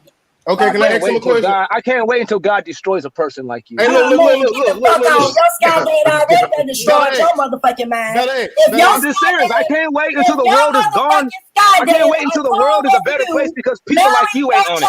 At 14, I don't want shit to do with your God. Okay, I don't want you to be anywhere around me, man. You are the problem to black women. You make black women get real bad reputation. I'm not a black people woman. like you. I'm not a motherfucking black woman. You're the reason why black men marry white women. I ain't. Yes, you are. You're the reason why black men goes and marries white women. Please don't. And you're the reason why. Hold on, wait a minute. Let me get this bitch. And you're the reason why a lot of women out here turn gay. You the type of woman. You're the reason why black men. And you're the reason why black men don't have nothing to do with black women. Your wife that she didn't know she was a lesbian because she fucking with a straight bitch. Let me mute. At least I have a wife. Okay, you can't say the same. You don't have a husband. Or is it a tranny? You can't keep nobody around you because you're poisonous. Let's get back on topic. Let's deal with the topic. Let's deal with the topic. Let's deal with the topic. Okay, look. Let's deal with it. Nandy, if you was married at 14, you probably would have had you a husband by now. Since you get back on topic, since you was able to grow up, talk about the since you was able to grow up and thinking that you're being strong by running your mouth, you're gonna die single. Let me tell you something. That's why your roach nuts ass, your motherfucking prune nuts ass gotta go all the way to Africa to find a motherfucking woman. But you're still gonna die single. You're gonna die single. I don't give a fuck about none of that shit you talking. No, but you're gonna die single. Just know that. And it's because of your mouth. Nobody can stand your mouth. I don't give a fuck about that shit. That's the reason why that dude left. The last dude left we was having because a of your good mouth. conversation, y'all. We really was. She the one that wanted to take it down here. She the one that wanted to take it down here. You want to go down here? I'm gonna go down there with you. You're single because of your mouth. Let's get back to it. You're a victim of domestic violence because of your mouth. Bitch, I ain't single, but I will get there before the dudes that rung your bell all your life because of your mouth. Nobody cares about this. You had your bell rung because of your mouth. Fucking single. I fuck with men. I don't fuck with no weak. No. You're single because people would rather ring your bell than to live with you. And I ain't got to swear to find my motherfucking happiness either more than How many times have you been hit by a man? Man, y'all is wigging, dog. How many times have you been a victim of domestic violence? Your shit by a real woman, you would shut the fuck up. How many times have you been slapped by a man? Come on, y'all, please. Come on now, okay? I'm just letting the lady know about the truth. But she's single because of her mouth. Let's have some self-control. And a lot of our sisters is out there single because they're learning from people like her as role models, thinking that that's being strong. Okay, well let me ask the question. Let me ask the question real quick. Better you a Hebrew, right? I'm just trying to change subject. You a Hebrew Israelite. Salute to that. Do you believe that a woman can teach a man? No. Now, as women on the panel, do anybody? I believe that she has the ability to teach, but I don't believe that it is proper. Why not? Because they don't know how to handle it. Oh, well, the women don't say that's that Pan-African again. That's that religious book. That's that Pan-African again. Just look at the example. Okay, check it out, brother. All that comes from is religion demonizing women throughout the Wait a minute. Hold on. You're trying to say that religion? Hold on. Let me say this then. That sister Nandy, she is not religious. Let's keep it off Nandy. We talk about women in general, bro. Hold on. That sister Nandy is a perfect example on why I will say because they don't know how to handle it. Because when they start thinking that they actually got something to say, when they start thinking like they got something to say, look. And you're a perfect example of a bitch. The reason why women go against black men like but I never called her out of her name. I don't give a fuck. I ain't with all that sister shit. I never tried to degrade her. That indirect shit. Just because you're trying to talk indirect don't mean you ain't trying to be insulted. I catch that. I never said indirect. I said the name. Talking to me. Keep my name. How y'all supposed to teach my generation I was talking anything, specifically about you. How should Why should I listen to y'all as my elders? Can we like not do the personal attacks? Like let's try to move the conversation into a different different scenario. Now you said that you don't think that is a good thing that women teach boys to become men. No, I didn't say boys. I didn't say boys. He said he said be a men. teacher at all. Right. He said He said that women shouldn't be teachers at No, all. women can raise kids. Kids come in male or female. She can raise kids. But her sitting around here thinking that she's going to be the leader of the congregation or the professor of the class, shut that shit down. We don't need it. Why do you think that? Because for one thing, some women are actually a little too attractive to keep people focused on the topic at hand. So you're trying to say that a woman being attractive wouldn't garner someone to pay attention to her outside of her appearance, not by what she said, because they'll be too focused on her appearance? No, a lot of the times when I had a teacher that I was attracted to, all I was really just doing is seeing. Hold on, like let me ask you a question. So we should all move to Africa around topless women, though. So we all should move to Africa around topless women, but we can't stand a teacher who's beautiful. Africa is not running around with topless women. That's a lie. I mean, they're not covering themselves up for the most part. Yes, they are. African people. Man, I'm talking about on whole are dressed fully. You got to run out into the backwoods, into the thicket. You're talking about small tribal communities that's in Africa. Most of Africa is very modern. They are wearing dress. They have their own dress clothes and head wrap. So yes. So yeah, right. The whole submissive woman thing is a religious thing. No, it's not. It's actually okay. The whole submissive woman thing is a religious thing, just like the whole restriction against eating pork is a religious thing. Okay. Let me ask you a question. No, that's actually what is wrong? Let me ask you a question. What's wrong with a woman being submissive? What's wrong with a woman being a teacher?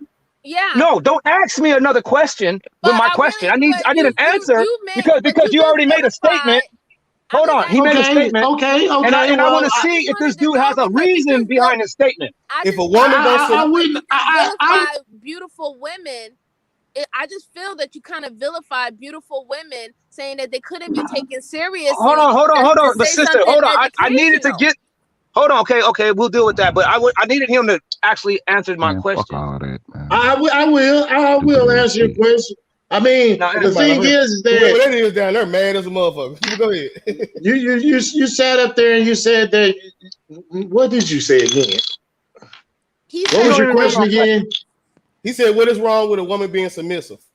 Yeah, what is wrong with a woman? I mean, I think that's an individual preference. I mean, if you want a submissive woman, then you're able to go get that. I think a woman would naturally submit to if she's seen the God. I mean, why would you? If a woman seen you want a fully submissive woman. I'm asking you, what is wrong with a submissive woman? You never told me. I mean, a fully submissive woman. What's wrong with a fully submissive woman? I didn't say a fully. Why does she got to be a fool? Yeah, they got to change shit, man. I would like to know. Nigga can only answer the question. I don't think there's anything wrong with a submissive woman, but I want to know, why do you think that is a requirement? Somebody answer the question. Don't go on to another question. And what do men do that will give them the right to have a submissive woman? I want to ask that question. Right. Well, man is what has to actually be, you know what I'm saying, going about these things maturely. And not try to be an oppressive ruler over his wife. So when somebody says a submissive woman, they're not talking to about being submissive to a freaking tyrant. No, but they're talking about. Here's the thing, though. When you say submissive, the word submissive is the sense of authority. And when people have a sense of authority, they have to have done something to have that authority. So if you cannot explain to me what do a man have to do to have that type of authority over women, then you shouldn't be asking what is wrong with a submissive woman. There is no rite of passage for you to actually have authority over your wife. God selected that man to be a man, and that let me finish. And God made that woman to be a woman on purpose. He made that happen on purpose. But there is nothing God never wrote and said, and you have to tell me where He wrote and said that He gave women to be under or in a submissive level to man. Where I don't did care. I God? don't care if God said that anyway. Are you sure? Are you sure you're gonna ask me that question? You think I ain't got the answer for that? I know you're going to say something biblical, but I don't believe in that. So I Well, want to then know. don't ask me for it, I because you want know to this in the know. Bible. I want to The Bible said that He made the woman to be the man's But help. listen, I don't follow the Bible, so Well, I want shut you the to. fuck I up. want you to Then don't show even me. ask me a question What I about what want the you to Bible do says. is ask you Hold on. because Hey, you're my bad. Hey, saying. watch this out. Watch your mouth, fam. Don't play with me, my nigga. What I Excuse say, me. King? What I say, King? You know what? What I say? It's sad, but let me tell Yeah, you. it's crazy, No, I man. Don't only talk to know me the like only you reason running why I shit, was bro. asking Wait a that. minute, sis. Let me What the tell you fuck what I the say, problem. The bro? only reason why I was With asking these, that is with because these, You there don't is some call me out people like who that. Tell follow me the what I Bible, said. Cause and I can there's say some what the people fuck who I want, don't nigga. follow the Relax, Bible. bro. So, It's but all if you're good, bro. It's saying all that good. this is a unspoken type of rule, then I wanted you to provide me some other evidence that shows that this is some unspoken rule that needs to be followed outside of the Bible, because not Okay, everybody okay. follows I'll the answer Bible. that. I'll answer that because I had the source in the Bible like you first asked, but you didn't want that because you didn't think I had it. But I do. And then secondly, I'm gonna tell you through nature. Nature, if you look in nature, at least at the animal kingdom, that'll tell you also it supports that the man has the authority and that the woman is his helper. Wait a But minute. we ain't, but Per we se. ain't animals though.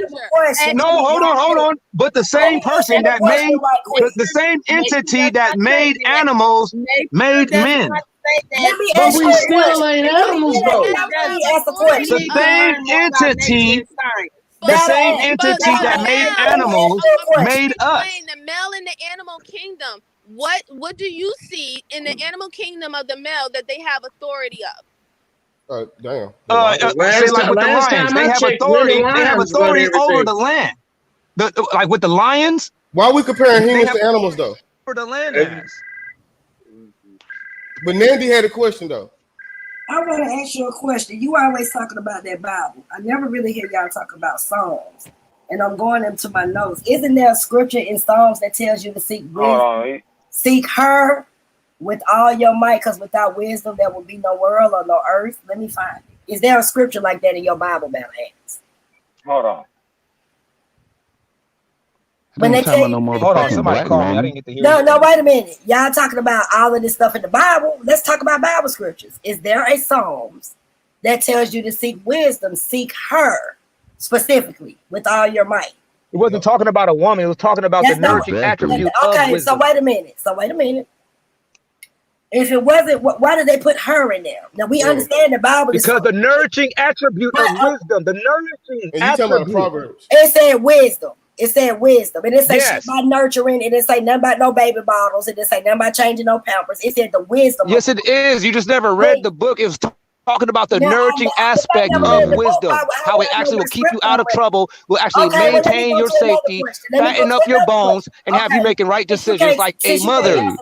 Job is to teach the child to do. Let me ask you another question. Who was Esther? I did Who was Esther? Who was Esther? They interrogate niggas. Who was Esther? Shut the fuck up, man. She was a woman, but once the men got into position, she stepped down. Ass nigga, you been in the cut talking shit all night. Fuck Let up, nobody give a fuck about that weak ass shit. Fuck you question think you after talk to, question, bitch circle ass of nigga. reason having that. Y'all religious mess. Y'all motherfuckers ain't got no identity without hide behind no books and no motherfucking dresses y'all Man, be nobody ain't hiding behind shit. Everybody get a question though. Everybody get a question. Y'all hiding behind illogical reasoning. With all this mouth.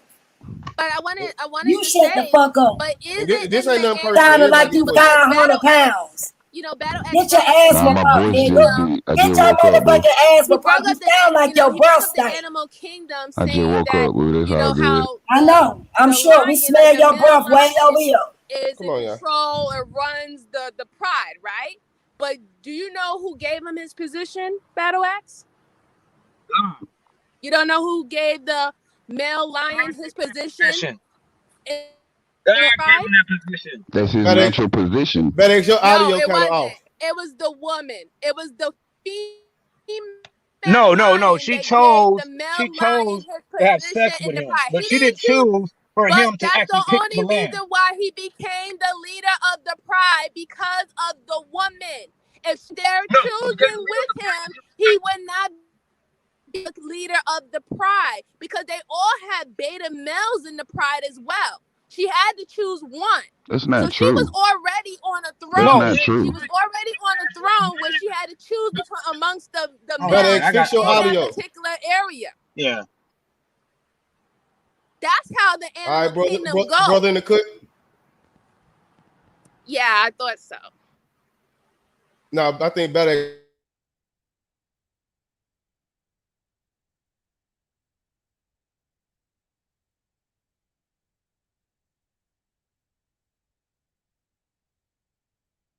I guess not. Yo. Everybody still here? Or my mic down or something? No, I'm here.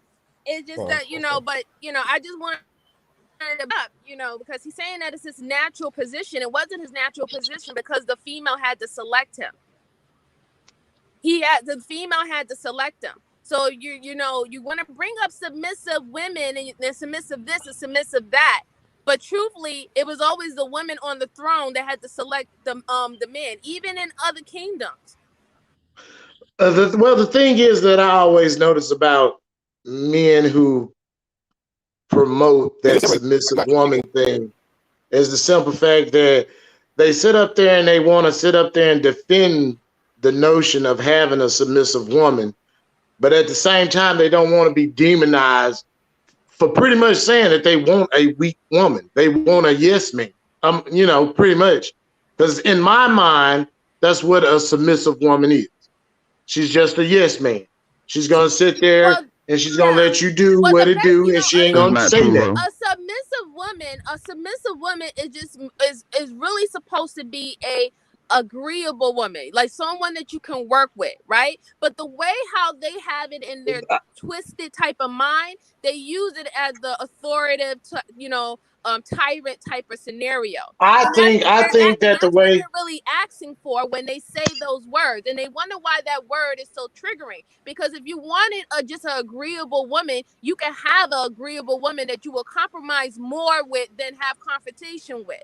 But you're asking for servitude, and you think somebody's stupid. Exactly, and that's exactly what I was trying to get at, because it's basically a mixture of both of them. You basically want somebody who's gonna lay down for you, and you try to cover it up with the religious thing and all that. But at the end of the day, you just don't want to be demonized for what is you truly asking for. I mean, but what do y'all expect when they book teach you that you are the weakest vessel and you are nothing but a helpmate? That's still religion. I know, but I'm just saying, what you expect from them? What you expect from them? There's no way that the woman can be the weaker vessel. And we not. Suave, can you share my screen, please? Men's body do not contort. I think Suave laying down or something. Breaks up and splits to bring life into this world. You cannot even endure that. Your body's not built for that. So don't tell me that we are the lesser or the weakest vessel. That's bull crap. Our vessel is very strong. Our body can conform. It transforms. And it always in evolving. See, that's the thing is that I think that, the thing is that there's nothing wrong with a strong, opinionated woman. Right. You know what I'm saying? But just like with anybody, it don't matter if you're man or woman or black, white, when you sit up there and you overly opinionated, or when you just pretty much, like he said, falling into that tyrant area or something like that, or you becoming too masculine, that's where the problem lies. You know what I'm saying? And they sit up there and they try to speak in these absolutes where they're saying that all black women are becoming like that, or all women, in the younger generations are being like that. And I don't think that's the case.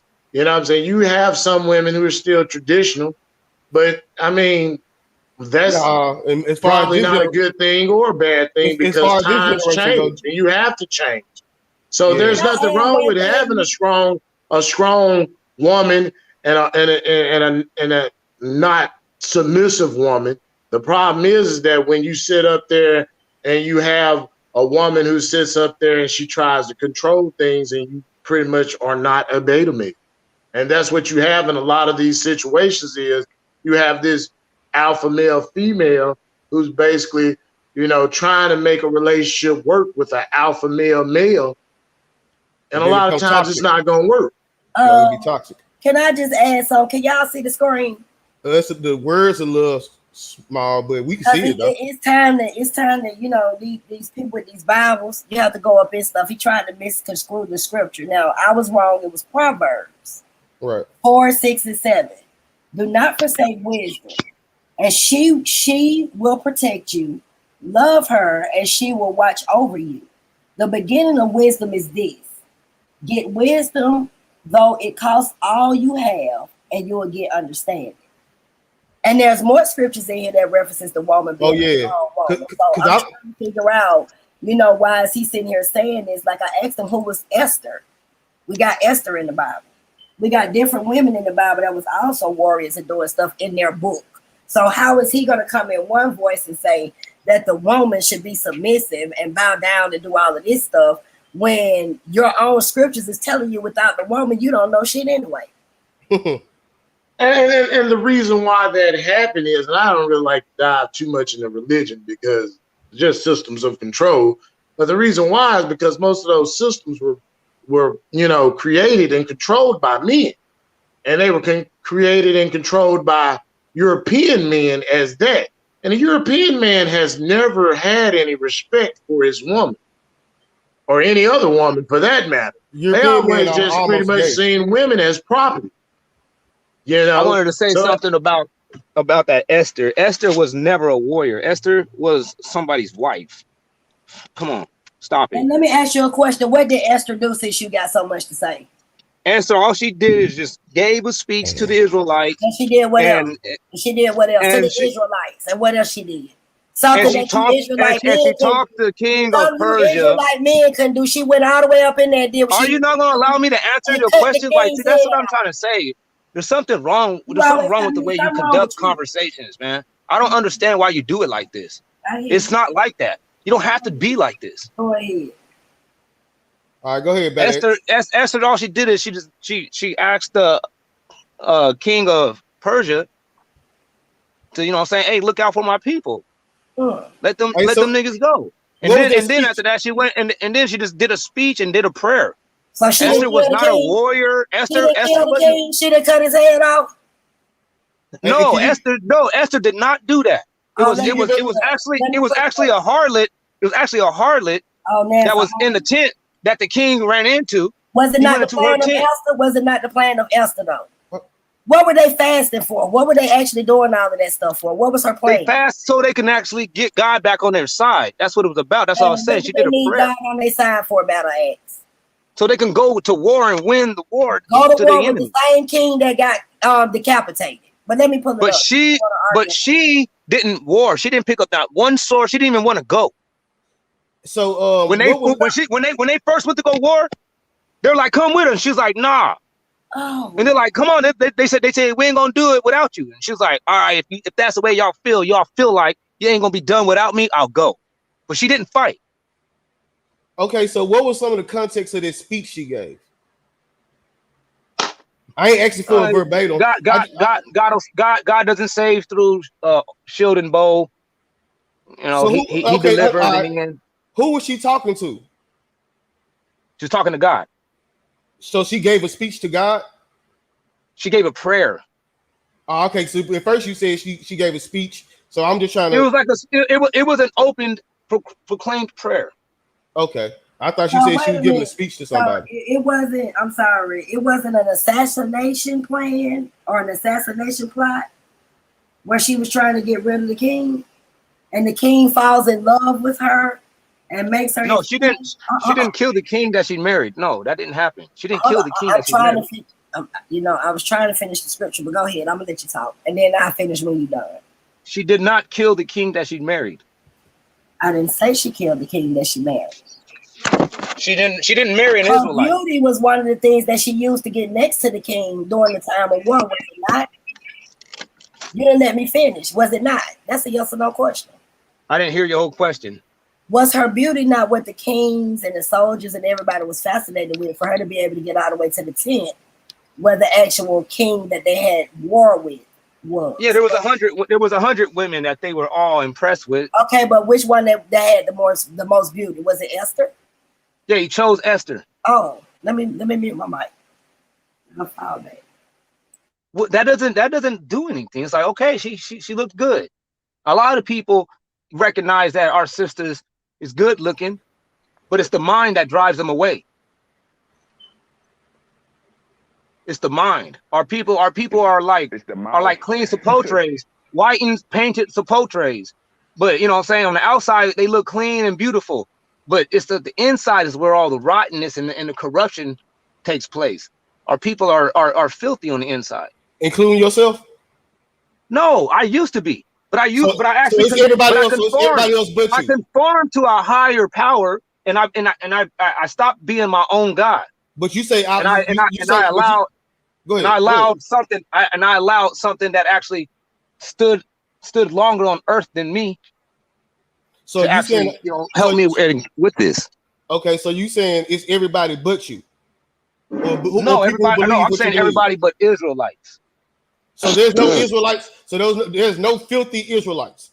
No, there's filthy Israelites, but the people that you're going to find that are not filthy, they will be Israelites. That's false. Are Jews not filthy? Because that's what y'all is, some Jews. I'm sick of this Israelite shit. Are Jews not filthy? Jews are not filthy. Real Jews, a real Jew is not filthy. A real Jew. So real Jew you admit that is y'all not Jews? filthy. So you admit y'all Jews? We are the real Jews. Oh, what's the real Jew? It's what?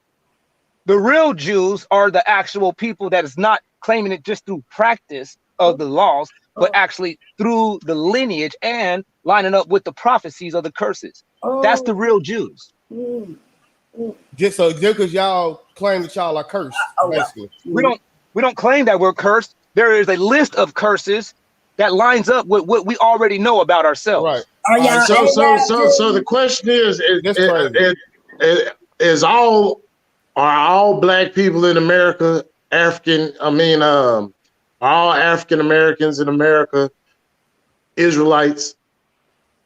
See, it wouldn't be fair to speak definitively and say like all and encompass all, because just throughout the period of time, there's a lot of other people that came over here that were on an appearance looking black, but they have nothing to do with the slave trade. Like the Jews.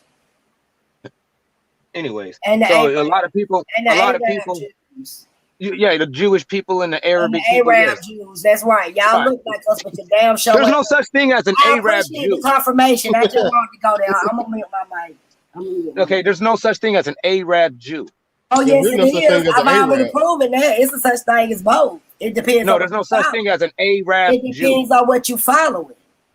No. If you are an Israelite and you are practicing, if you're Israelite and you're practicing Islam, you're not a Jew. So you practicing Islam. So you're an Arab Jew. I said if you are an Israelite and you are practicing Islam, is what you follow with your. I'm saying it one more time. I said if you are an Israelite, it's the book that you follow, not Arabic. Yes or no? I think Swall trying to talk, y'all. Oh, I'm sorry. No, I just wanted to say the first converts to that Islam stuff in the Lock Mean stronghold were Arabs. They were Jews, and they was converted to Islam. So once you can convert to Islam, you're no longer a Jew. A Jew is somebody that practiced Judaism. What I'm saying is that somebody that actually keeps the law, statutes, and commandments. What I'm saying is that there are Arab Jews. There are Arabs that are Jewish. Yeah, but you don't have to be Arab in Islam. No, an Arabic Jew doesn't exist because a Jew is determined off of what laws you keep. That's why people that wasn't from the tribe of Judah, they could be from the tribe of Zebulun. Hold on. That's why people that was from the tribe of Zebulun can come over to Jerusalem and learn the law, statutes, and commandments and will be considered as a Jew.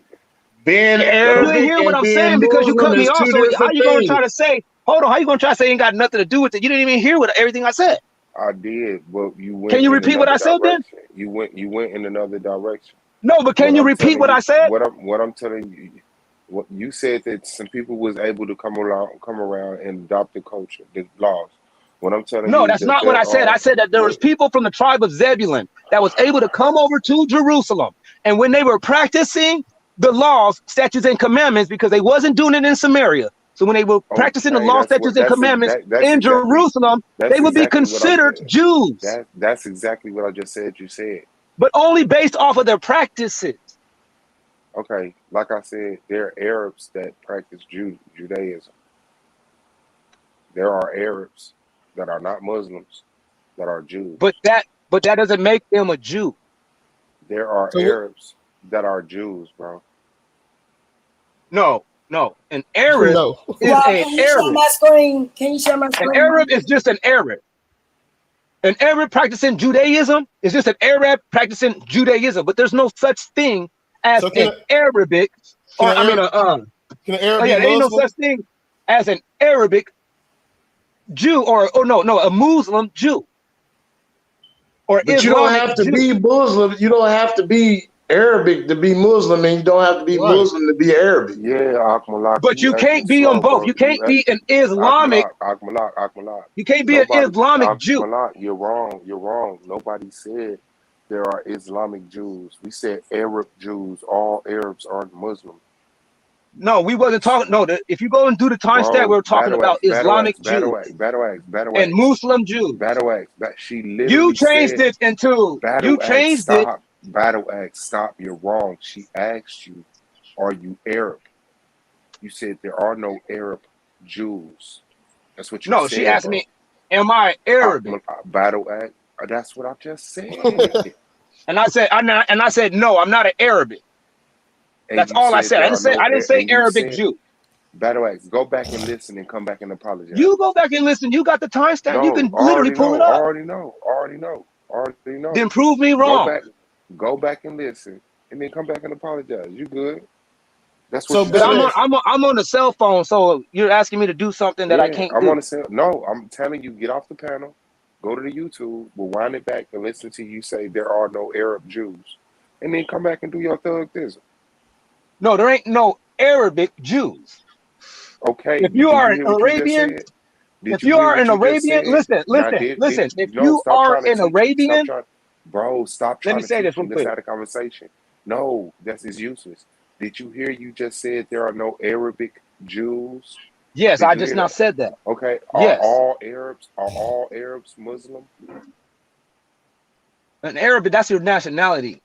Muslim is a religion. So can you answer the question? Are all Arabs Muslims? No, they're not. Okay. Are some Arabs black? No, I don't know about any Arabs being black. You never heard of no black Arabs? No, I heard of it historically, but I don't ever see any. Yeah, that's your problem, man. Can you show me a black? Can you show me a black Arab then? Oh, I will. Are you looking at the screen? They're Arabs that are Jews, bro. Where are black Arabs at? I'm gonna show you a picture. Controlling the slave trade in North Africa. Where? Can you show me a picture of one of them? No, I can't. I can. I'll pull it up for him. Are y'all talking about dark-skinned Arabs? Yes. They're definitely dark-skinned Arabs. Come on, Better X. That's where the whole Asiatic thing comes from. I'm talking about black Arabs. I'm not talking about Arabs that got a dark tinge to their skin. Well, I don't know what black. I'm talking about what is considered as a black person, not a straight haired. That's what we. Not a straight haired or not a wavy haired. You're not Arabic. listening. You're not listening. You're not in the conversation we're having. You're replying to whatever is going on in your head. There are dark-skinned black niggas that are Arabs, not the greasy hair motherfucking black African-looking, African-American-looking Arabs. And there are Arabs that are Arabs that are Jews, bro. Stop being wrong and be right. No, there are Arabs. No, those are Arabs that are practicing Judaism. I'll pull up a picture for you since he feel like he got amnesia or something. Those are Arabs practicing Judaism. You see this already right here where there's plenty of articles and also documentation where there's Arab Jews. That's the first thing that you should be able to see on the screen. And let me go pull up your picture. It's a such thing as an Arab Jew. I know it's definitely dark skinned Arab Jews because that in Memphis they in our stores and stuff. I done seen several of them, and some of them look just like us. No cap. Just like us. They are only practicing Judaism. Man, you don't They are know not that shit, man. They Them are not people- actual Jews. And You if they don't know and that if, and shit, if they man. are actual Jews, then they were never Arabs. Man, what the fuck are you saying, You bro? can't You be the said, same. bro, Arab is a I really can't nationality. understand You this. just said that. Right. Arab is a nationality. Arab is not a religion. You could be a Jew That's what I'm and saying. Arab. You can be a That's what I'm Jew saying. and be an Can Arab. you see the screen You swap? can be a Jew and be an Arab. Yeah. What's that? No, What the is that? Jews, Wait the a minute. Jews Hold are on, actual. Okay, listen. All right, Wait you a may be minute. talking about You you may be asked talking for a about some type picture of a black other kind of Jew, Arab. You but asked the for a picture. modern Jew. Are you looking at the screen? You asked for a picture of black Arabs. What you see? What you see? Black Arabs. What you see, bro? Those ain't Negroes. What? Those ain't Negroes. So these are not black Arabs? No, those ain't Negroes. So they not. Those are just the original fucking So Arabs. when the Arabic slave trade happened and they were stealing women from Somalia and impregnating those women, what you think came out? These dudes. These dudes. Okay, so that means they're black Arabs then. These dudes. These dudes right here are not full black. You can look right at them and tell they're not full black. These you are can look right traitors at these that's people and tell they're not full black. We know they're not full black, but you said that there's no black Arabs. We know that because Arab within itself tells us they're not fully black, but they are black. They ain't black like us. That's what I meant. Oh. I'm not black, like, you know what I'm saying? I'm Well, brown you a skin. Hebrew and you a Jew. All I'm saying, it don't matter what complexion. You ain't black like that. Let me show you. If we talking about skin tone, but if you talking No, about I'm talking about your characteristics. Period. You're not black like that. He's talking about phenotype. Don't the So now it's dude not? in the white, don't the dude with the white turban, don't he have the same type of features that a lot of African Americans hold? No. Good question, sis. Good question. Let me see that picture a little closer. Let me blow it up for you. Let me blow it up for you. Man, Bella X funny as fuck, dog. Oh, God. Can you see it better now? Can you see it better now? I'm wrong with Bella X, though, bro. God, I do. I'm wrong with Bella I don't know. I see a lot of African, features going on that page. Nah, these are mixed breeds, man. These ain't real black we people. know that. That's what I was saying from the beginning. The same thing with the Hebrew Jews. Shit, to be honest, we mixed breeds. We're not. We ain't 100% African over here. You don't have to be 100% African. So what is a mixed breed?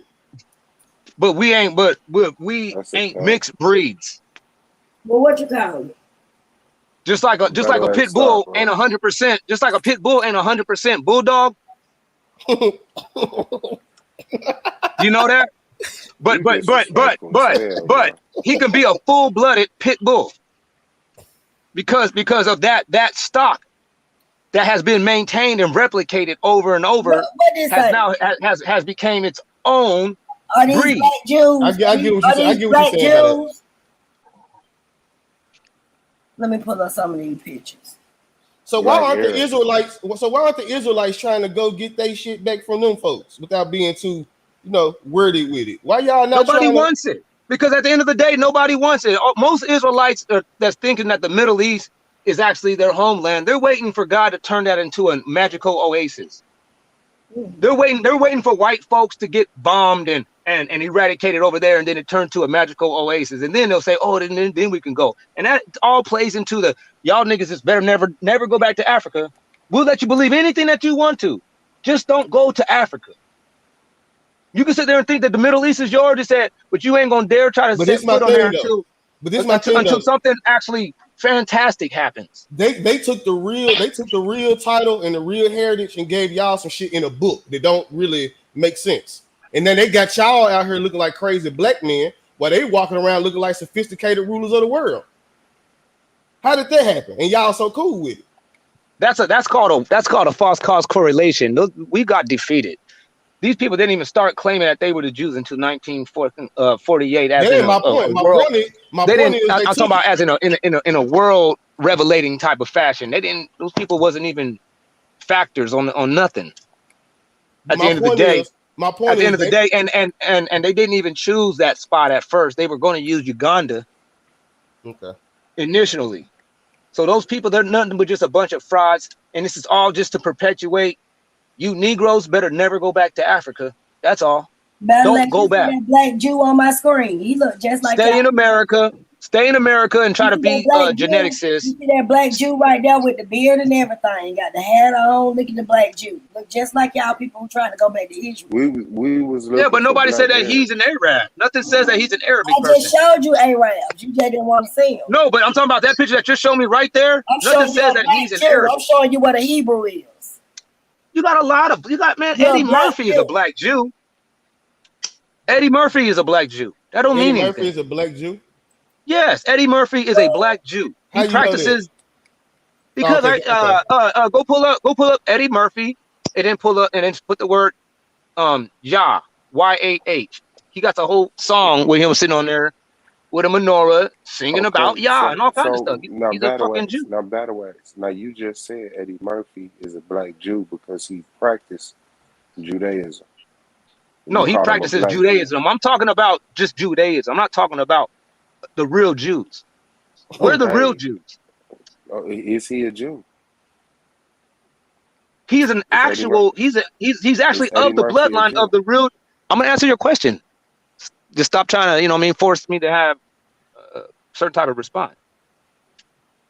He is an African. He is an actual real Jew person or a real bloodline of the Jews, but he practices Judaism. So you can catch him. You can catch him with the 6-pointed star. You can catch him with the phylacteries or the little dangling things off his shirt. You can catch him with Yeah, that type well, of my stuff. point is, if you could call him a black Jew, why you can't call the Arabs that practice Judaism an Arab Jew? Right. Yeah, under Judaism, they're Jewish, but they're not. When I was saying it, and I'm gonna say it again, and the conversation was clear too when we actually had it. We were talking about the real, actual Jews. That's what the whole thing was about. Is are we the real Jews? Oh, the That's what black this was people all in about. America. The black The people in black America. people, the black folks in America are the real Jews. Just because you practice Judaism doesn't make you the real Jews. So what makes you a real Jew? Your bloodline. You identified with the curses. That's how you know who you really are. You're the real Jew. Wait. Is it your bloodline or you identify with the curses? Which one is it? Your curses tells you what your bloodline is, and your bloodline will solidify if you're a Jew or not. Okay, so because I'm coming from an ignorant standpoint, I don't know nothing about this. So how can a curse tell me about my bloodline? Because he says in the book of Deuteronomy 28 and 44 and 45, he said that all these curses will come upon you and overtake you. Okay, so the Till you be Bible, destroyed, and they will be upon you for a sign and a wonder upon your seed forever. So really, the Bible determines if you're a Jew. Then, because if all the information is in their Bible, then the Bible is what determines if you're a Jew or not, right? Ain't that the same The information? thing? No. Just the Bible contains the information that you got to use. The Bible contains the information that you are to use to gauge if you are an Israelite or not. So there is nowhere outside the Bible where you can get the information. No, there's plenty of there's plenty of other things. You got some people that go about it through the genetic. You got some people that likes to play that game. Me myself, I'm not interested in it. But we got other Israelites. We got other Israelite brothers that would love to sit there and take you down that road and prove to you even genetically that we are the real Jews. I think Sister Nandy got something to say. I'm just collecting data. Go ahead. I mean, we know y'all the real Jews. Thank you for claiming your stand, because we all know what Jews is. And I asked you a question. You didn't hear me. Isn't that the same thing Farrakhan teaches? People are cursed because of their tone of their skin. Light bright, white is right. Our hair wasn't kinky. It wasn't. No, we don't teach that you're cursed because of the color of your skin. Oh, well, what you teach?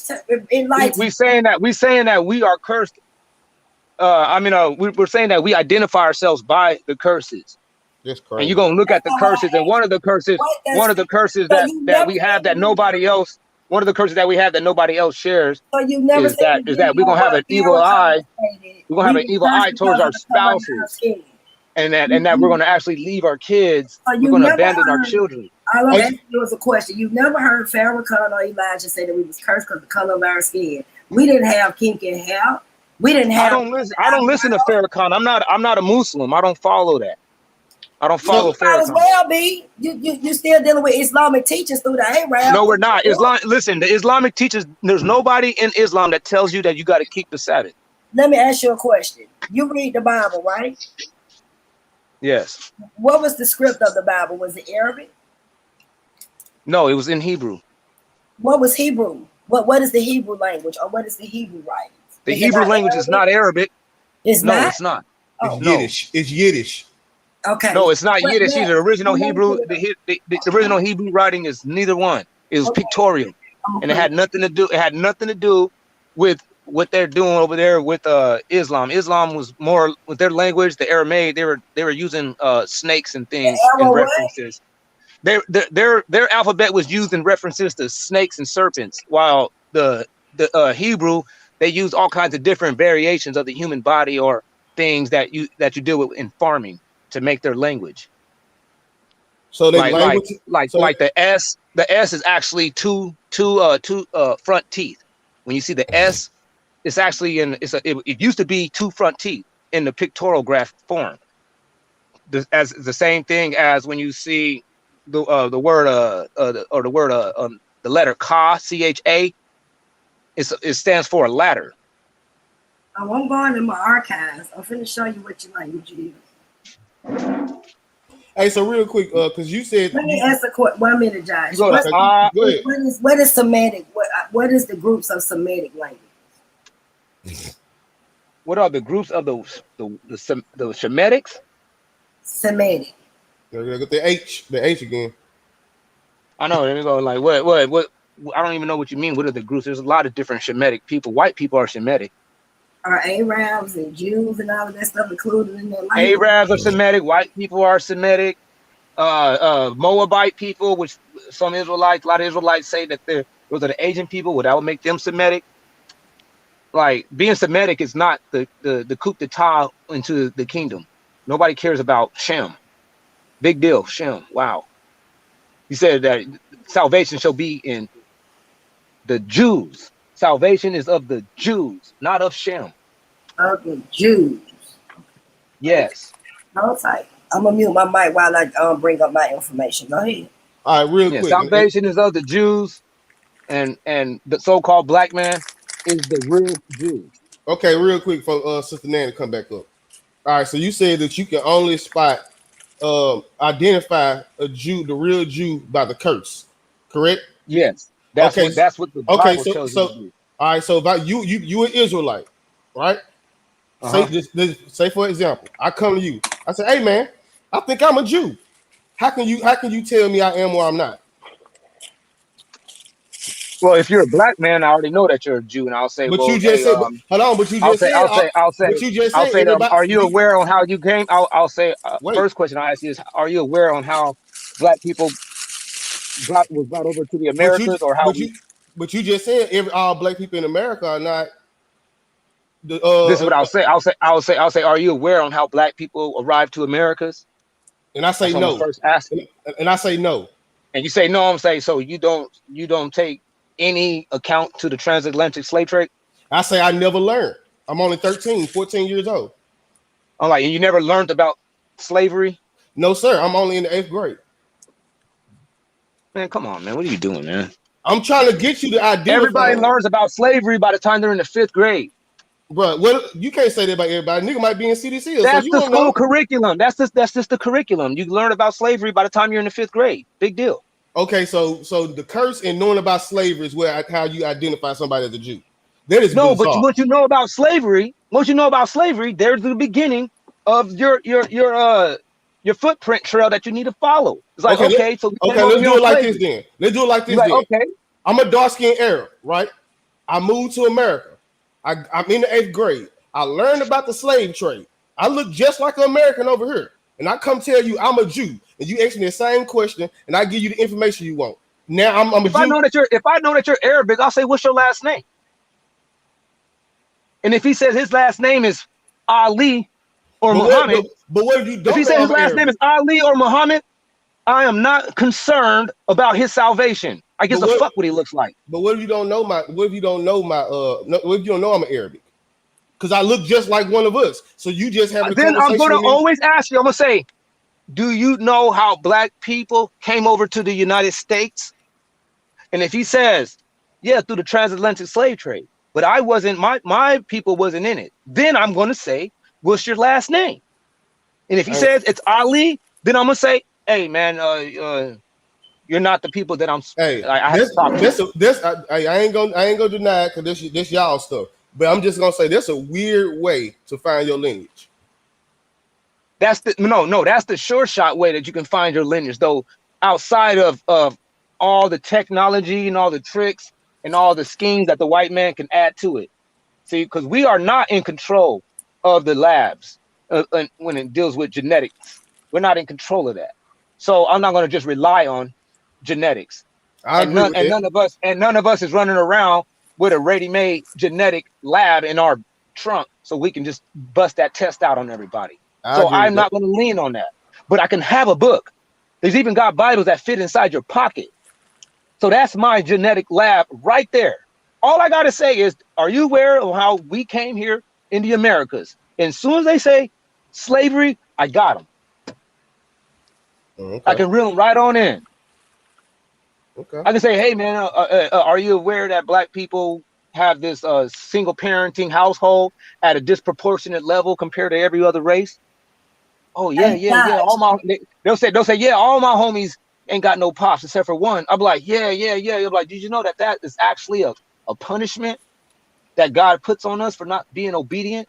He makes it to where we won't have any power. Once you remove the man out of the house, your people group becomes neutered when it comes down to them actually being the masculine people. Hey, Josh. The man is gone, which weakens you guys' people group. You can look it, and here it is in the Bible. He says, if you don't keep the commandment, this is what you're going to be identifying yourself with. I want you to look up something because I don't want to disturb Brother Suave. Can you type in Google 7 things you need to know about Hebrews? Because we was talking about the language, and I want you to look at it for yourself. Hold on, you said 7 things you need to know about the Hebrew? Yeah. Hold on. You need to know 7 things you should know about Hebrew. Why? What are you talking about? The language? Hold on a second. My Jewish learning. 7. Are you talking about the language? 7 things you. Oh, there we go. Bam. Hold on. Is this talking about the language? Yes, it's talking about your language. We finna break it all the way down, so you don't have to say that I don't know what I'm talking about. Let's see. Well, I'm just looking at. I'm like, are you trying to? Hold on a second. Like, I'm just trying to see why you're bringing up the language when we're talking about the people. Really know what they worship and they just following stuff. We don't worship the language. Brother Josh, can you look at number 1 and number 2 about what is Hebrew language? Hey, please, I'm telling you, my sister, my eyes bad. I would love to, but I'll read it. On my laptop, these words kind of small. Let him read it. Let's see. Let him read it. Okay, go ahead. It says the alphabet called the Aleph bet, and that's not even what it's called. Oh, yeah. Oh, let me go full screen. I'm tripping. Has 22 letters. There are 22 letters in the Hebrew alphabet. In addition, the language includes 5 final letters. When the letters Kaf, Mem, Nun, Pei, and Tazat are the last letters of a word, they are written differently. What does number 2 say? What is it? That right there was just like no big deal. Secondly, it's related to Arabic and Aramaic. That doesn't mean that it came from it. It's related to it. Can you finish reading? And originally had no vowels. Big deal. Okay. It is a big deal because you didn't even know what language it was in. So how can you be sitting up here talking about Hebrew stuff? It said Hebrew is related to Arabic and Aramaic. It didn't say that it is. You told me I was wrong. I don't have to go back and forth. I appreciate it. I didn't say that you were wrong. I just said that it wasn't the same. Okay. That's all I said. How is it not the same? Because they're not even saying that it's the same. To be related doesn't mean that you're the same. So we related, but we not the same.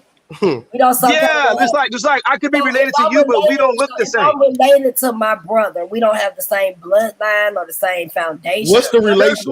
There's gonna be some things that's gonna overlap, but you guys are not the same. No. What's the relation between read the relation to the Arabic and Aramaic? Read that. Read number 2. Hebrew is a Semitic language, like Arabic and Aramaic. That's the relation. Like most ancient Semitic languages, its alphabet has no vowels. Big deal. However, sometime the middle and the end of the first millennium, rabbis known as Masoretes or Masoretes, I don't know, instituted a system of dots and dashes. That wasn't done by us. It was done after we got our asses whooped time after time. Instituted a system of dots and dashes to indicate how words were to be pronounced. Big deal. Why guys people Torah scrolls That's crazy. and most contemporary Hebrew writing are still written without vowels. Big deal. What you mean, big deal? Big fucking deal. But now we're gonna go and look at how Arabic. Well, you really showed me what I'm worshiping. We're gonna go in here and figure out how Arabic languages are written. I'm just saying, like, you try to point this up, you try to bring this up as points of I'm just contention. trying There's to nothing show in there. you be talking and you don't even know what you're talking about. There's nothing in here to know. You want us to go back to Africa you ain't never been. You want to have. There's nothing in there to know. 14. You teaching us religions that you don't even know shit about, that you don't even know where the language come from to even understand the language. I don't need to know where the language came from, and I did know where the language came from, and you actually try to say that they're the same, and I'm saying they're not. Can you read in Hebrew? And even in your documentation that you pulled up, it didn't support what you were saying. Are you able to read in Hebrew language? Yes or no? I'm able to read in English. I don't need to read in Hebrew. So how you know it's translated correctly? I don't need to know if it's translated correct. You'll go back and look at the Blue Letter Bible and all of these different languages. You don't study that. I don't need to know if it's translated correct. There is nothing in there that's controversial. I can just look at it. It says, look, it says thou shalt not kill. If it said thou shalt not use pink markers, listen. It said thou shalt not kill. But if it actually really meant I shall not use pink markers. If you can't even read Arabic. Can I say this then? I'm going to tell you. Because if it said thou shalt not kill in English, but it actually means in Hebrew, I shall not use a pink crayon, I'm going to still rock with the English because it's a better principle that we should stick by. Hey, with all due respect, you just a Christian then if you can't read Hebrew. You can't, right. You're not a Hebrew. No, I'm not. No, because it has nothing to do with knowing the language to actually do the practices. How can you be a Hebrew and you don't even know what they're telling you? You don't know what the language is. You can't identify the English scripture to the Hebrew language and be able to say that this is accurate about what they're teaching you. So how do you because you can go to the program. Let me go to the program called the Blue Letter.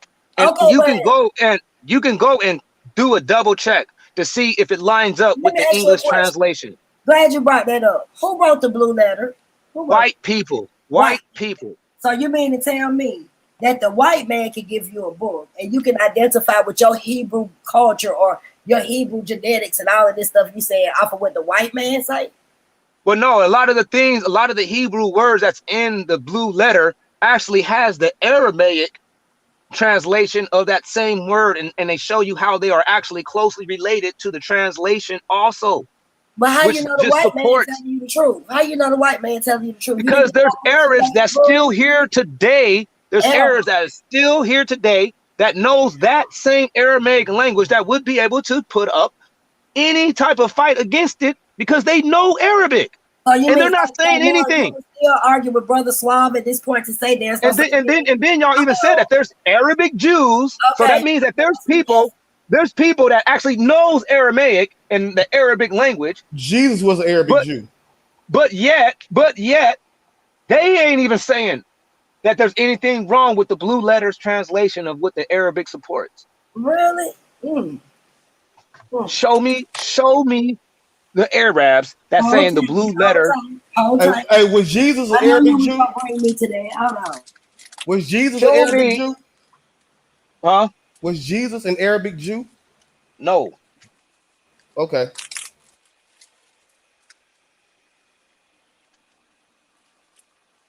So when we get down to the principles that's laid out in the book, there's nothing wrong with them. You got to be wicked and you got to have an agenda to sit here and fight this fucking hard against the principles.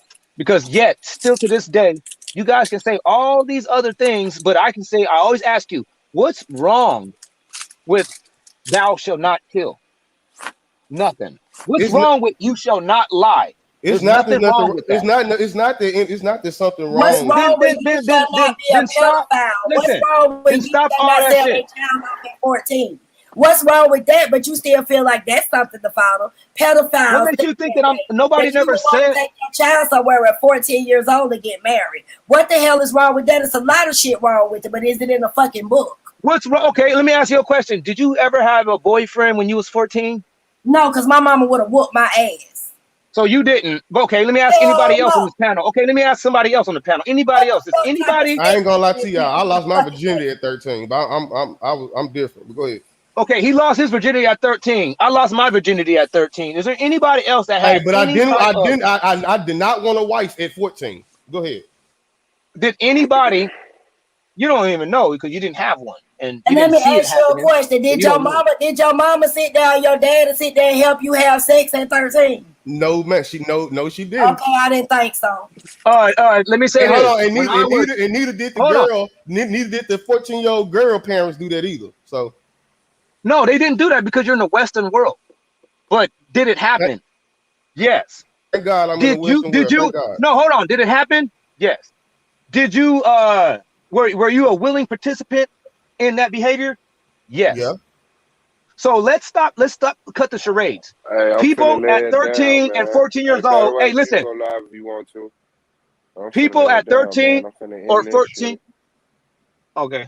But yeah, people at 13 before you shut it down. People at 13 and 14 is ready to rock. Hey man, I'm gone. Salute y'all. I'm gonna file off too. Thank y'all. Thank you, Swab, for having me on the show. I'll see you guys later. 13 and 14-year-olds is ready to rock hard,